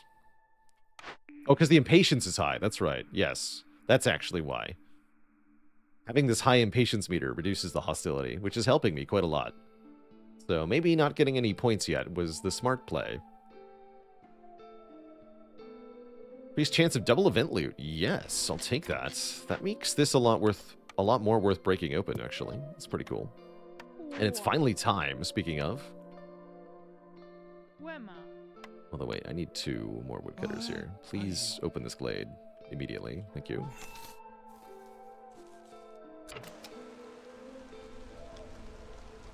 And can we do this times 2? No, we cannot.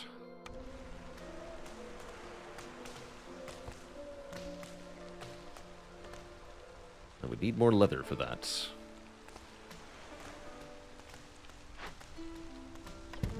Actually tell them to investigate, my bad.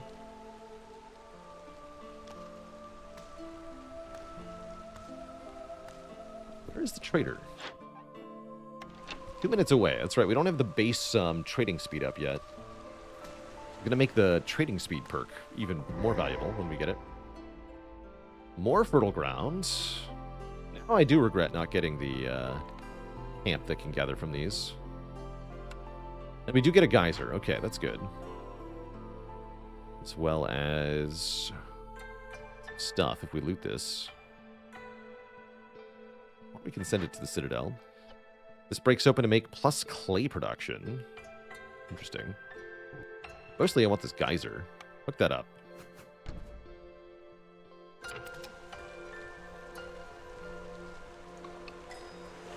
Maybe we can buy some leather from Farlef. That'd be convenient.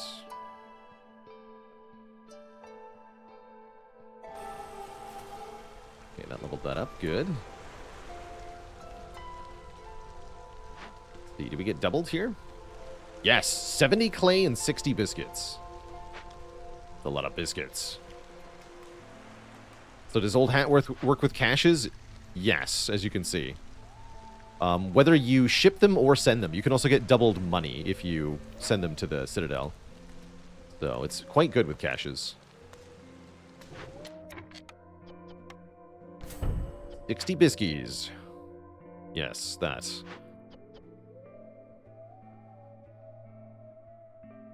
Alright, I think I want the humans working at the pantry over the farm here. Please start making porridge. We have lots of grain with the grain delivery line. You can use the clearance water. Make up to 100, whatever. Literally risked it for the biscuit. That's right.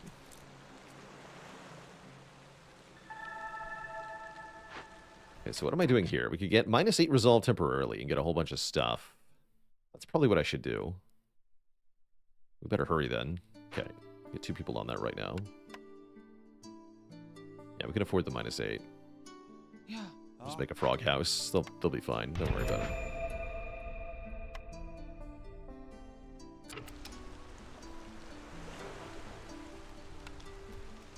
Yeah, we got 20 bricks. Easy. Make 3.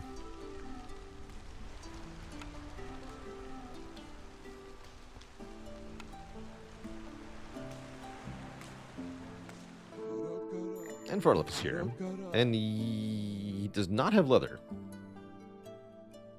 Does have Purging Fire, though. That'll save me trouble. We have 45 pack of trade goods worth 67.50, by the way. So that's awesome. This can make more pack of trade goods. This can make more pack of trade goods.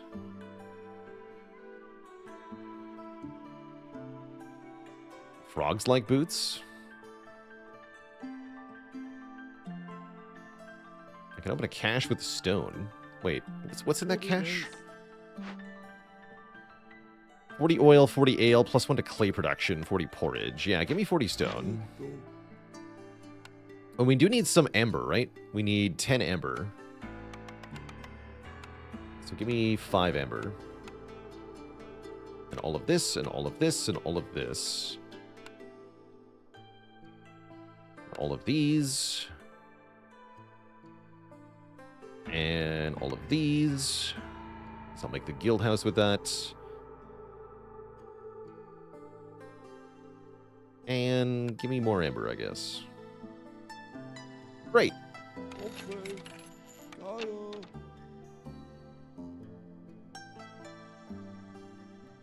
Oh yeah, and I can make luxury goods out of ale and tea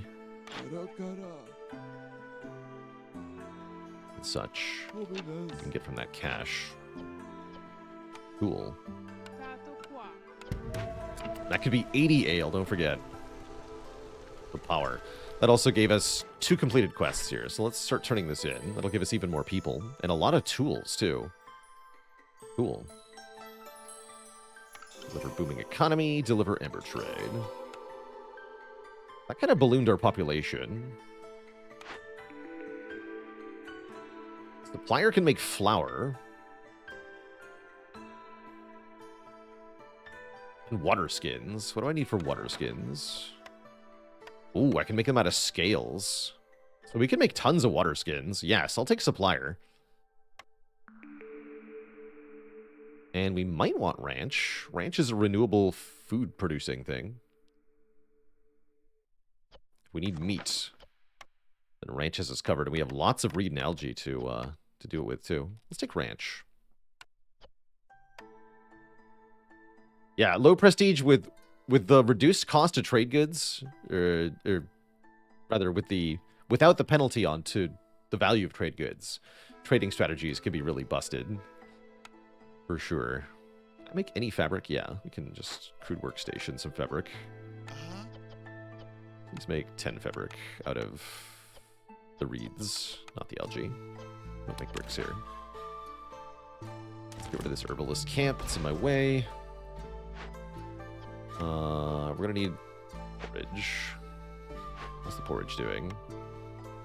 Can I just make a whole ton? No? Mysterious.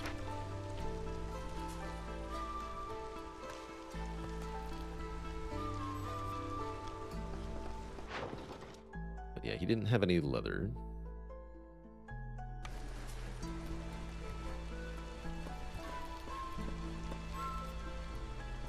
Each successive prestige tier does indeed feel very painful. They are nasty. Definitely nasty. Yeah, I can make a... Frogs are happy at the geyser, that's true. Oh yeah, that'll speed up the pantry too. They're actually struggling currently with the water level. I'll get them started. Probably he doesn't need to work there forever though.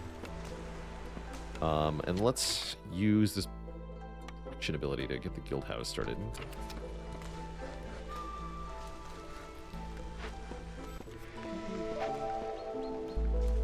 See you later, Farlov. Need more houses too, apparently.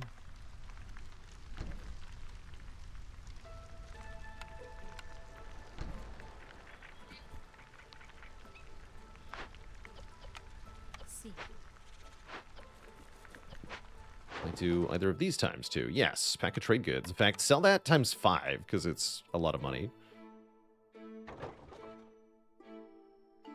Good. And then make more pack provisions. But they have no raw food with which to do so.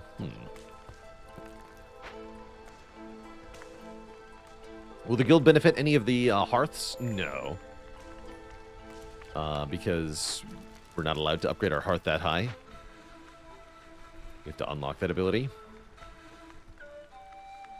We don't have it. Alright, next glade I'm going to open probably this one in the corner here. Seems reasonable.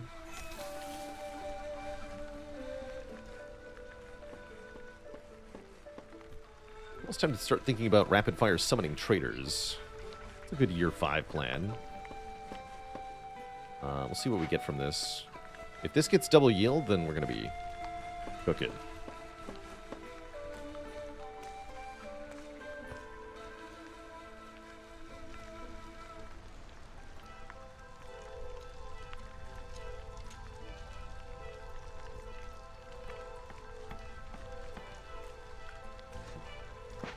Yeah, let's get that ranch going.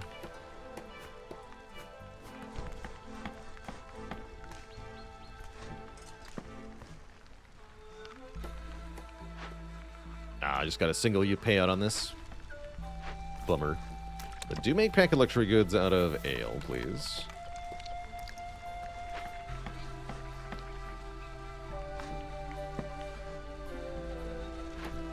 So currently this only gives +1. We're going to fix that pretty quick, though.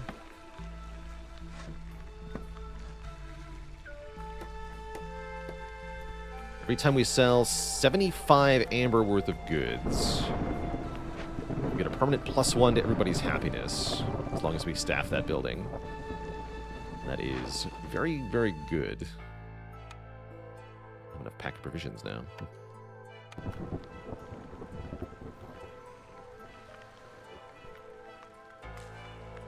Did I get enough porridge? Yes. Yes.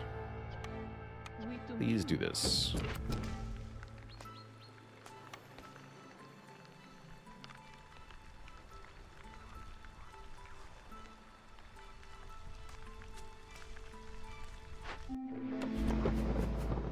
Alright, storm time. Hostility is only 2. That's not too bad. I think everybody's going to be plenty happy. Frogs have boots on. We're fine. Yeah, we should maybe operate the blight post a little bit, though. We have plenty of fabric.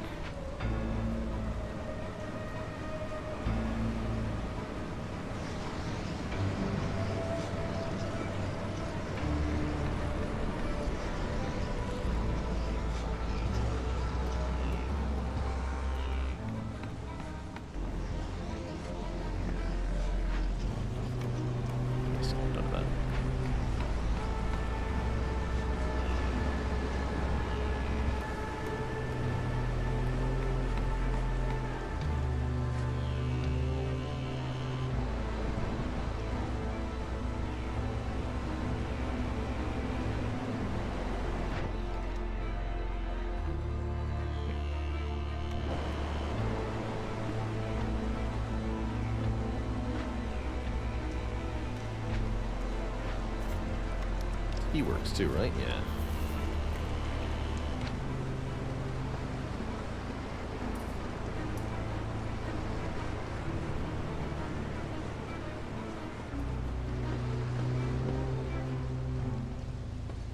And yeah, it might be time to make a pack of crops, right? You can do that out of grain. You have tons of grain. Let's enable that. And then just make some more decor.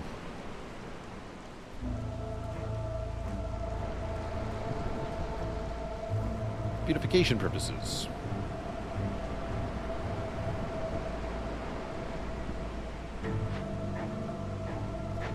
Slowly bringing all that.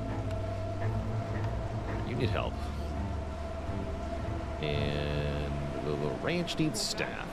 Please make meat. Reeds and grain. Use the reeds first.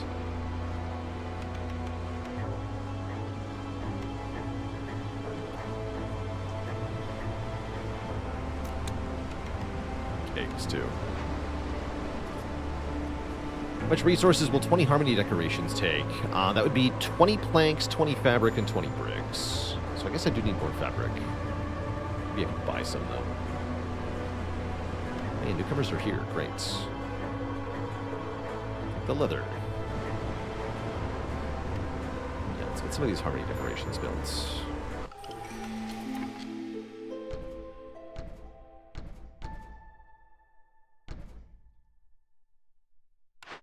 Cornerstone.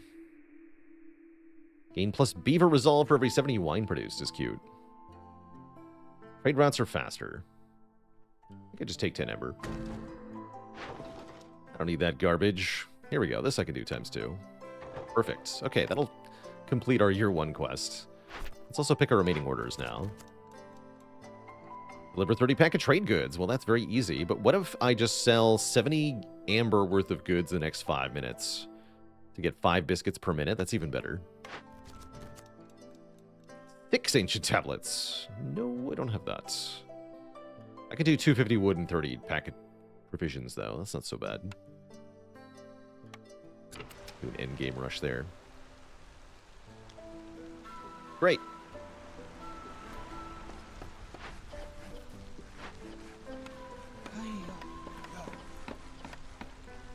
Okay, you can use that. I'm going to run out of reeds very quickly here.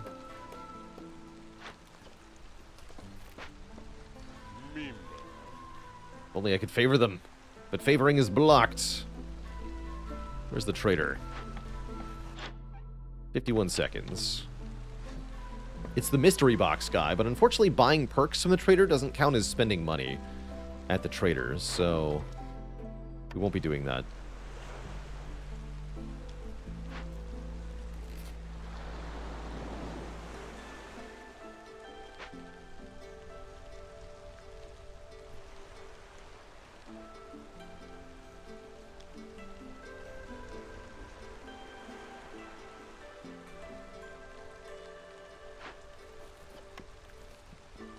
Enable packet provisions from meat. Here he is.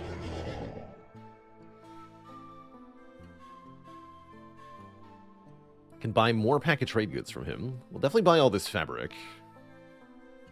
Solve my fabric problem. If I buy packet crops, that saves me a bit of time. I'm going to buy all your amber. Even going so far as to trade amber for amber. Don't question it.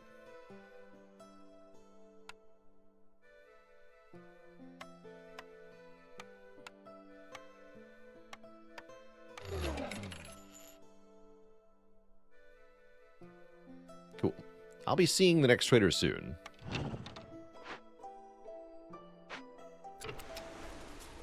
That counted, by the way.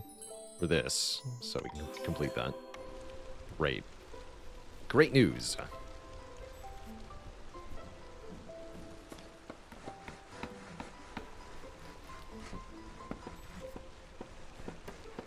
And there's all the decorations that we needed, so we'll deliver aid for the human clan and royal gardens.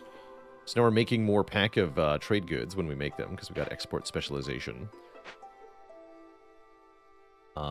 Tell them to stop making packet crops now.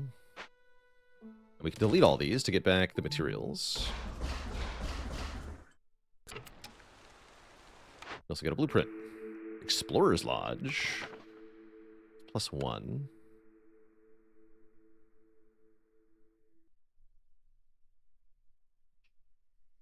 Ooh, or whatever. I think I meant to cut into this a while ago. Do it now.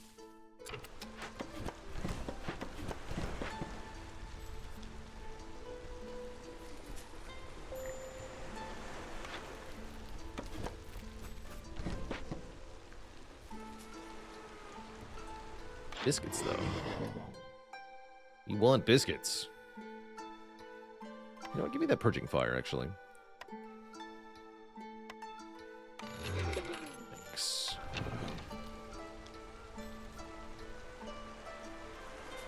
Thanks, you. Porridge is being delivered. Good, good. Okay, so we've completed our quests quite handily. We've yet to get people into the happiness range, but that won't take too long.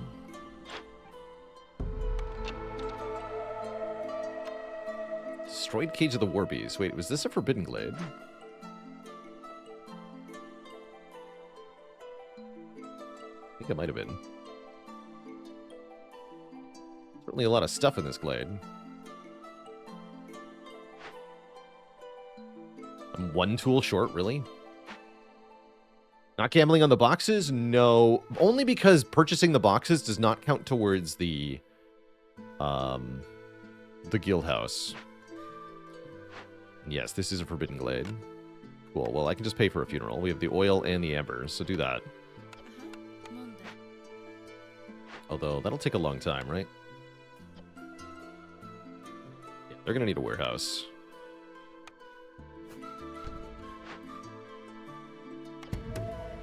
Working effect on that. Do make sure that we disable turning oil into this stuff for now, though. Unless they use all my oil. Wait, tablets? Oh, I get tablets if I do this. I get 2 impatience. And 4 to 6 blood flowers. No thanks. I'm good.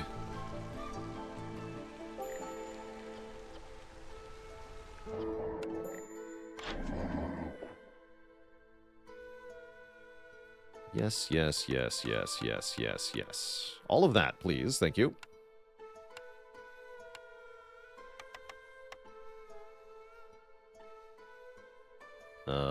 Maybe not all of it. I'm too poor.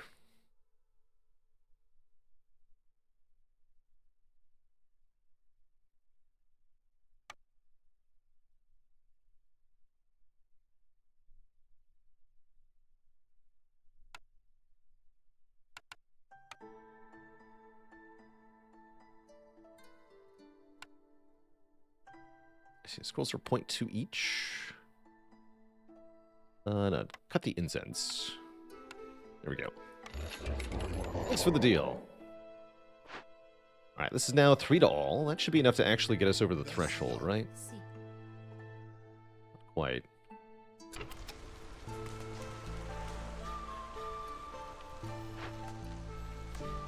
Oh, that was... I needed that amber, too. Wait. Wait! Wait a minute. I need that.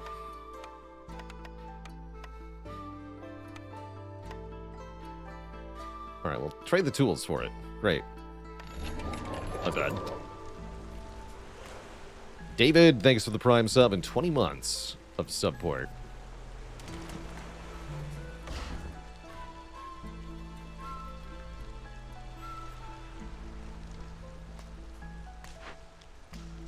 Let's see, there's 15 pack revisions in here. Perfect. I need more stone, though, which I guess we're going to get.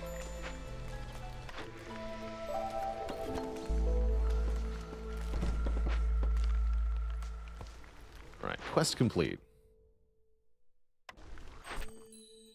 +1 to plank production, finally. Took forever.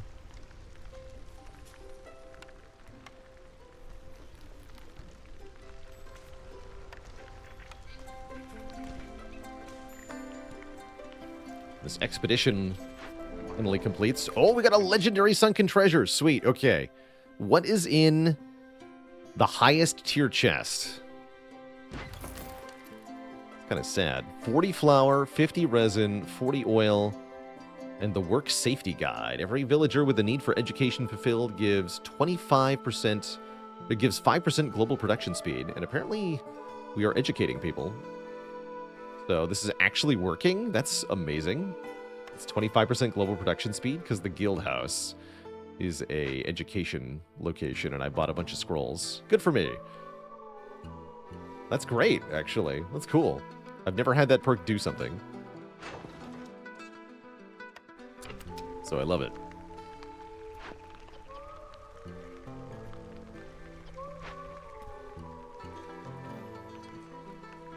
Smart beavers make fast workers, it seems. Good for them.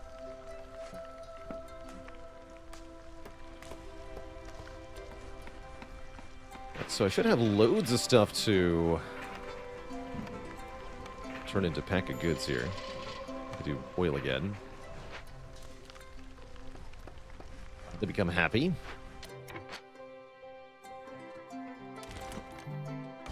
Please make a new mine. And Stonecutter's Camp.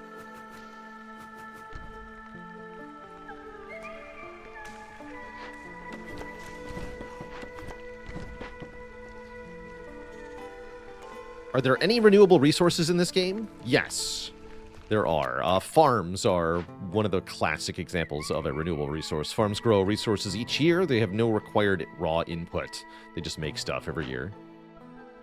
You can also get perks that give you unlimited resource, like this grain delivery line is 3 grain per minute, no matter what. So that's also renewable in a sense.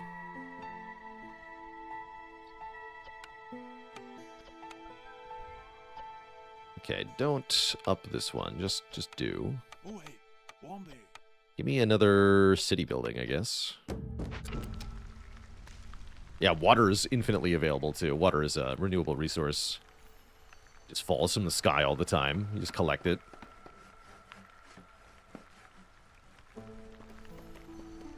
And yes, we've got a pond we can get fish from. Let's actually get that going.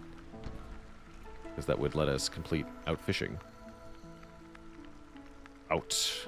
Damn fish. Okay, this will finish in time. Good.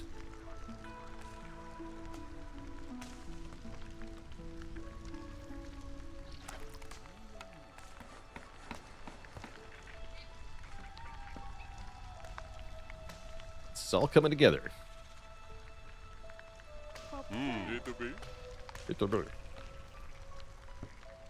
And we're going to be able to get loads more happiness from the guild house next year. Currently, we're already getting +4 to all, which is very good.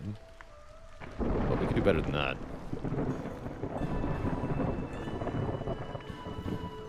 For sure.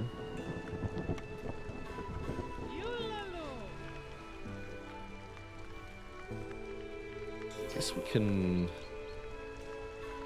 Yeah, we'll farm still. You guys, go mining.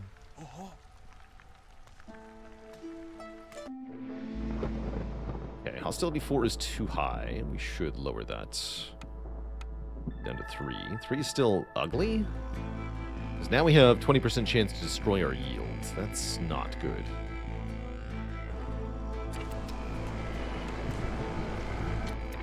Just have a couple of light assists. One person with light assist is fine. Sell my remaining tools. You know what? Sure.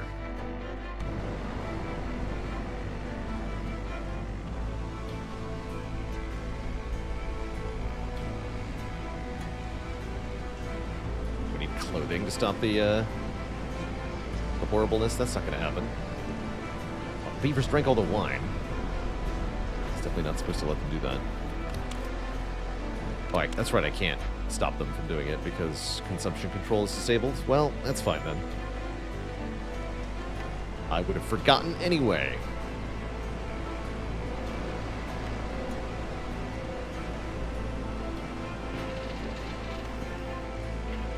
Look at the limit. No limit.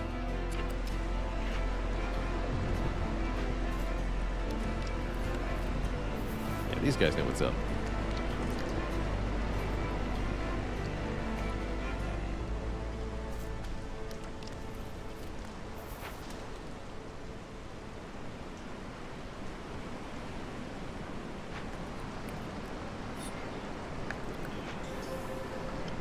Is that a self-imposed challenge? No, that's because of a location that we settled near.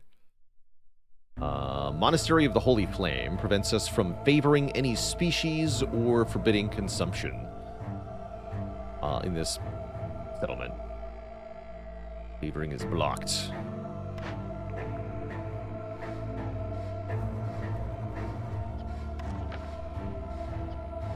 And make flour. Humans and beavers like biscuits? Yeah, let's get to Brick Oven here. Never actually made the supplier. Meant to make water skins. Forgot about that. Apparently Brick Oven's not under food. That's weird. And the lumber mill makes scrolls. Yes, sure can, but it requires dye or wine. We don't have that. Those are hard to make.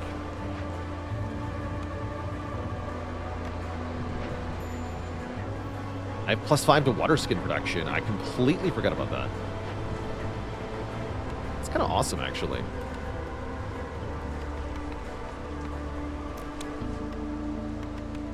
Cool. So we have a water skin production engine. I guess I can also make flour if I want to, but mostly it seems like water skins are the better thing to make there. It's funny. Who needs flour? Lame.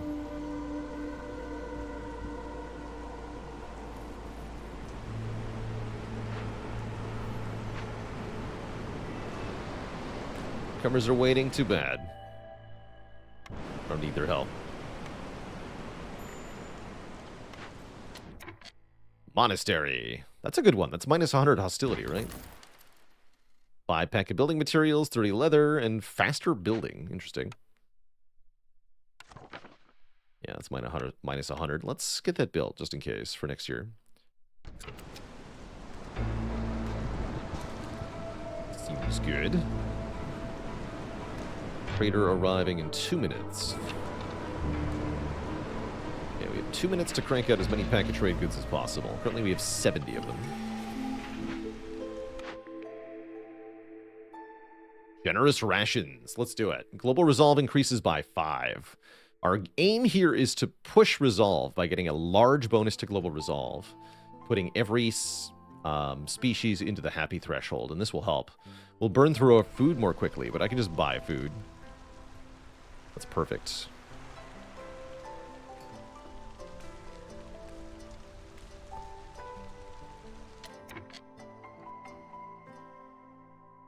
Yeah, we're going to summon a bunch of traders momentarily. Yeah. Sweet. And we're going to harvest from this.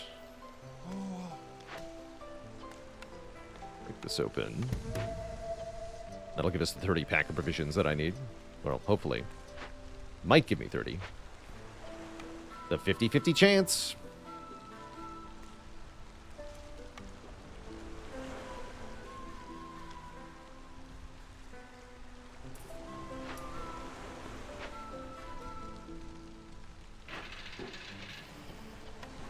I guess that means I should make another one of these. Double lumber mill.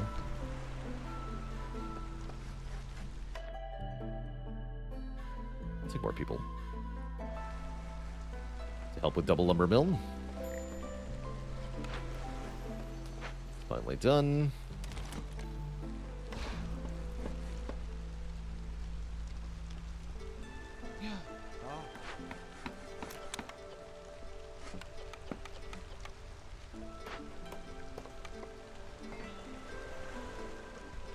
Stuff. And Zorg is finally here. We have 105 pack of luxury goods and 87 pack of trade goods. So I will buy literally every single thing you have. Thanks.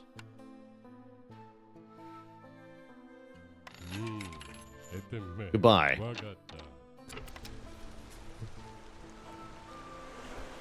Everyone loved that. Now +7.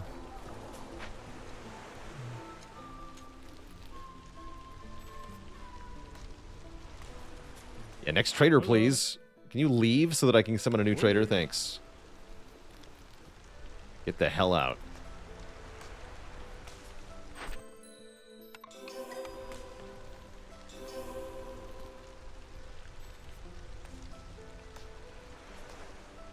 Gaining 0.69 per minute. Nice.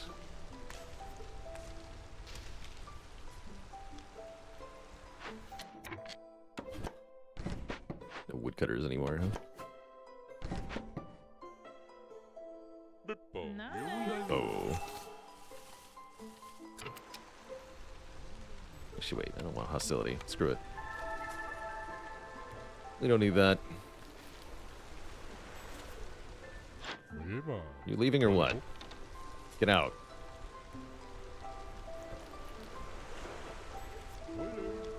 So summoning a trader serves two purposes. One, we get new trader for more trading. Two, it gives us impatience, which makes it even easier for people to be happy because it lowers hostility. Rob Zor with a prime sub and 53 months primed. And ready. Ah, we only got half value on that, so I gotta make more of those. B2B? We have lots of meat, though. It's fine.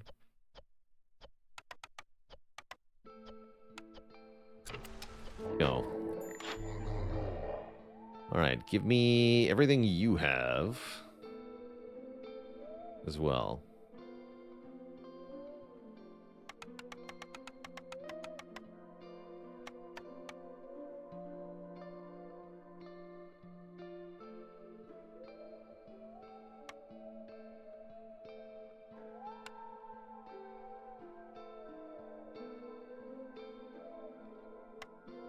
Great.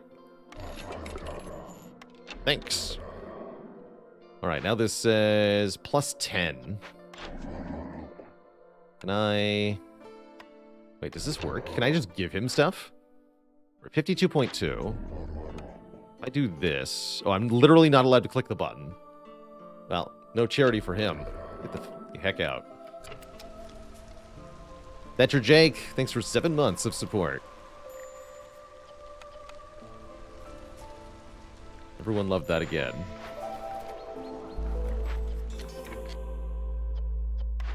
My hut.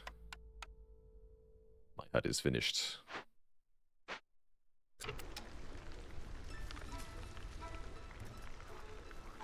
No charity.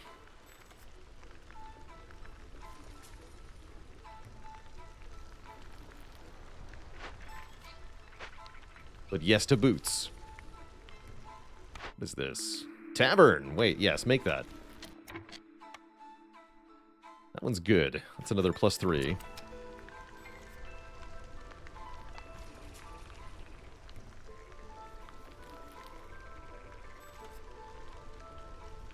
We're now at plus 0.9 per minute. The higher you are into the blue, the more you get per minute.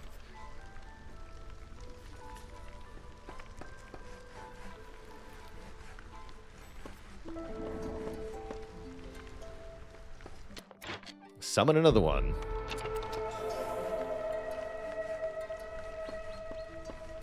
Yeah.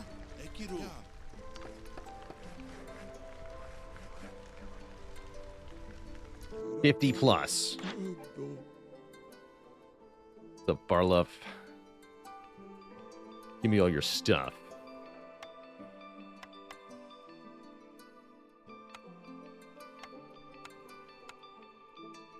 I don't even need this stuff. Don't care. Doesn't matter.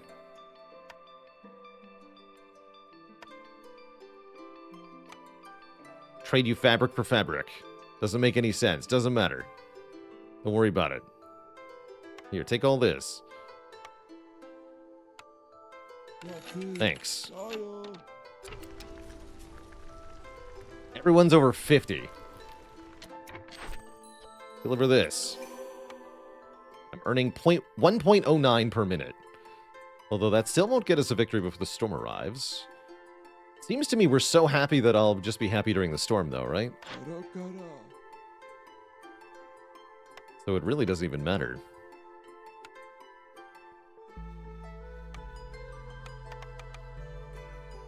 You have a whole bunch more stuff for me to trade. Great. Great news for me. Essentially no wood. Don't trade those.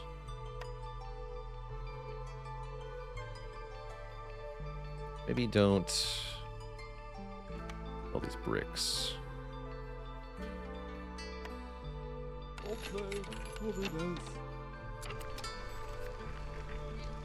Oh yeah, we can man the monastery to help with that too. Will only be hostility 3. Yeah, we should just be able to win during the regular year here. Cool. So I don't have to emergency cut into a glade, is what I'm assessing here. I'm just earning points at a disgusting rate. Rep threshold 30. 34. Yeah, they're way over their rep thresholds. This is giving plus 14. Wait, can I get another 20? Yeah, I can.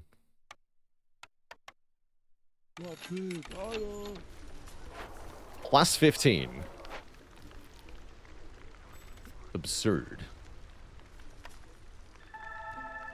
62. resolve for beavers. Never have I seen such a number.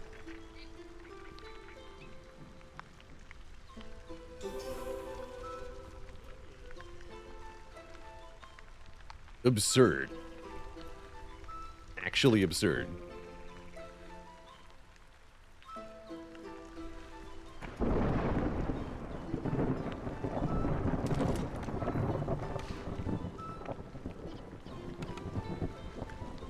Summon again!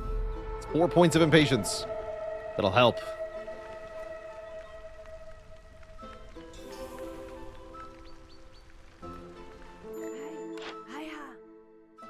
I have already so much more stuff. How did I get another 138 value trading stuff? This is ludicrous. What? Hello? Here, sell this too.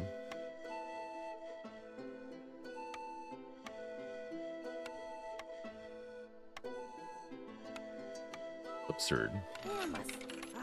Alright, now it's at plus 18. And yeah, we can sack our coal as well. Screw it, why not? 70. Sack the coal. Man the monastery. Hostility 2. Corruption rate 184%. Man the blight post. We're still above 50 in the storm. That's bonkers. That's really bonkers. Wow. What a broken run. Well, we broke the game. Good for us. Furniture perk on sale? Buy it. Like, what, +1 for people with a house? Yeah. I think we might win. Maybe. Just maybe. Getting a year 6 win on the first settlement, I gotta say, is really good for Queen's Hand. I was not expecting that, especially with double modifiers on the map. Sick. We get ourselves 5 seal fragments plus 16 machinery, 38 artifacts, 77 food stockpiles. GG. A very fantastic start.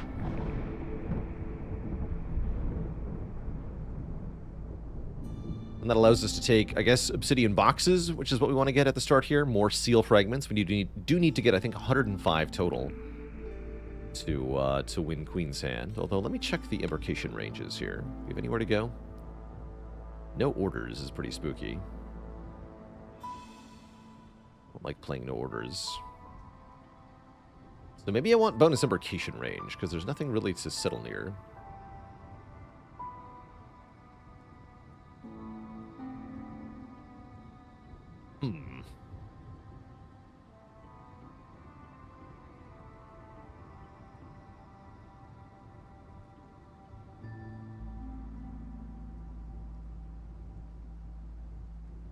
Yeah, I guess I'll take the bonus range. That'll reveal a couple of question marks, too.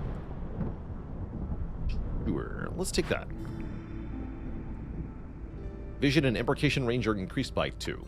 So now we can see the ancient battleground. Oh, that's a pretty good one. And the Obsidian Lore Master. Win a game after solving 2 forbidden events. If we succeed, all starting caravans will get 20 vegetables and 10 planks. That's really good. So I imagine that's where we're going to settle. And then I guess we can go to the ancient battleground after that, perhaps. Maybe we go in a different direction. Cool. So this will be our second settlement here. And I do have time for another one. But I do need a quick break here, Twitch chat. Gonna refill the legs, stretch the water, all that jazz. I'm back in a few minutes and we'll play another round here. Oh yeah, let's get some upgrades at the thing, right? I want to be able to get different embarkation bonuses. Need more machinery to get the really good stuff. Every settlement starts with 5 fabric. That's good too. Oh, I also like starting ability for lizards. But I'd like to wait until we have enough to get some of this stuff. Machinery, again, very valuable.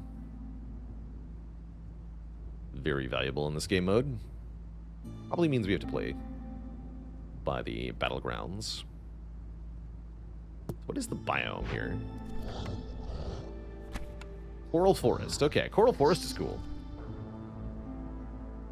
Coral forest with harpies and bonus parts.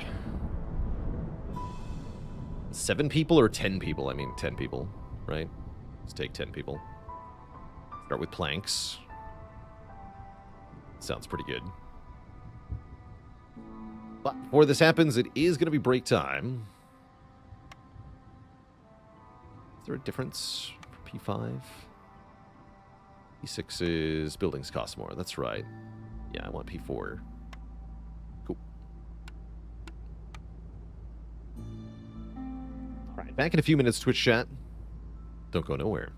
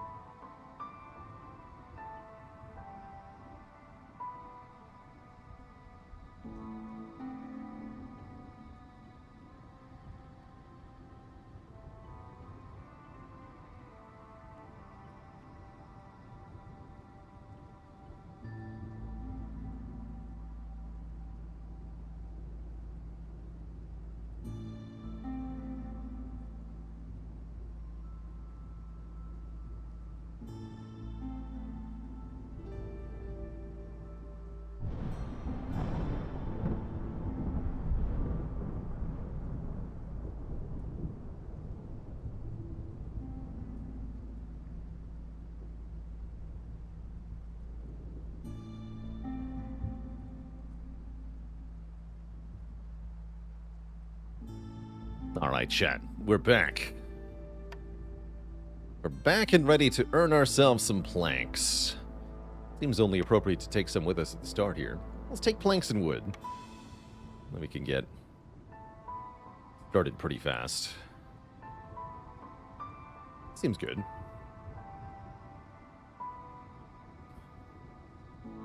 Maybe 10 bricks is better than 10 planks for the same price, actually. Bricks are more valuable per unit than planks. Harder to get. 2 bricks.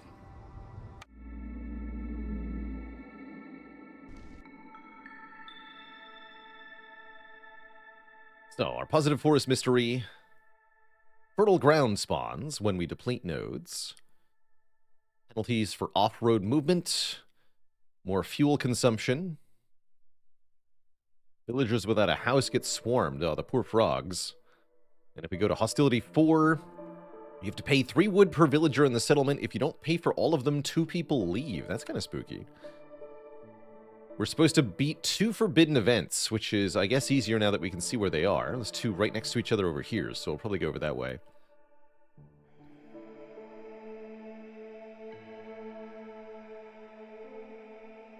Yeah, we'll cut in this direction for our end game.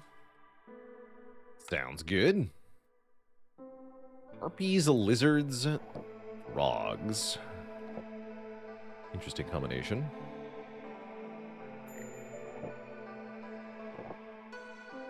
Also, interesting layout here. Have our grid like this. It's a wider grid than we usually get. Offered furnace and grill. Lizards like the skewers. Oh, and the harpies and frogs like paste. That's a pretty good grill, actually. More so than usual. Paste will require dye or salt, which could be hard to get on this biome. Take grill. And this is going to depend on what's in the first glade, probably. If we find fertile ground, we can make greenhouse. Although that also requires a green geyser to work really well. I would like frog to be the hearthkeeper, thank you. Although harpy's good too at the start. Get our woodcutters camps going. Guess this will be the first glade we cut into. Oh yeah, thanks for resolving that prediction. I meant to do that at the end of the last settlement. How many years will this one take? Is the question before you twitch chat. Got a 6-year win last time. I think that was actually rather unexpected. Can we do it again? Maybe. Maybe. I like that we got 2 different piles of resources for the Trapper's Camp. That's cute.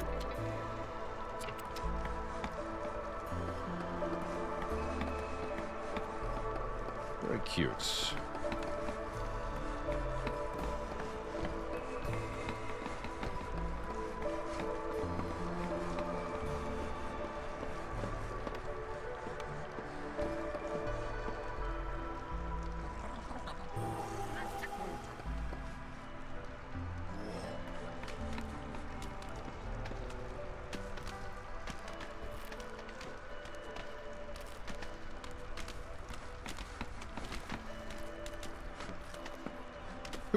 Pretty aggressive start. With so many people, we can get a lot of stuff done really quickly here. Scouts work faster. Or 10 ember for every 5 completed trade routes. Deep pockets is pretty good. More money. Very valuable. Try deep pockets.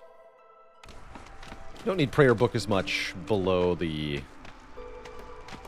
prestige level where events take longer. Although faster event speed is still useful. Definitely.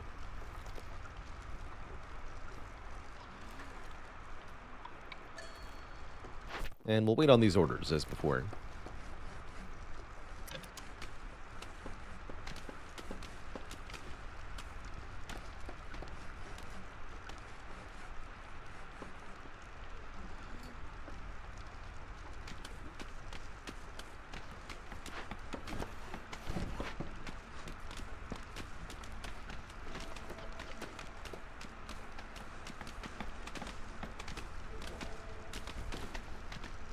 Each tree on this map type gives a different resource. The blue mussel sprout trees, I think, are the best. They give meat and metal. The green ones give plant fiber. And the red ones give rocks and incense. I think the green ones are the worst on average, but if you need the fiber, then you need the fiber.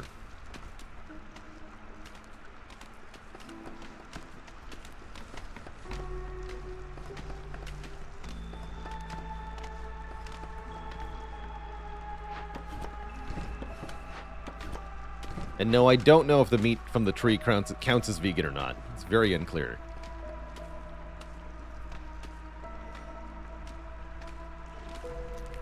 And yeah, we can spawn some fertile ground on purpose here. If we micromanage this, it could be worth it.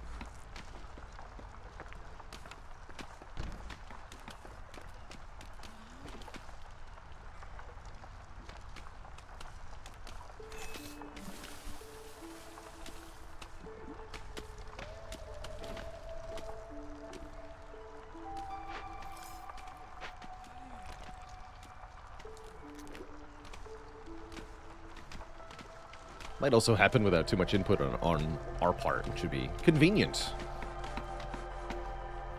We can destroy nodes to make fertile ground too. That's interesting.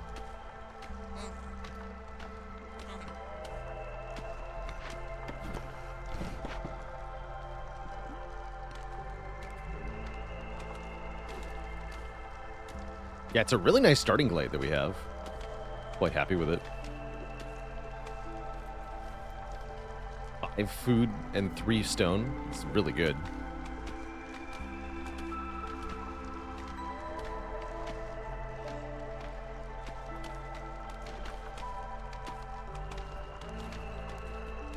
We are low on food. Right, you need help. That's the consequence of starting with so many people.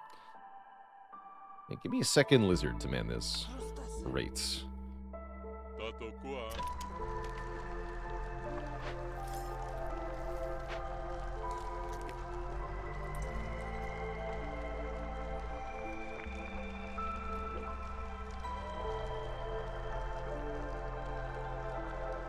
Yeah, I hope we find a water geyser.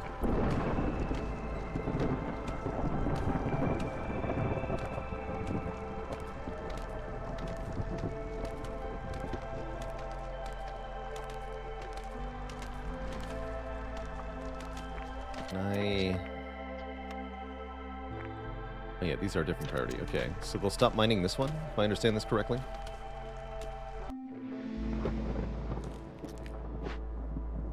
They're still a ways away. Cool.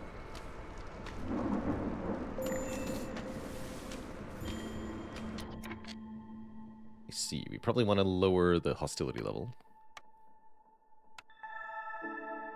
So that we don't have panic. Yes, now they're chopping this rock. Cool. Chopping, mining, whatever. Let's get a trading post. Anywhere is fine. We can always move it. A crude workstation.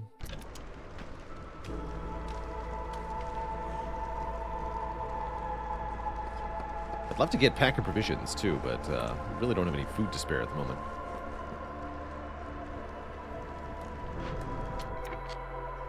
So some planks would be good. So we have a good building to make, right? 5 planks and 2 bricks. We have the bricks because I started with them. So yes, please make some planks with our wood. Mining is just vertical chopping anyway. That's right.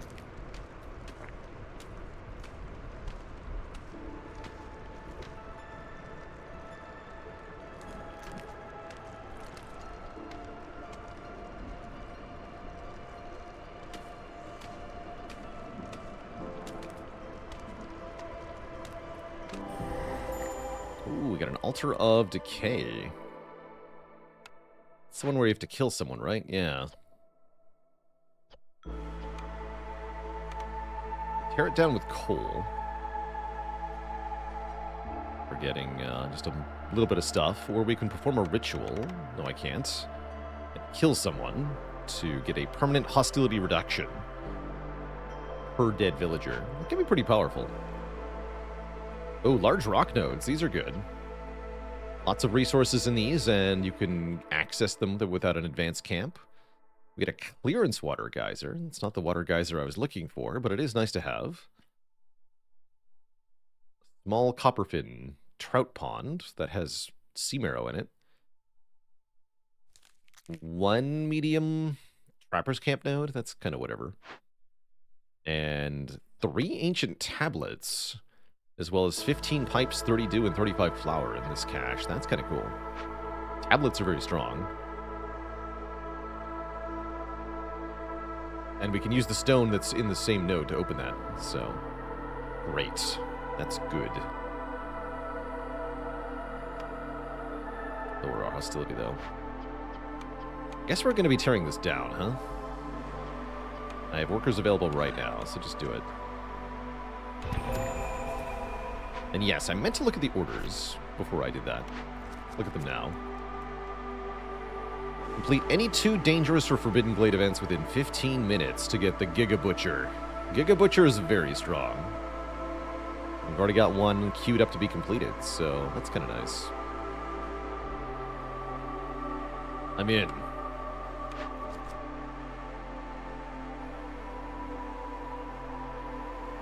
Wait, why'd my hostility go up?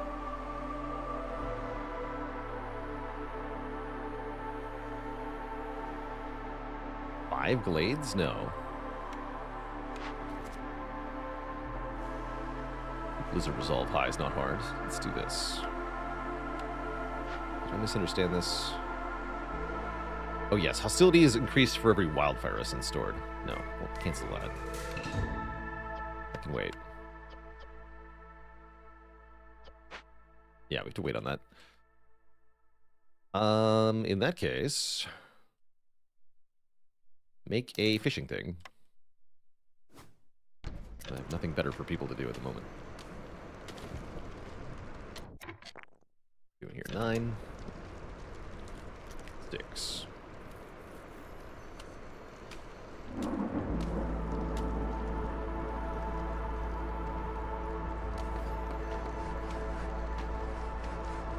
And do we want to pick these now?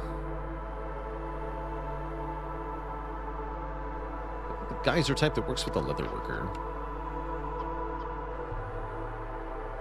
And everyone likes boots? Wait. And I have scales for boots. So we can make quite a lot of boots out of this thing. Let's take leather worker.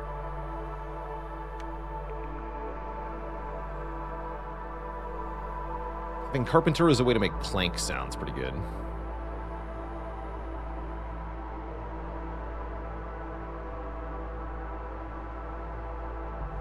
We'll have to use our first 5 planks to make that, though. It's also a way to make pack of luxury goods, and we saw last game how broken that can be. We had, what, over 100 of them? That was fun. It was a fun time. And get to fishing. Please go fishing.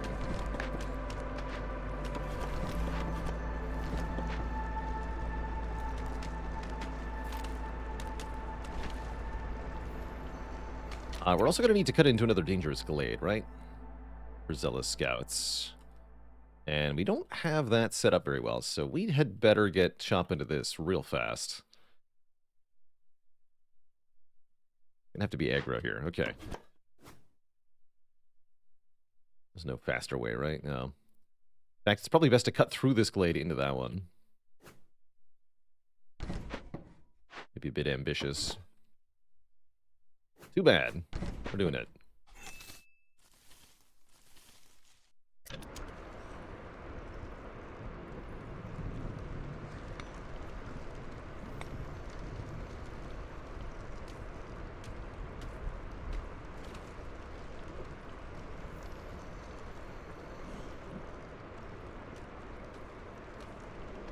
Okay, unmark these for now. Go back and fix that later. Oops. Okay, so Farliff is here. Farluf can sell us bricks, unfortunately. It's not what I want. I don't have a whole lot to trade with Farluf here. Which is good, because Farluf doesn't have a whole lot to trade with me, either. So, I guess that's fine. If I really want to perform a ritual, we could get 30 oil. I think I'm fine just burning it down, though, right?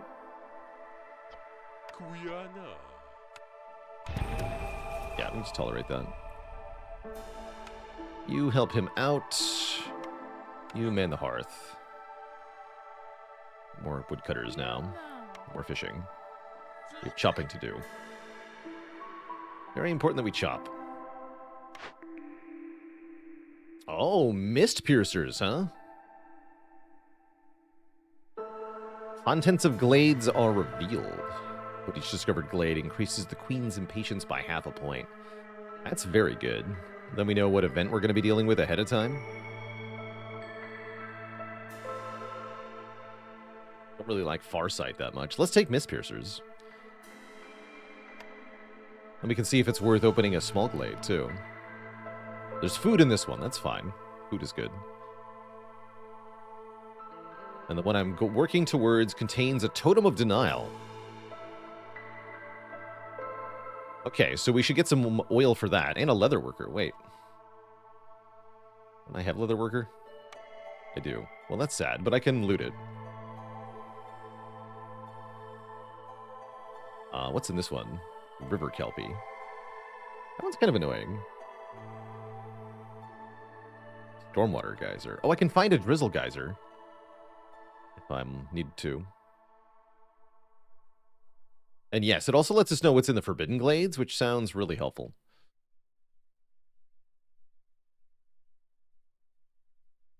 Oh, there's a drizzle geyser. Perfect. And more food. So we'll be opening that one. Cool. All right, good perk. Good perk. We'll get some more impatience, but that'll just turn into reduced hostility, hopefully. But yeah, we need to hustle on getting into this glade, so here goes. Newcomers are in 3 minutes.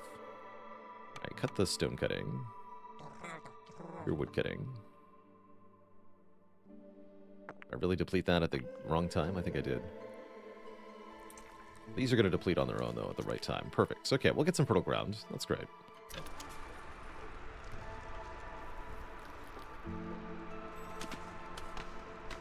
Hey. Not cutting the right tree.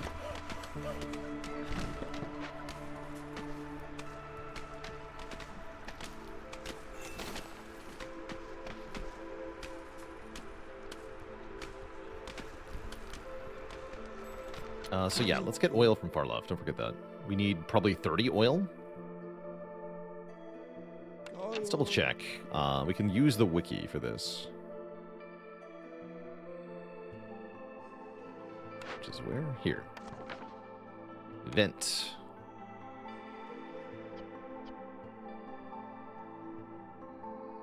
Totem of Denial. This. Run Viceroy. So yeah, perform ritual is... No, not oil. Burning down is oil. We need ale, wine, training gear, tea, scrolls, or incense. I see. Glad I checked that. Well, in that case, I guess we have to burn that down. We'll just take 15 oil. That's cheaper, at least.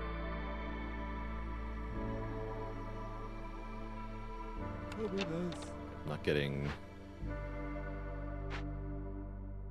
The other option is to go to a different dangerous glade. You have to cut into this one. I don't think so, though. I think it's better to just do this.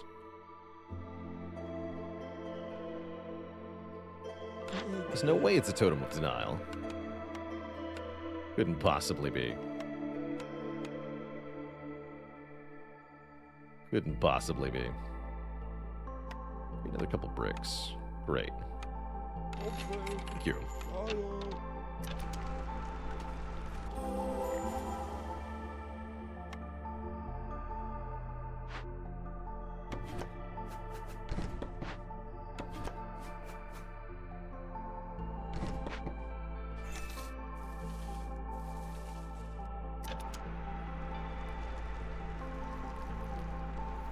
Lizards will eventually notice that they're unhappy. Deal with that later. You have made enough stuff that I can now make the carpenter. So make a carpenter. Right here. And we got enough fertile ground to make one greenhouse, so that's great. This will also deplete in a moment, and can make more fertile grounds. Let's see, does the location of the camp matter for that, maybe? Okay, now the lizard has noticed that they're unhappy. Alright, lizard person. In that case, you will be the hearthkeeper for the moment. That you are no longer pissed.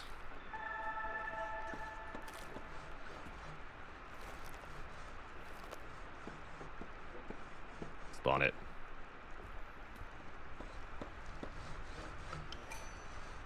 Yes! Good stuff. Okay, lots of fertile ground now. Lots-ish. It's actually less than one farm worth, but it's more than enough for a greenhouse. That's the part that matters. Altar of Decay is halfway done. Everything is fine. We have newcomers. Take the newcomers. Make them a house. Tell them to go fishing.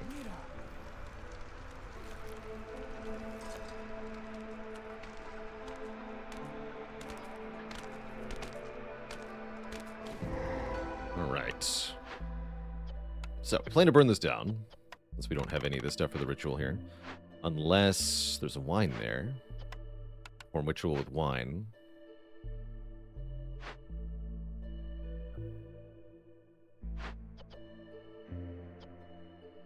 +3 global resolve. That's pretty good. Let's see if we can pull that off.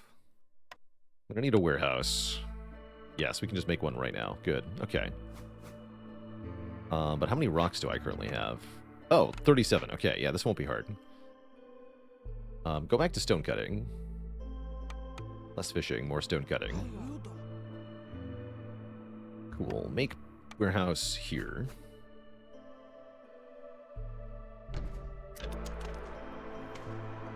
Now we don't need woodcutters anymore. At least not this many. Not over there either. Go over here.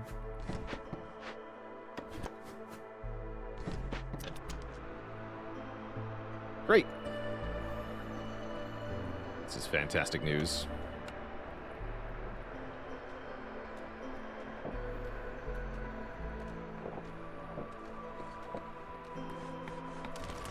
Just walk over the coal deposit, it's fine.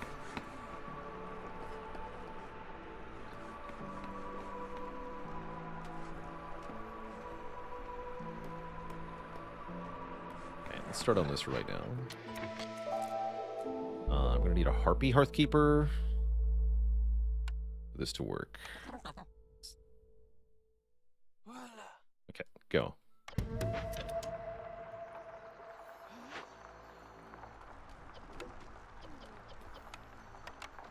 Where's the wine in this? First, perfect. Okay, that shouldn't be too bad.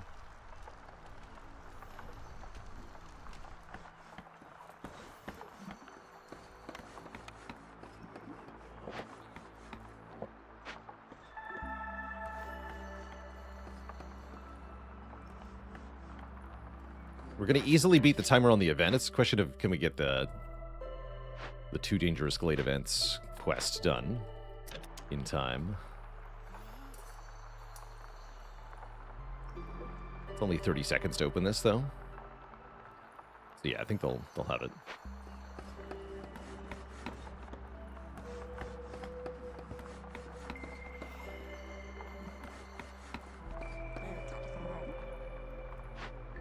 Alright, please perform ritual with wine.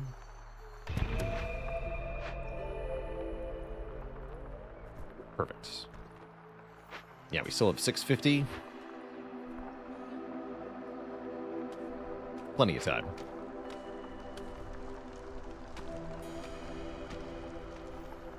And the Altar Decay is finished, so we're no longer taking a big penalty.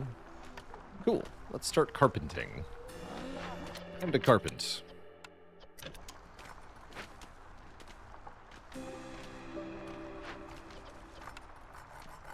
We can use the remaining wine for luxury goods. Cool, cool. We can loot this.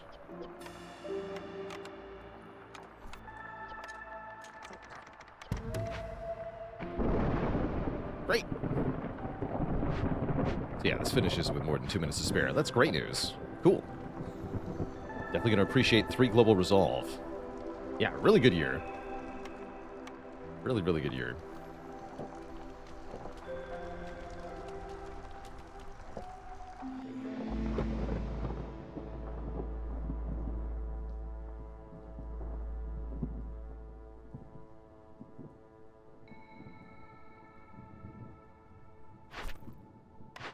Let's take a look at these. 4 rain engines. Or 5 pack of building materials to get 3 frog resolve. Frog resolve is pretty good. You can always make a rain collector to get stormwater. This again, huh? 12 frogs. I only have 2 currently. That sounds hard. Guess I'll take rain engines.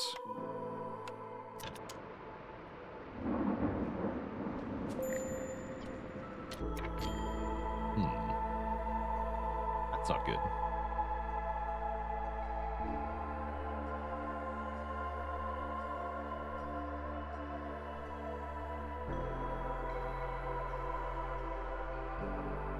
Already not running that many woodcutters. I have very little wood, so I really don't want to stop entirely. But we can put the lizard back in charge. Okay, that mostly helps. Doesn't fix the harpies, though.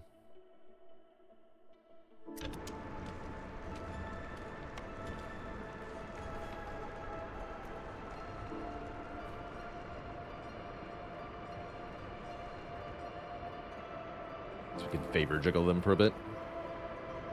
Oh, yeah, we're gonna get boots in a minute. Any minute now.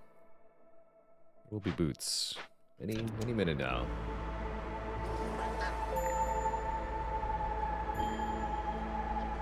Oh, we're also gonna finish this in a minute 20, and then I'll also solve it. Alright, I need another warehouse over here, but I don't have any fabric. Bummer.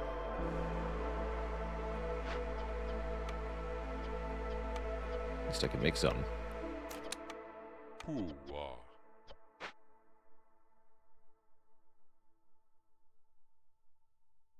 That means the stonecutter is done for now.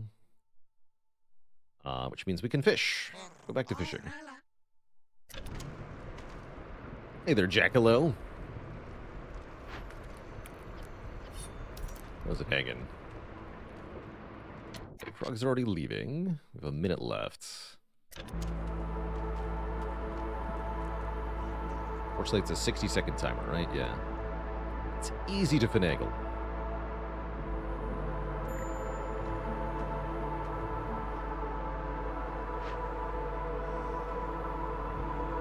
Great.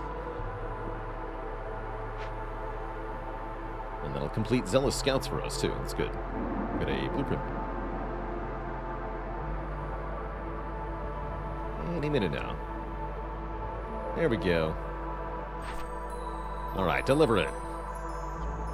We unlock Butcher and make Butcher super powerful.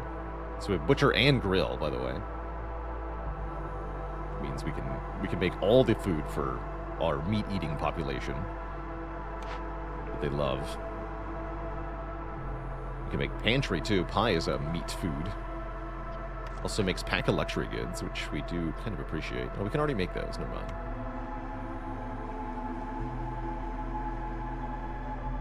I guess I'll take Smithy then. Make the other packet of goods.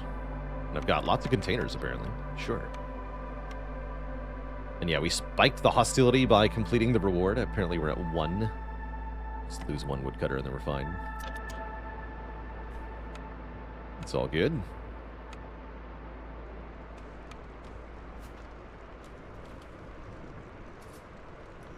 All good.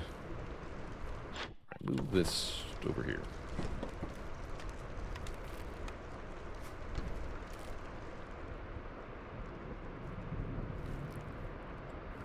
Right. And now boots are being delivered, right? Yeah.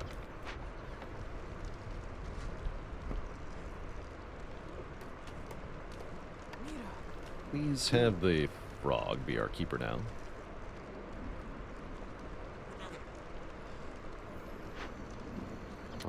We're gonna open that soon. Let's get the warehouse going here. Right here-ish, I suppose. Use that mine, too.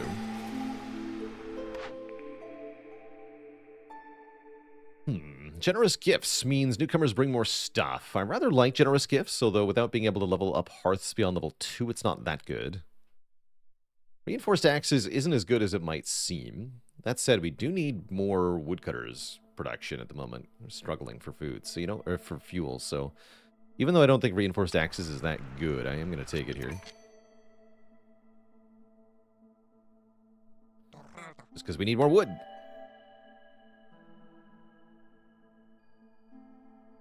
And more tools.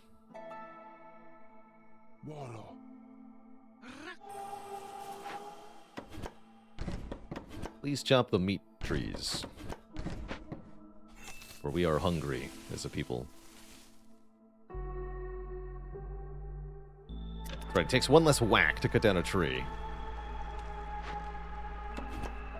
Exactly right.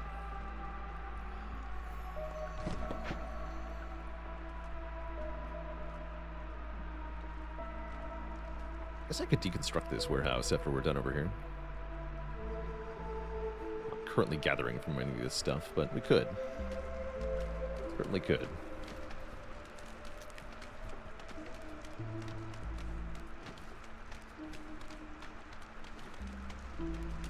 Got even more fertile ground. That's great. Looks like they'll probably finish that this season, too. Sahilda's here. Sahilda has planks, which I would love to purchase some of. We have a little bit of money. We should also now buy stuff that I can make pack of goods out of. Right? So we can make both luxury and trade goods.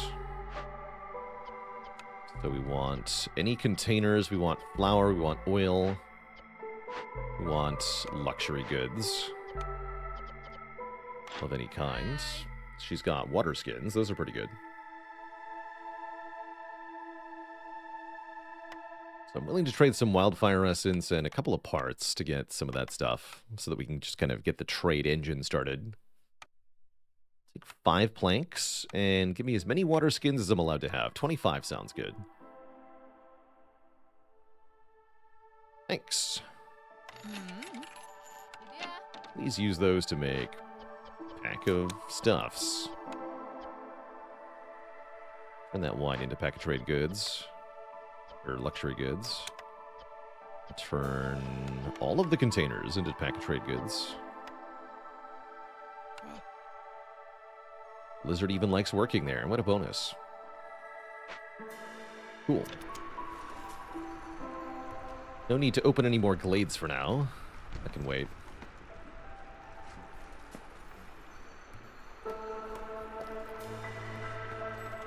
It's year 3, so we'll do the Blightrot Cyst quest, just by virtue of there's going to be some spawning for us. Oh, good, we can man this stonecutter camp now. Great. Everything's going great.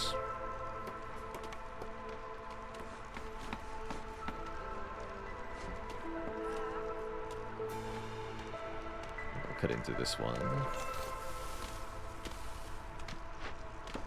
Get the geyser. Resonance VR, thanks for the Prime sub in 2 months. Sub port. Appreciate you keeping it cozy. Alright, break this thing open. And let's do Lizard Resolve. In fact, they're actually happy now.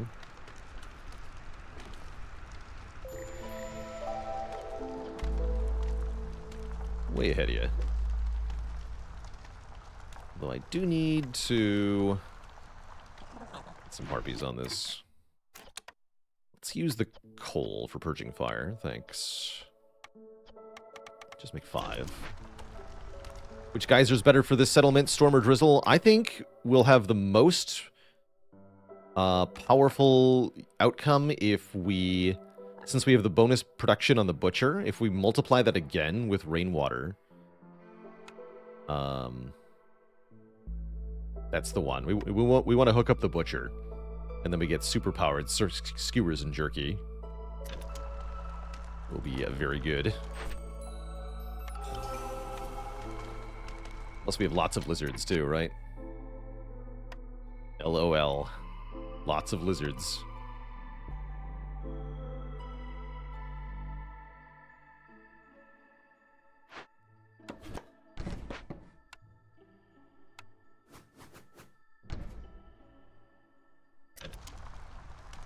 Stormwater could double our packs, though. That's true. Honestly, we'd love to get both Storm and Drizzle hooked up.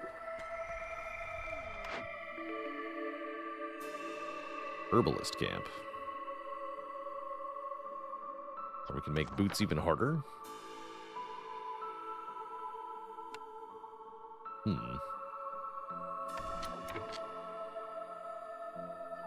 Wait, herbalist? No, forger's camp. I see.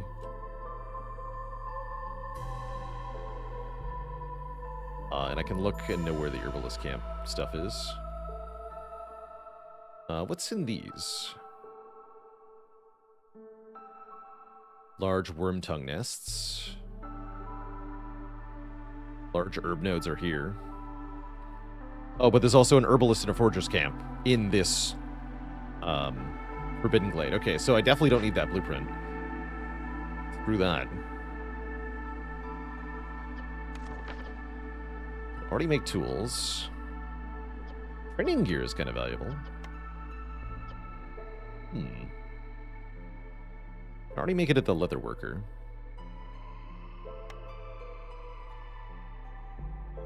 These are both whatever, I guess. Wait, don't I need pack of building materials? I do. Okay, well, let's make that easier.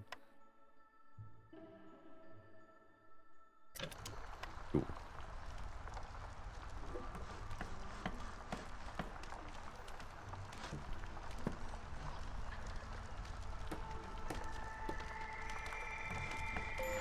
Begin the butchery. Oops. I don't have very many roots, unfortunately. I can definitely make jerky. Cool. You can also use the jerky to make skewers. So let's do that. Let's just have skewers made out of jerky. And let's use coal to make the jerky.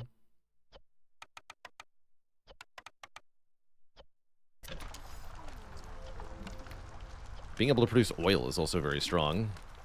Because we can turn that into... Oh, man, that's a constant engine for pack of goods, actually. I just realized we should definitely enable that. With plant fiber.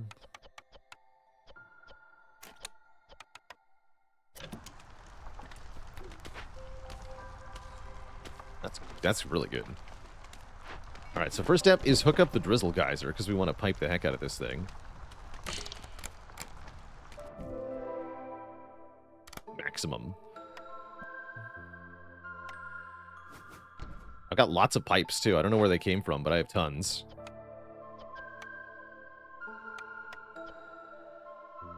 And I'm super going to disassemble this.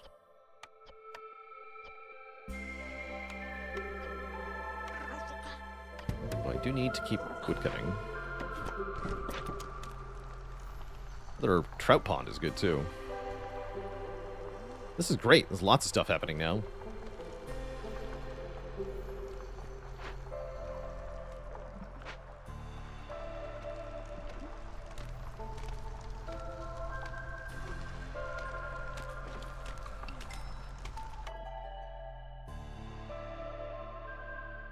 Not sure how I got 17 fabric, but I'm not going to complain.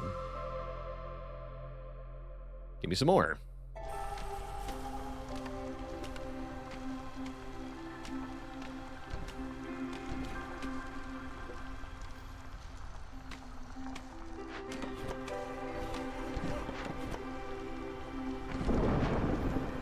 And yeah, time to stop favoring lizards, especially as the storm arrives here.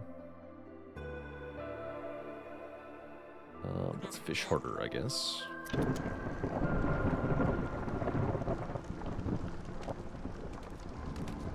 Let's see, actually, we need to stop woodcutting. It'll be a bit of a rough storm at the moment. So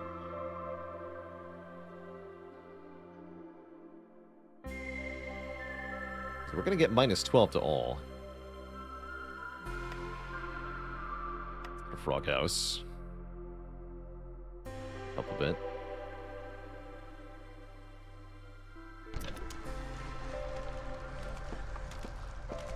Food workstation still making fabric. Oh, I never set a limit. Oh, that's what happens. Whoops. Oh, terrible. Well, get the fabric out of that. Forage, at least.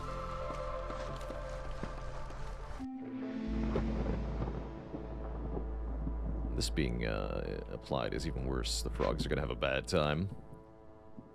Can I lower my hostility another level? Yes. Okay, that's much, much better. Okay, that's fine. That's way less scary.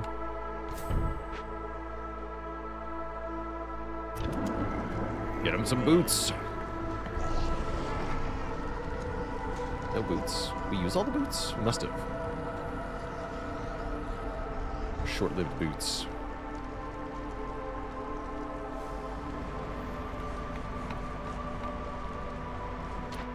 And we need to move over here. The trek, but whatever. You guys are done. Good. Get this one now.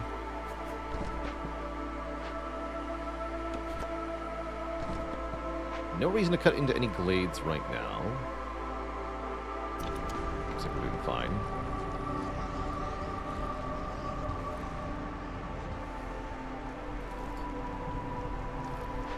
Butcher's gonna make lots of food. Where they store everything inside themselves, though. Odd. Here, have another worker. Outpost is finished. Now we can have more carpenters and more smiths. We have lots of stuff to make into trade goods here.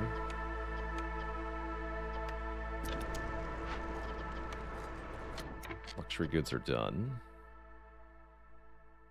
And the plank's at 20. Make tools. I have 65 metal? What the heck? Hello? I don't have enough wood for that, though. Need to chop more wood. Also, deliver this. 3 more people? Ugh. Already have 24. Alright, you need to be a different person. There. It's too many people. I'll wait on that, actually, until the storm's over, I guess. What else can I make? No bricks. Make some bricks.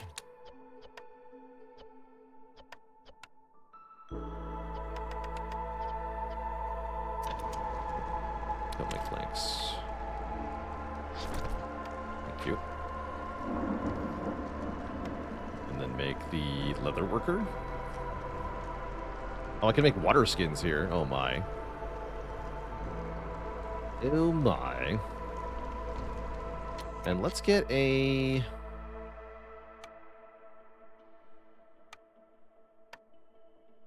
Wait, did I not get the greenhouse? Never actually picked greenhouse. Well, never mind.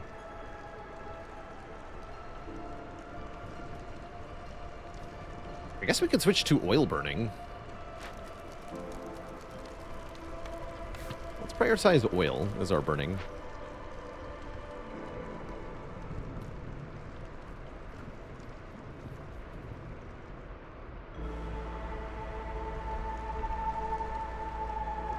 Seems fine.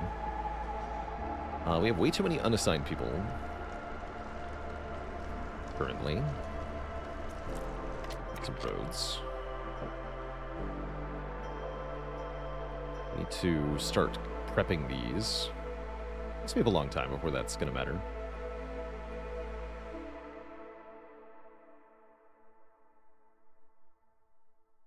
Make a mine. That's probably worth it. Mine here. We'll get salt and coal. Apparently we need to remove one tree first. I hate when that happens.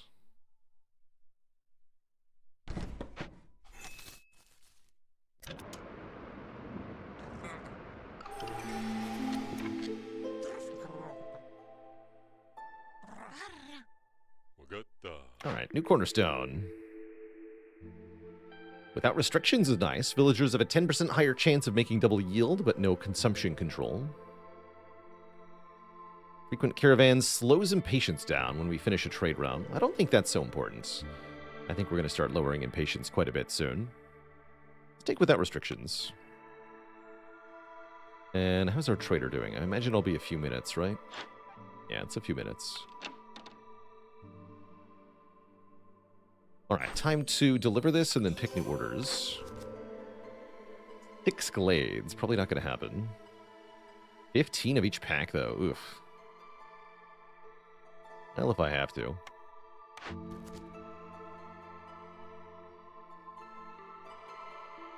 Complete 4 dangerous or forbidden glade events. Ugh. These are tough orders. Burn 18 cysts.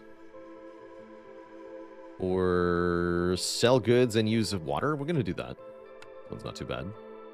Extra traders and builders carrying more is kind of cool, too. Okay. So, food is sorted because of the butcher. The butcher's making so much food. It's ridiculous. So don't have to worry about that. We could hook up the grill, which would mostly be for paste. We need salt for that. Don't worry about it.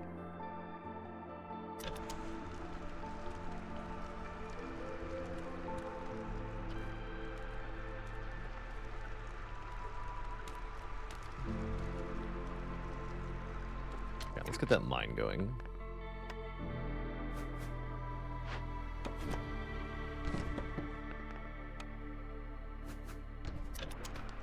Bricks I don't have. Well, now I do. Great. Take the bricks. Carpenter has nothing to do. Start making tools. Limit them to 25 for now. That's enough to open any kind of cache. These use planks, and yeah.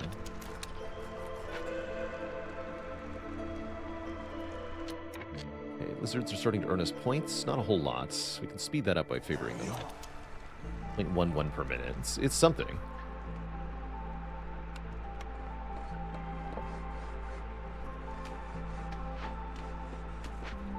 Better escape. That's right.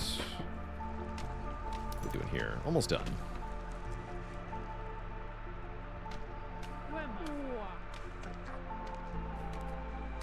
To the mines!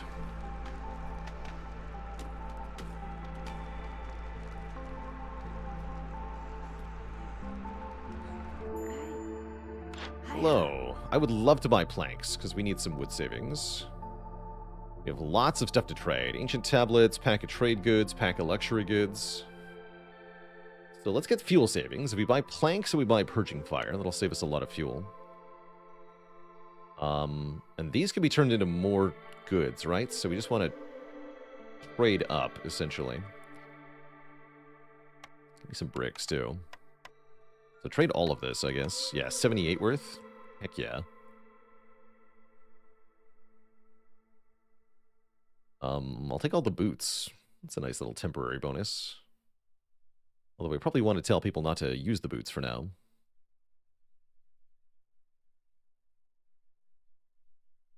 Could buy the stamping mill. It's a way to make bricks. But what if I just bought a whole bunch of bricks instead? Then I never had to make bricks. Even though I have frogs, I'll take all these bricks. I'm rich, so yeah, just give me 35 bricks, whatever. Wine and Tea are the cheapest luxury goods? No, wine and scrolls are the cheapest luxury goods. Buy these.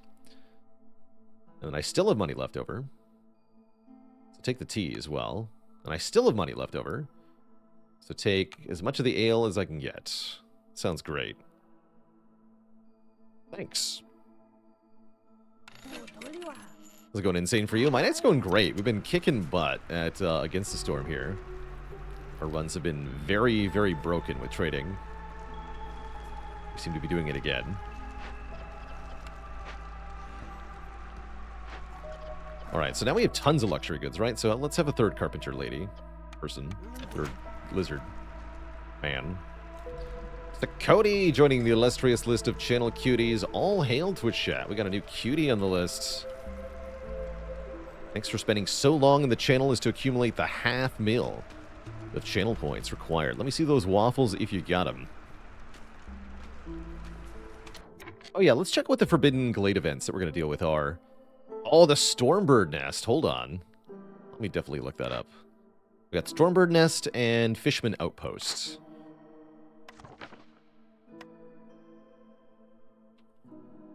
That's not how you spell bird.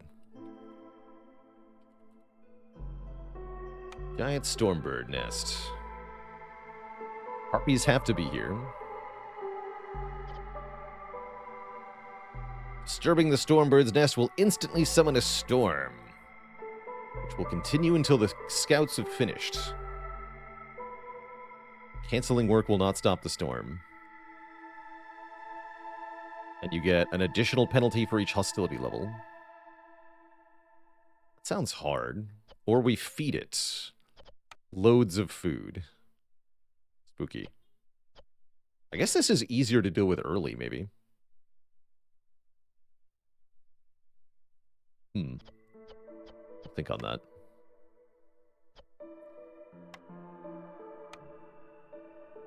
And Fishman Outpost. Oops, that's not the encyclopedia button. That's the one.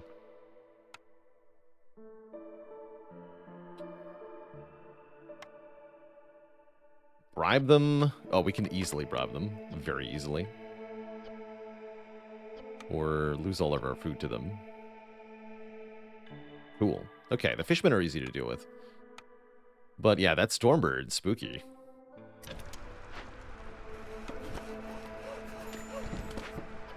Newcomers waiting. With parts. Give me parts. We're up to 31 total people. I probably don't want that many more. What I do want, though, is a second hearth, I think. Which I guess is going over here. I'm not doing anything over there. No, I'd rather have it closer to the Forbidden Glade event and such. So, wait until we chop through more of this, I guess. You come help.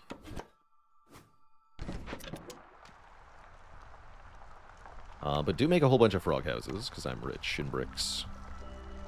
If wealth was measured in bricks, I'd be rich. Also, it's measured in money, and I'm still rich.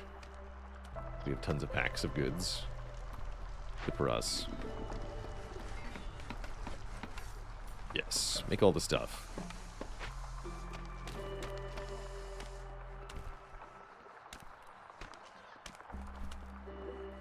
They say if you get the bird early, you could cheese a year 1 victory via the never-ending storm. Wait, does it work that way? The year counter just never goes up? I feel like it wouldn't work that way, but I don't actually know how it works with the year count.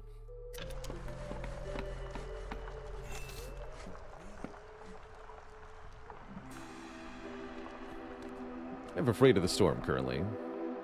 I forgot to disable boots, whatever. Enjoy your boots, everyone.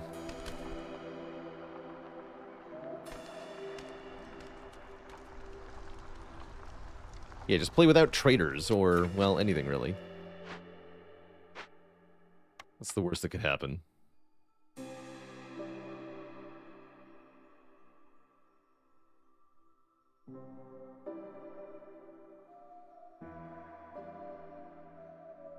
Let's go get this.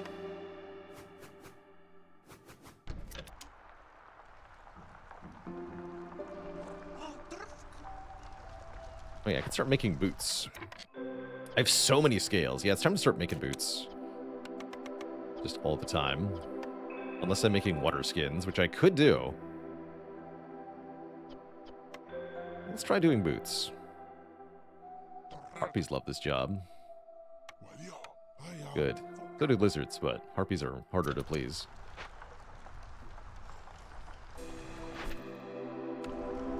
How many pipes do I have?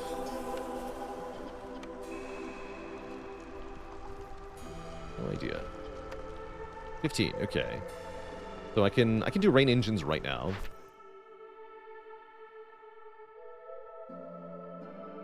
Which would just give me some stuff. Guess I would get a blueprint. Oh, tavern. Take tavern. I can even build it right now. I'm going to do that. Tavern says, staff me to get 3 global resolve. It's a good number.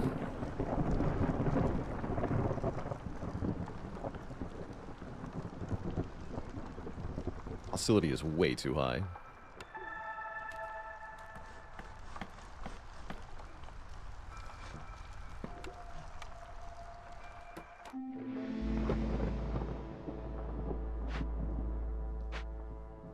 Okay, unfavor the lizards. We're gonna get minus 16 to all.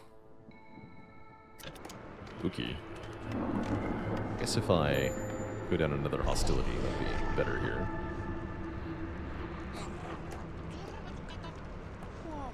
Could man the tavern. Nah, we still can't take another level. Oh, I see. You guys are... sorted everything out. Alright, good for you.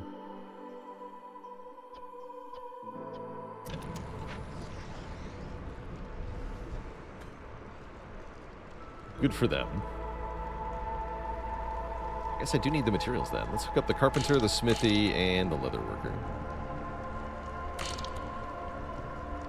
Deliver this.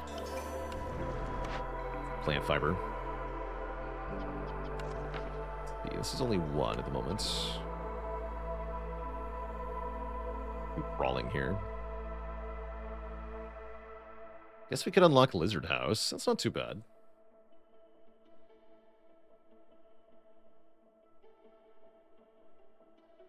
I don't hate Lizard House.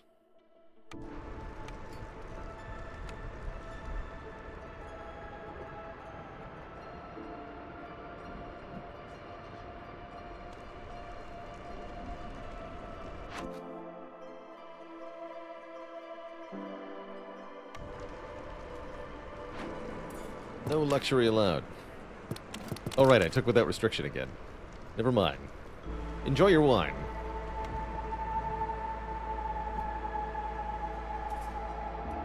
That's true. There are ruins here, though. The Herbalist Camp, the Forger's Camp, and the Herb Garden. There was actually 3 ruins in there.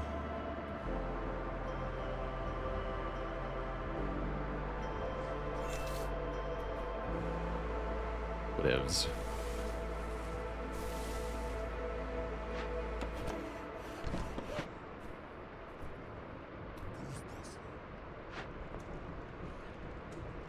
I like this rainbow production queue. It's cute.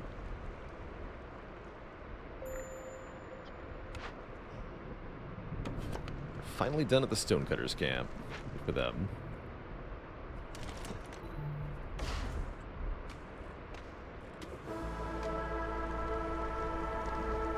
Doing on boots. Yeah, I can't keep up, right? It's going to take more than one of these. Maybe if I hook up the other water. Ooh, less hostility from woodcutters, I like. Helps quite a bit.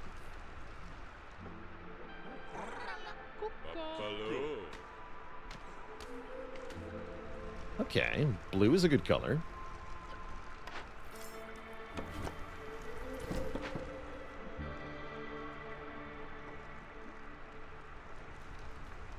Let's pick our last order. Complete 3 trade routes worth 25 amber each. Haven't done any trading. I took that perk based on trade routes and I've not used it.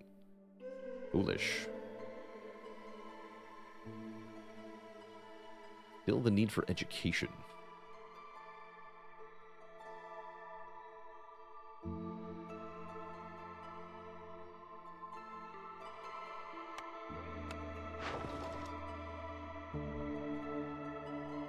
25 is hard to do. We don't have that many trade routes available. Let's not take that. Sell 4 ancient tablets to any trader. Or sell pack of trade goods. Alright, I'm probably not going to be able to find 4 ancient tablets, but maybe.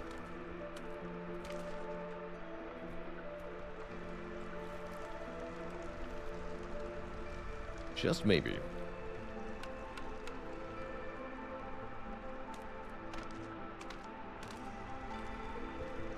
I straight up don't have... Well, it's not 20 people educated at the same time. It's just educate someone 20 times. So you don't need more than one person for that.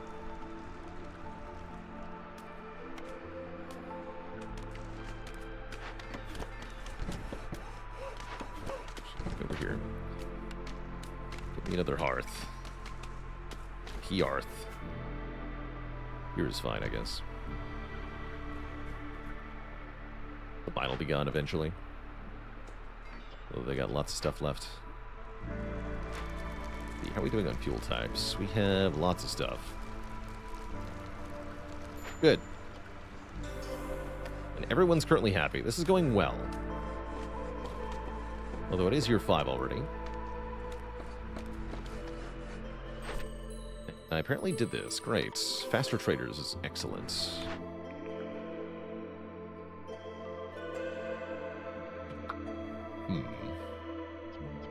Restart fabric production is the thing.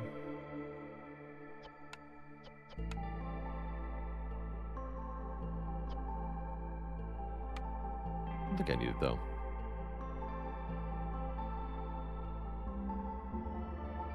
Make flour, which can make pie. I do have a way to make pie, right?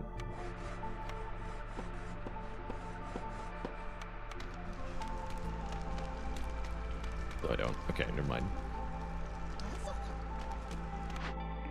Take the Weaver, then. Not that I expect to make it.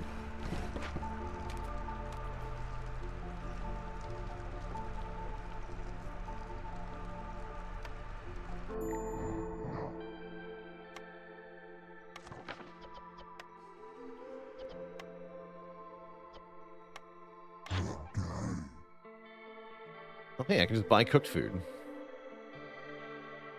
Well, that makes my life easier. As you can see, I am filthy rich.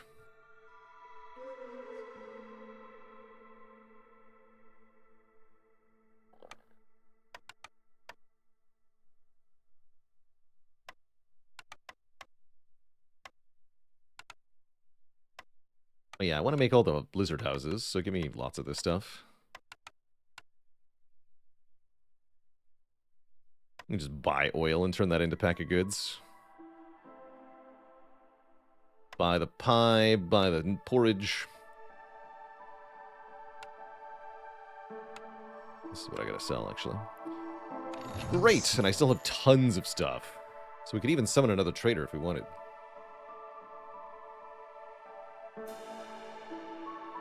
Yeah, I need your amber for something. Let's have some amber on hands. Just in case I need it.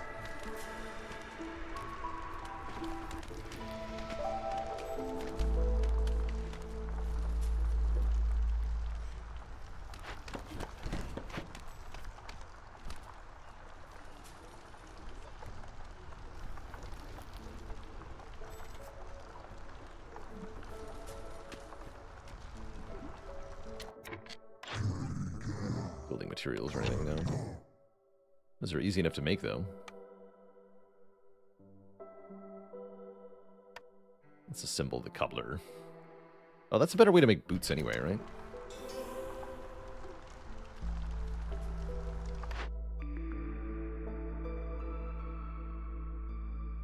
Three-star paste. Sure.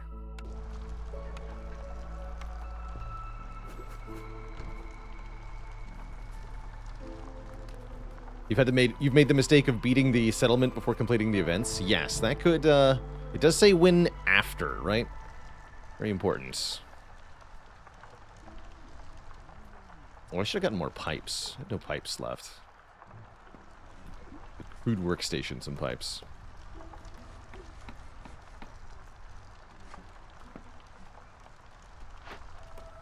What are we doing on metal?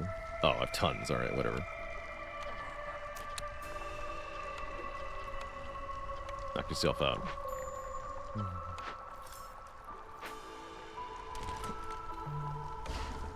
I have 457 food. Seems good. But notably not the raw food that we would need for the Stormbird.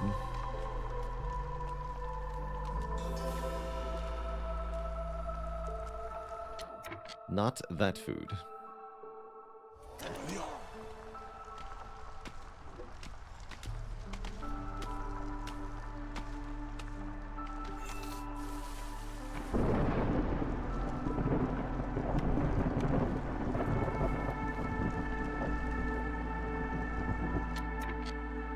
Oh yeah, I meant to upgrade this. Let's get some lizard houses going.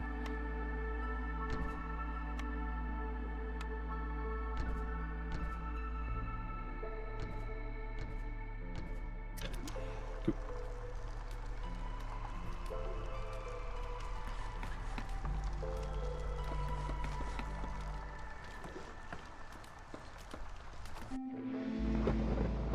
Storm time.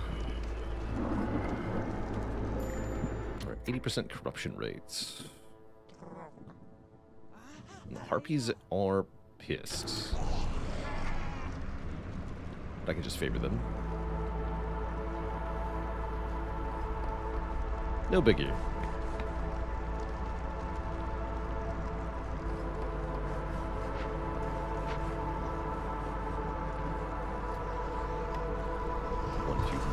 One fewer mine worker here.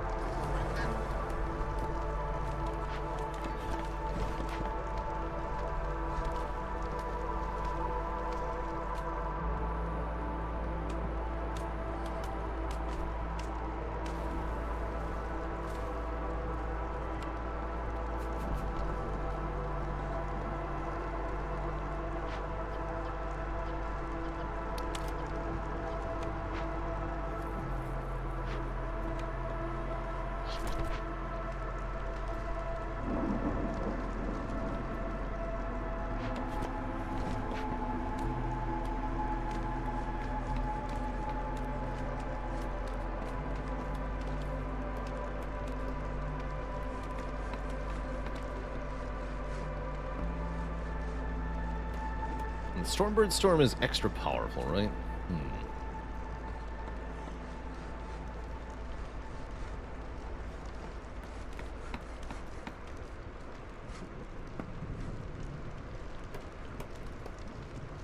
Maybe we can just feed it.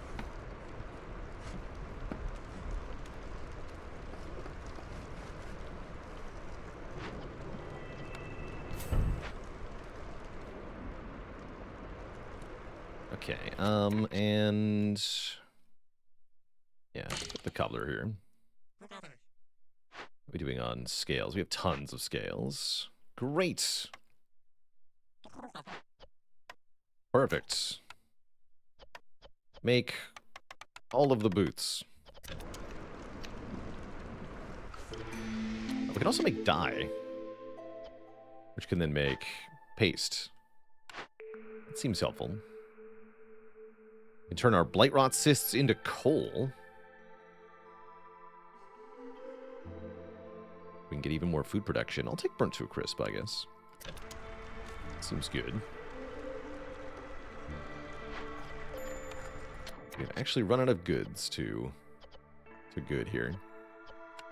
Great news. And the mine's out of ore. Excellent news. Alright, it's definitely time to chop into this one, I guess. Let's see that there is no caches there. Lots of ones in that one, though. Okay, we get half a point of impatience for opening each glade, which is a bit annoying.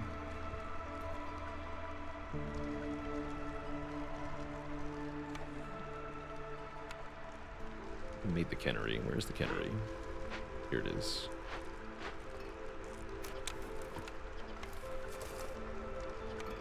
do salt and meat.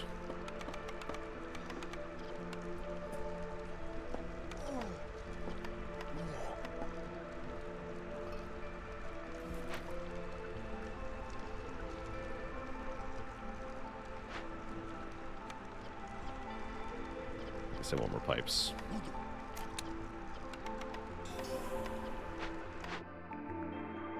Clan Hall. Clan Hall can improve the happiness bonus from meat foods. Alternately, Explorer's Lodge is back, and I think it's pretty strong. Take the Explorer's Lodge. And construct it. We're about to get a lot of ruins in this Forbidden Glade that we're opening.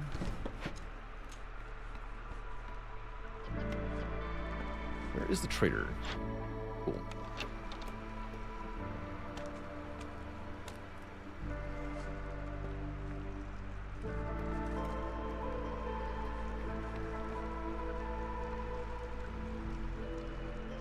Good.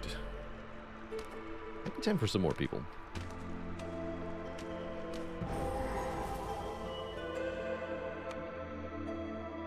Alright, we're definitely gonna need a warehouse over here, right? So we're bribing these nerds. Super bribing them. Unless I want to hunt them down. That would give me a point. Points are good.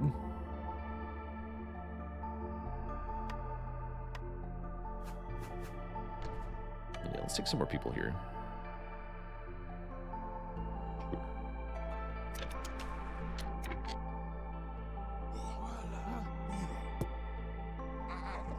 Please rebuild these.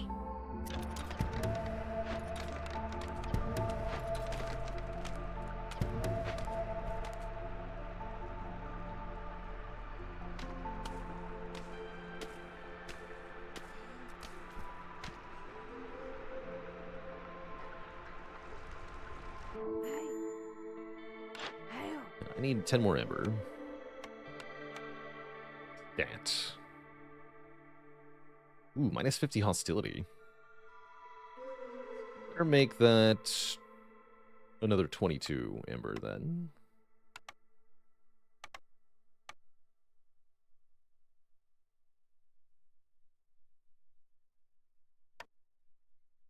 Give me this. These.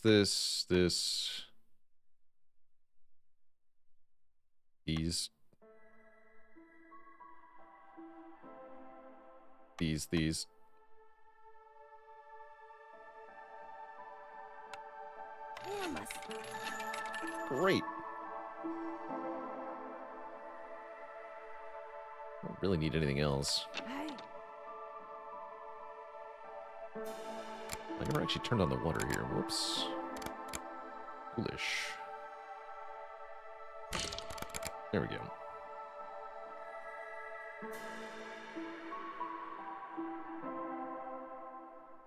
Cool.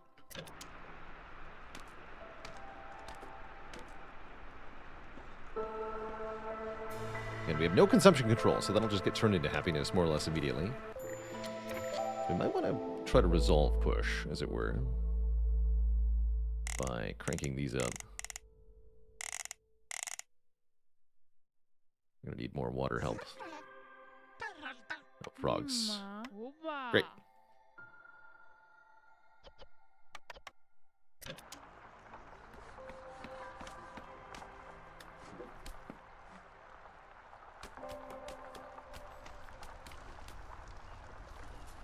Fantastic. Alright, so bribe these nerds.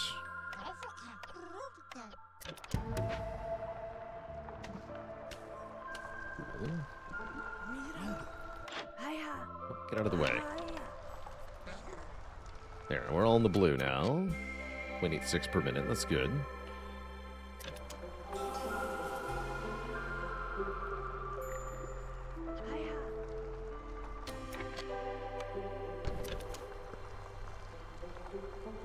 Could consider summoning another trader. We're still rich. Who's next? Cooked food, building materials, tools, parts, advanced blueprints, and perks.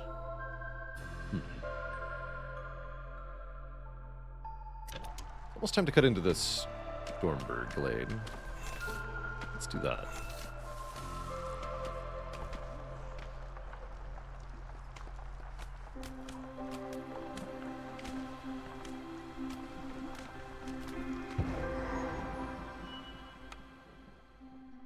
Caw.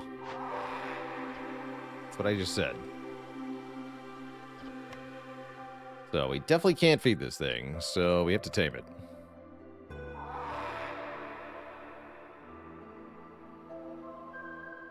5 eggs per minute. It increases Harpy Resolve by +3. Cool. And we get a point.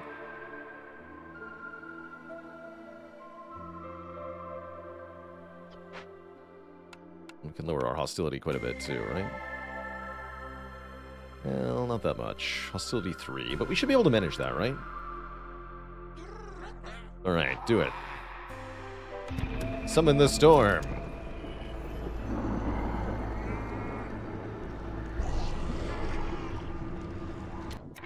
Wait, I wasn't ready.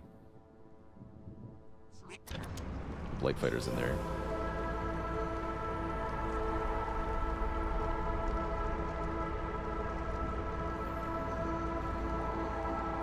Yeah, I think the year counter still continues to increase.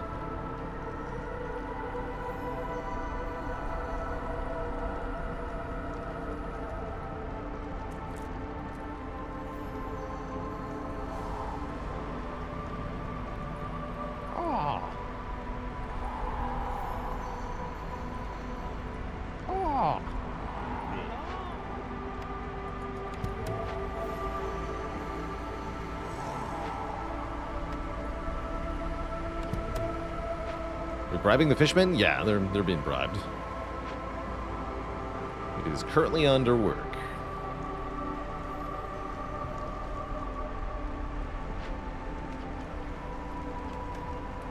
Just making tools, good. Some help.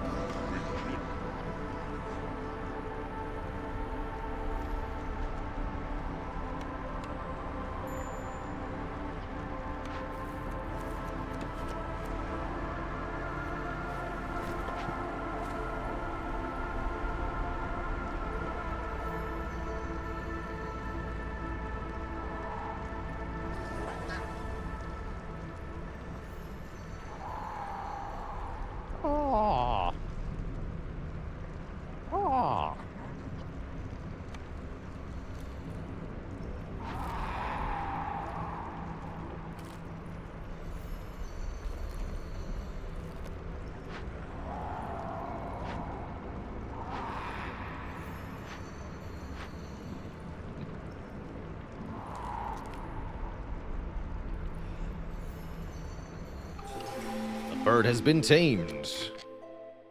I guess we're in year 7.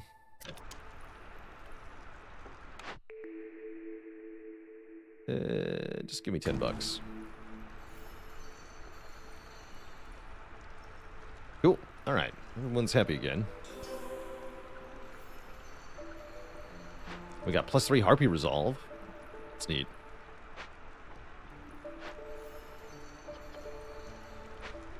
Yeah, this should be a pretty swift victory, I have to imagine. Making 0.82 per minute. About to get another +1 here, another 0.75 here. That should be fast. Like before the season even ends, we win. Good. Very good.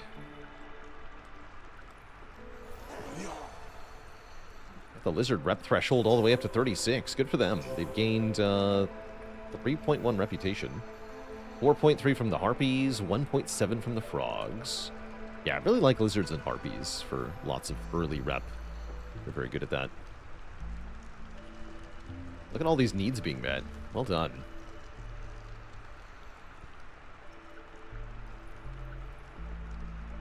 GG. Are we getting the last blueprints? Press and I don't know, manufactory, whatever. Nothing importance. Yeah, pack and trade goods, very, very good on the lower prestiges. Very busted what we were able to do there. GG. 2 forbidden events solved. We'll get the reward. Great.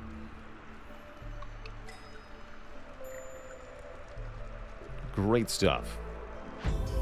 GG. Only food and seal fragments, but that's fine. So we get that permanent reward. 20 vegetables and 10 planks for every settlement from here on out. That's really good. We can see flooded mines. Those are also nasty.